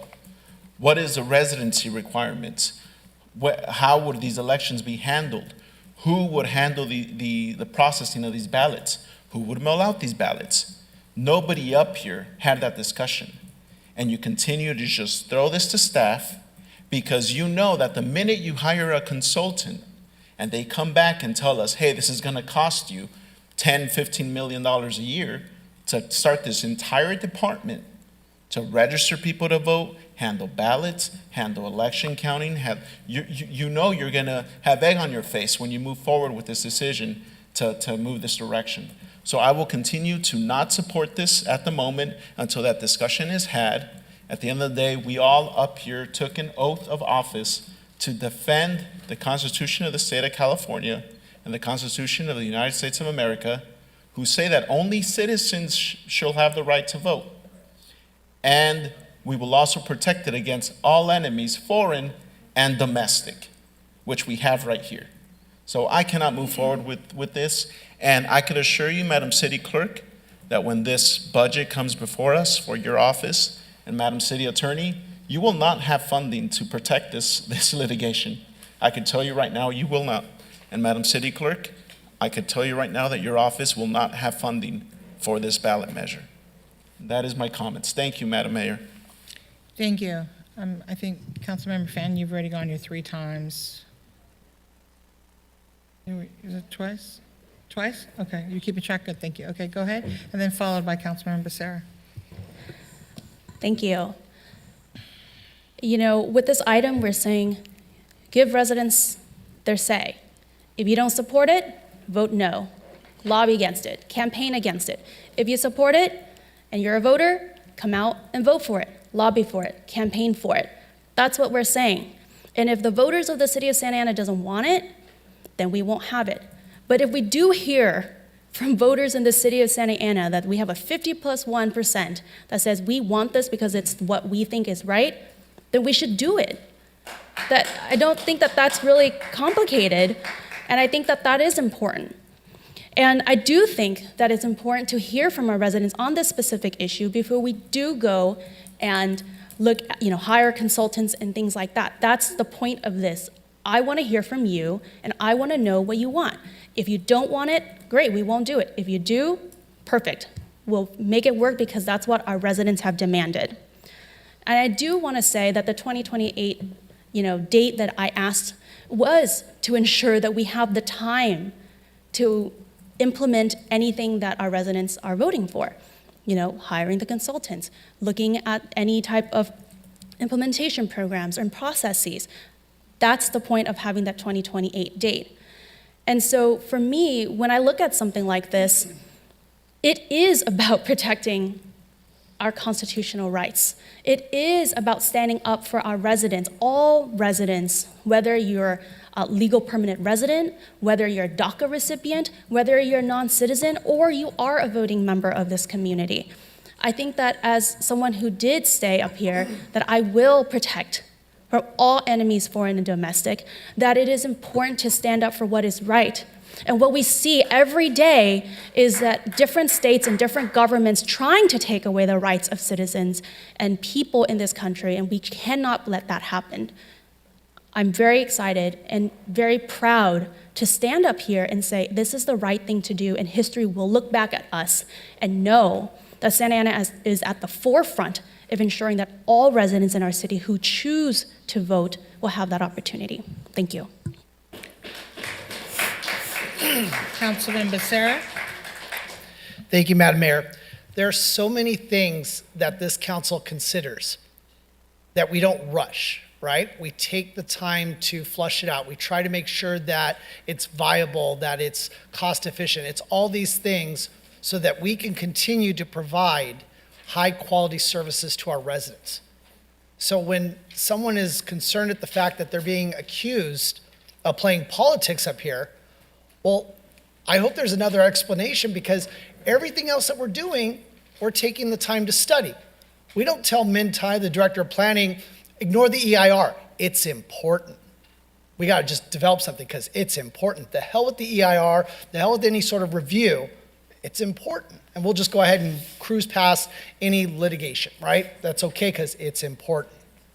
We have a responsibility to you, the residents, whether you are a citizen or not, to make sure that you have high quality services. When we continue to make these types of rash decisions, rather than go through a thorough study to make sure that what we're doing actually could work, actually could be defendable, but we're not doing that. So yeah, it is questioned as to why now, why so sudden, why not take the time to vet it? We witnessed that on a couple of other items when we get dangerously close to an election. And right now, it just seems exactly like deja vu. Thank you. Councilman Hernandez? Thank you, Madam Mayor. I just wanted to confirm we do have a motion and a second on the floor.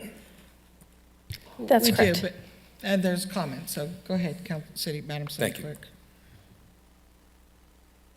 Mayor Pro Tem Lopez? Yes, thank you. Just 3 quick points, because we've continued to hear these really gross remarks against very well-educated professionals, and in this case, some of those attorneys that you're talking about, Councilmember Peñalosa, are your constituents. So you should be respectful of how much education they've had to endure, probably more than you, and their profession. And I doubt that any attorney is going to slap their signature on any paperwork that they cannot legally defend. And I just also want to say for the record that there are many attorneys out there that work for free. It's called pro bono work. I volunteered my own time in helping them translate for U visa cases. There's a range of work that attorneys out there do for communities that they understand are under-resourced and can never afford to engage with an attorney of their caliber. So thank you to the attorneys that don't have to get involved, that don't have to do work or work with our communities on a pro bono cases or whatever it might be, but choose to do so and choose to help share the knowledge that they've accomplished through their law schools. And I also want to say that, I've heard multiple times now when we discuss this issue that funding for this is going to be blocked, and that is not allowing the voters to participate in this decision-making process. How is that fair to you if you have a council here that is telling you openly that they will block any funding for this question to be given to you? That's not fair. So you can disagree with the majority of the council saying give this to the voter, but I strongly disagree that you should be sitting here plotting how you're going to block funding so that this is given to the voter so that it can be settled once and for all. Thank you, Councilman Penalosa. Thank you, Mayor Mesco, and I just want to thank Councilmember Fan for those comments. They were actually very valid, and they make sense, and they're valid arguments to state. But part of our job as well up here is to not be lazy when we bring these questions forward. Do the work.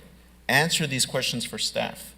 We're running to voters, telling them, do you want this, yes or no?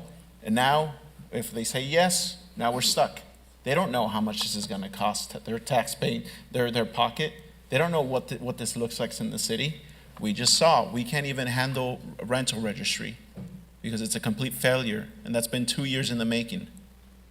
But we're going to register people to vote, make sure they get ballots, make sure they have voting centers, and make sure they vote.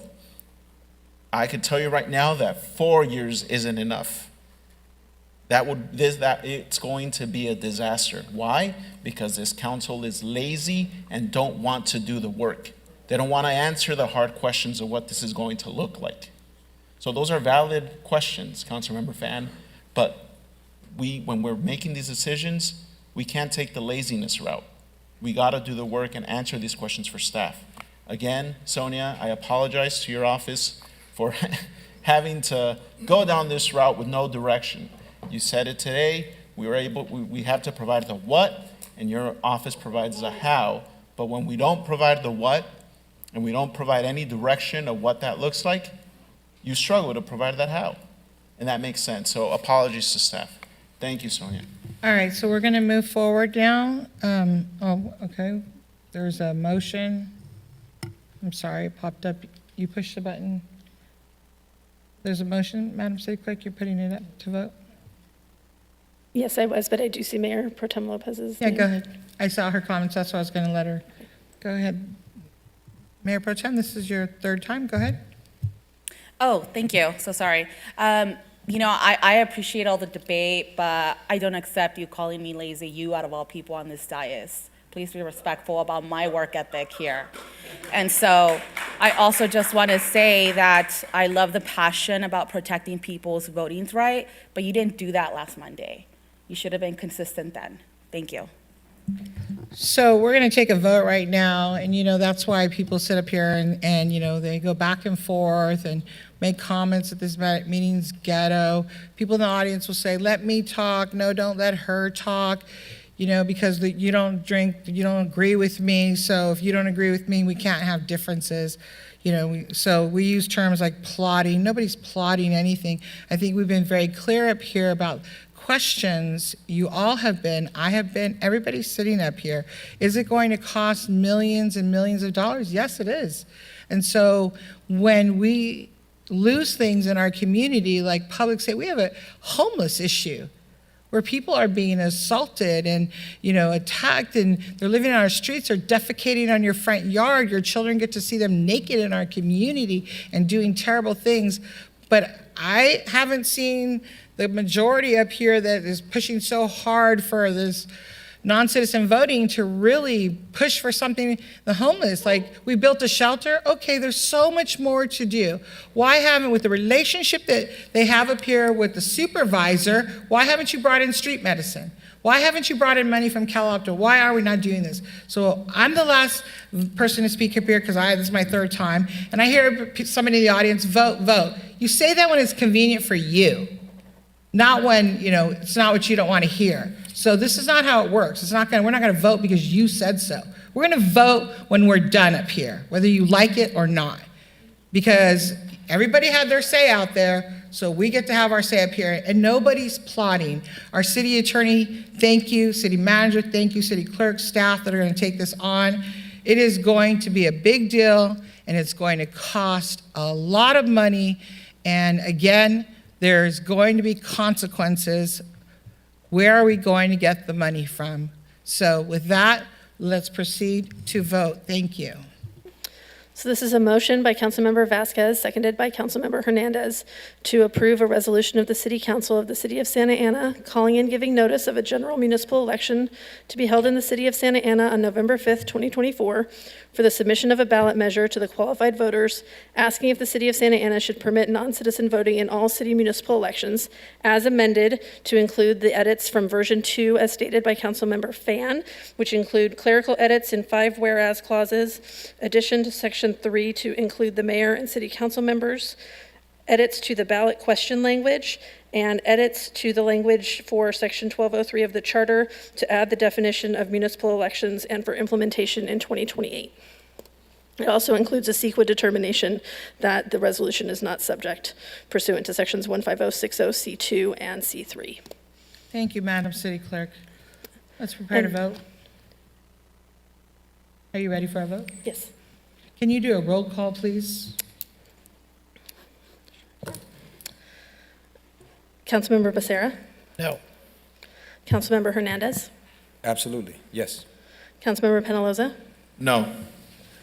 Councilmember Fan? Yes. Councilmember Vasquez? Yes. Mayor Pro Tem Lopez? Yes. Mayor Amescua? No. The vote is 4 ayes, 3 nays. Nays by Mayor Amescua and Councilmembers Becerra and Penaloza. Motion carries. Thank you. Let's go to we're going to end the business calendar at this time. We're going to recess the city council meeting, convene to the Housing Authority. We're recessing the city council meeting and convening to the Housing Authority.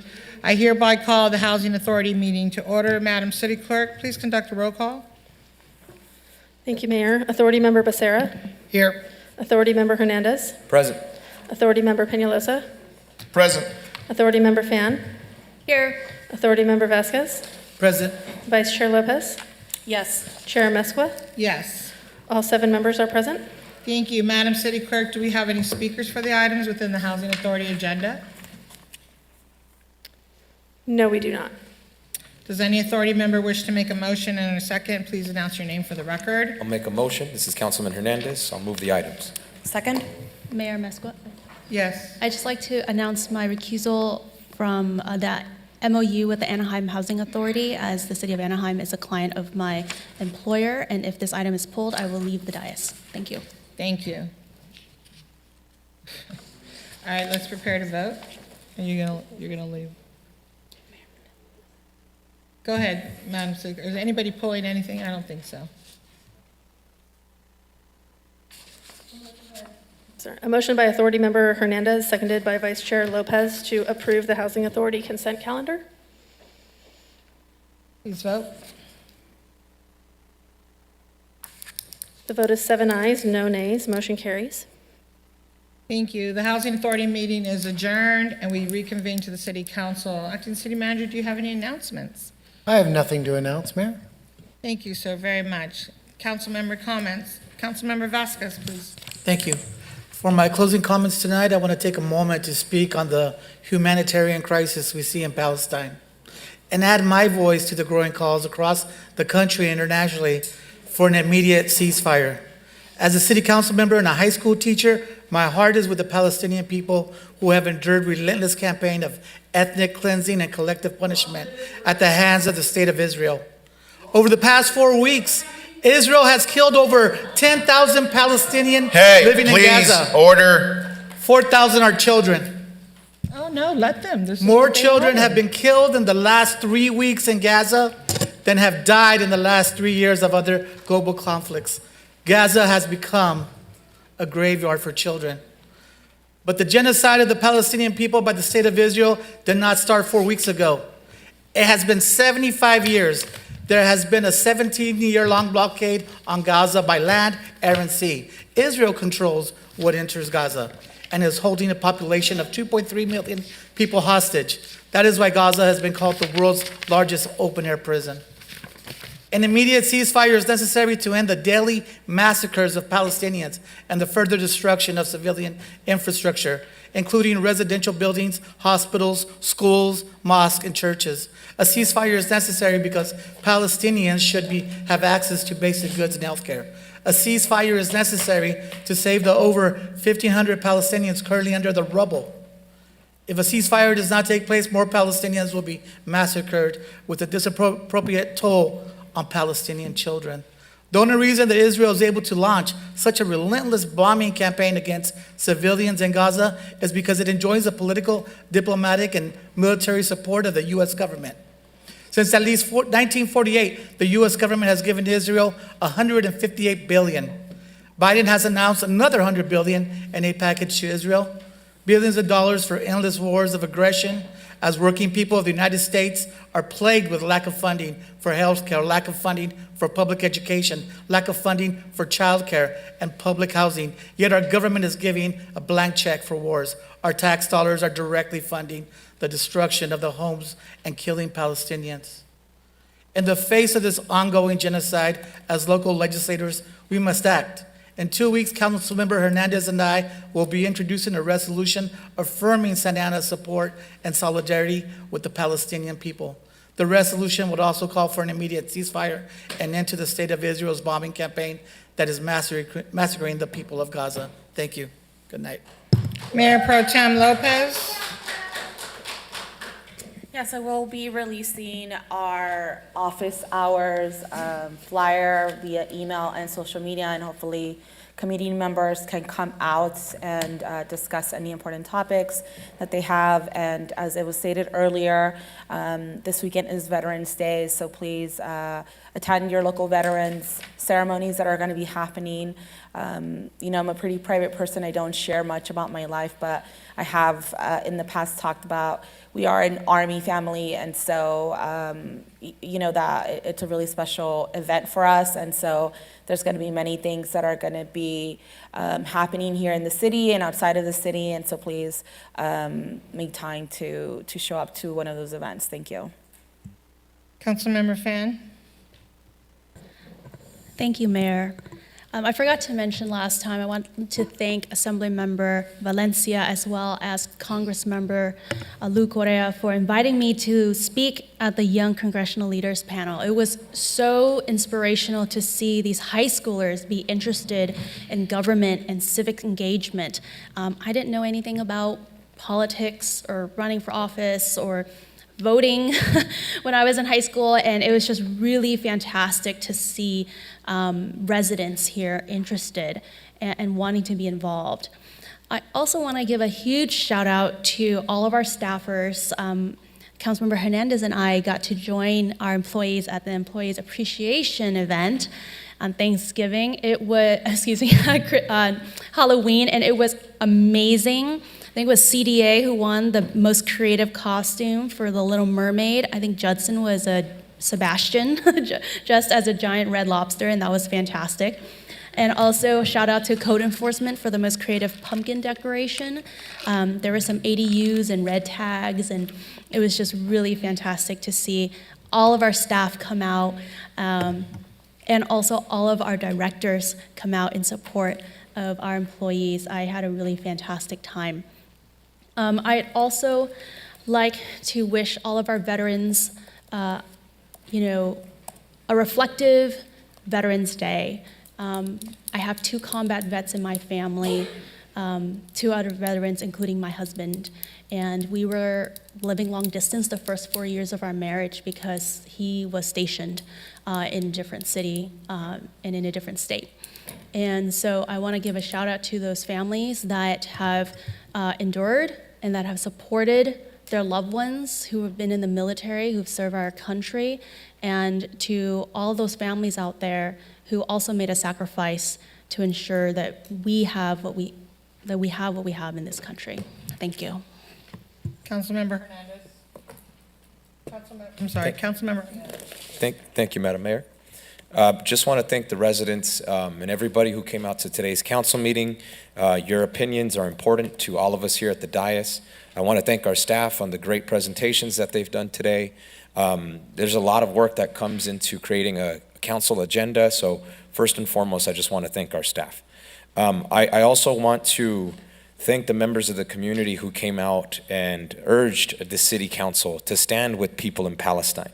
I look forward to working with impacted members of our community on a ceasefire resolution. I will be working with Councilmember Vasquez on bringing that up to our next council meeting.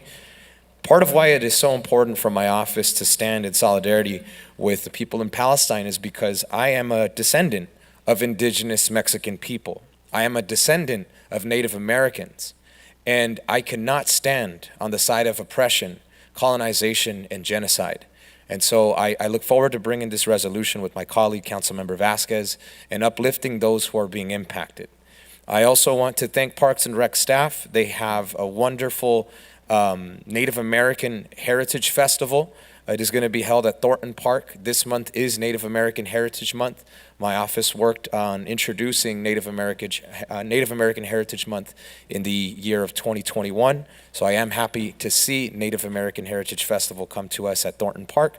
I look forward to standing in solidarity with all of our Native brothers and sisters this Sunday, November 12th, from 11 o'clock to 5 p.m. Fantastic work, Director Hawkscott. Thank you. Councilmember Penalosa. Thank you, Mayor Mesqua. I have no comments tonight. Thank you. Councilman Becerra. Thank you, Madam Mayor. I just want to wish all of our veterans a happy Veterans Day.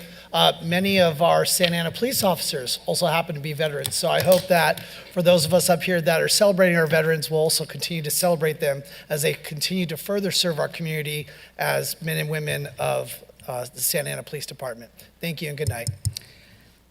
This is my comment. I just have three things to say. As you all recall, the City Council received an ethics complaint from former City Manager Christine Ridge concerning Councilman Hernandez.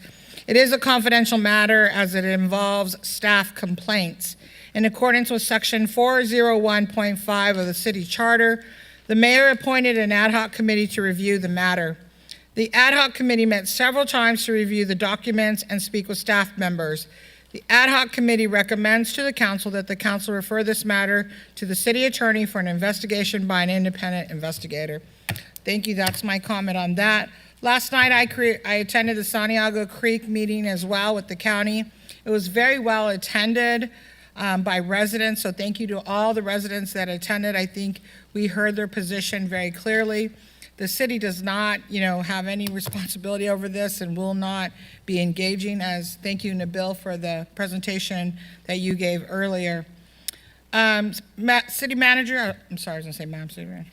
City Manager, can we please get a report from the joint school board meeting and city council? Because at all of my coffees with the mayor for the last 5 months, and I do them twice a month, parents have asked for an update. I cannot give them one.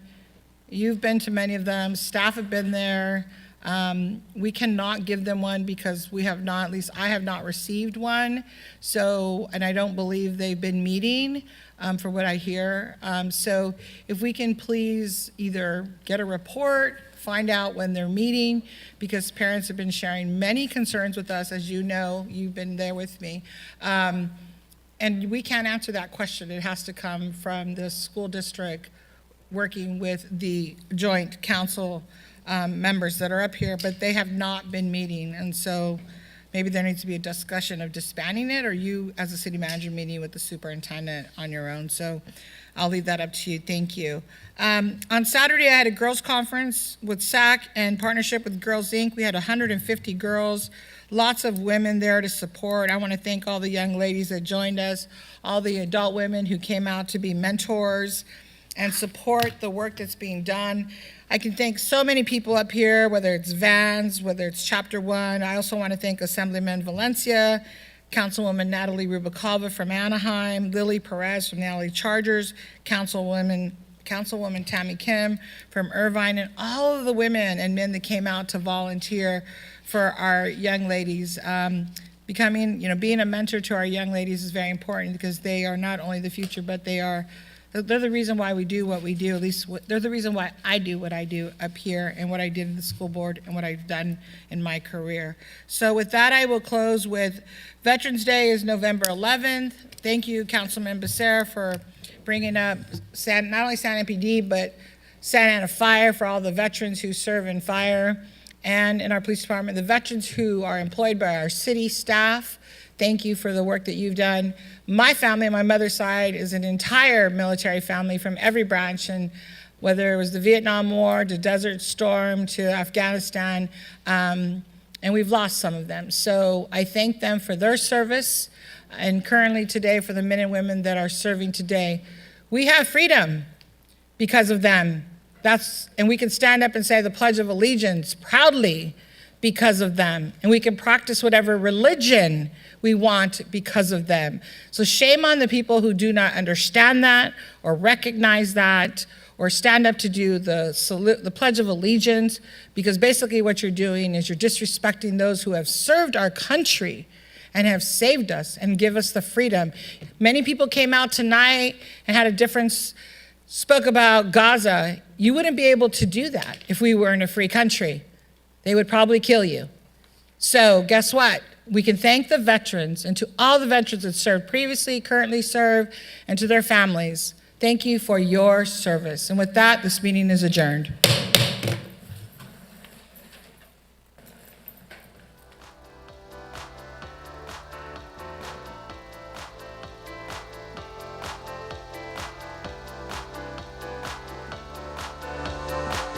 Recording stopped.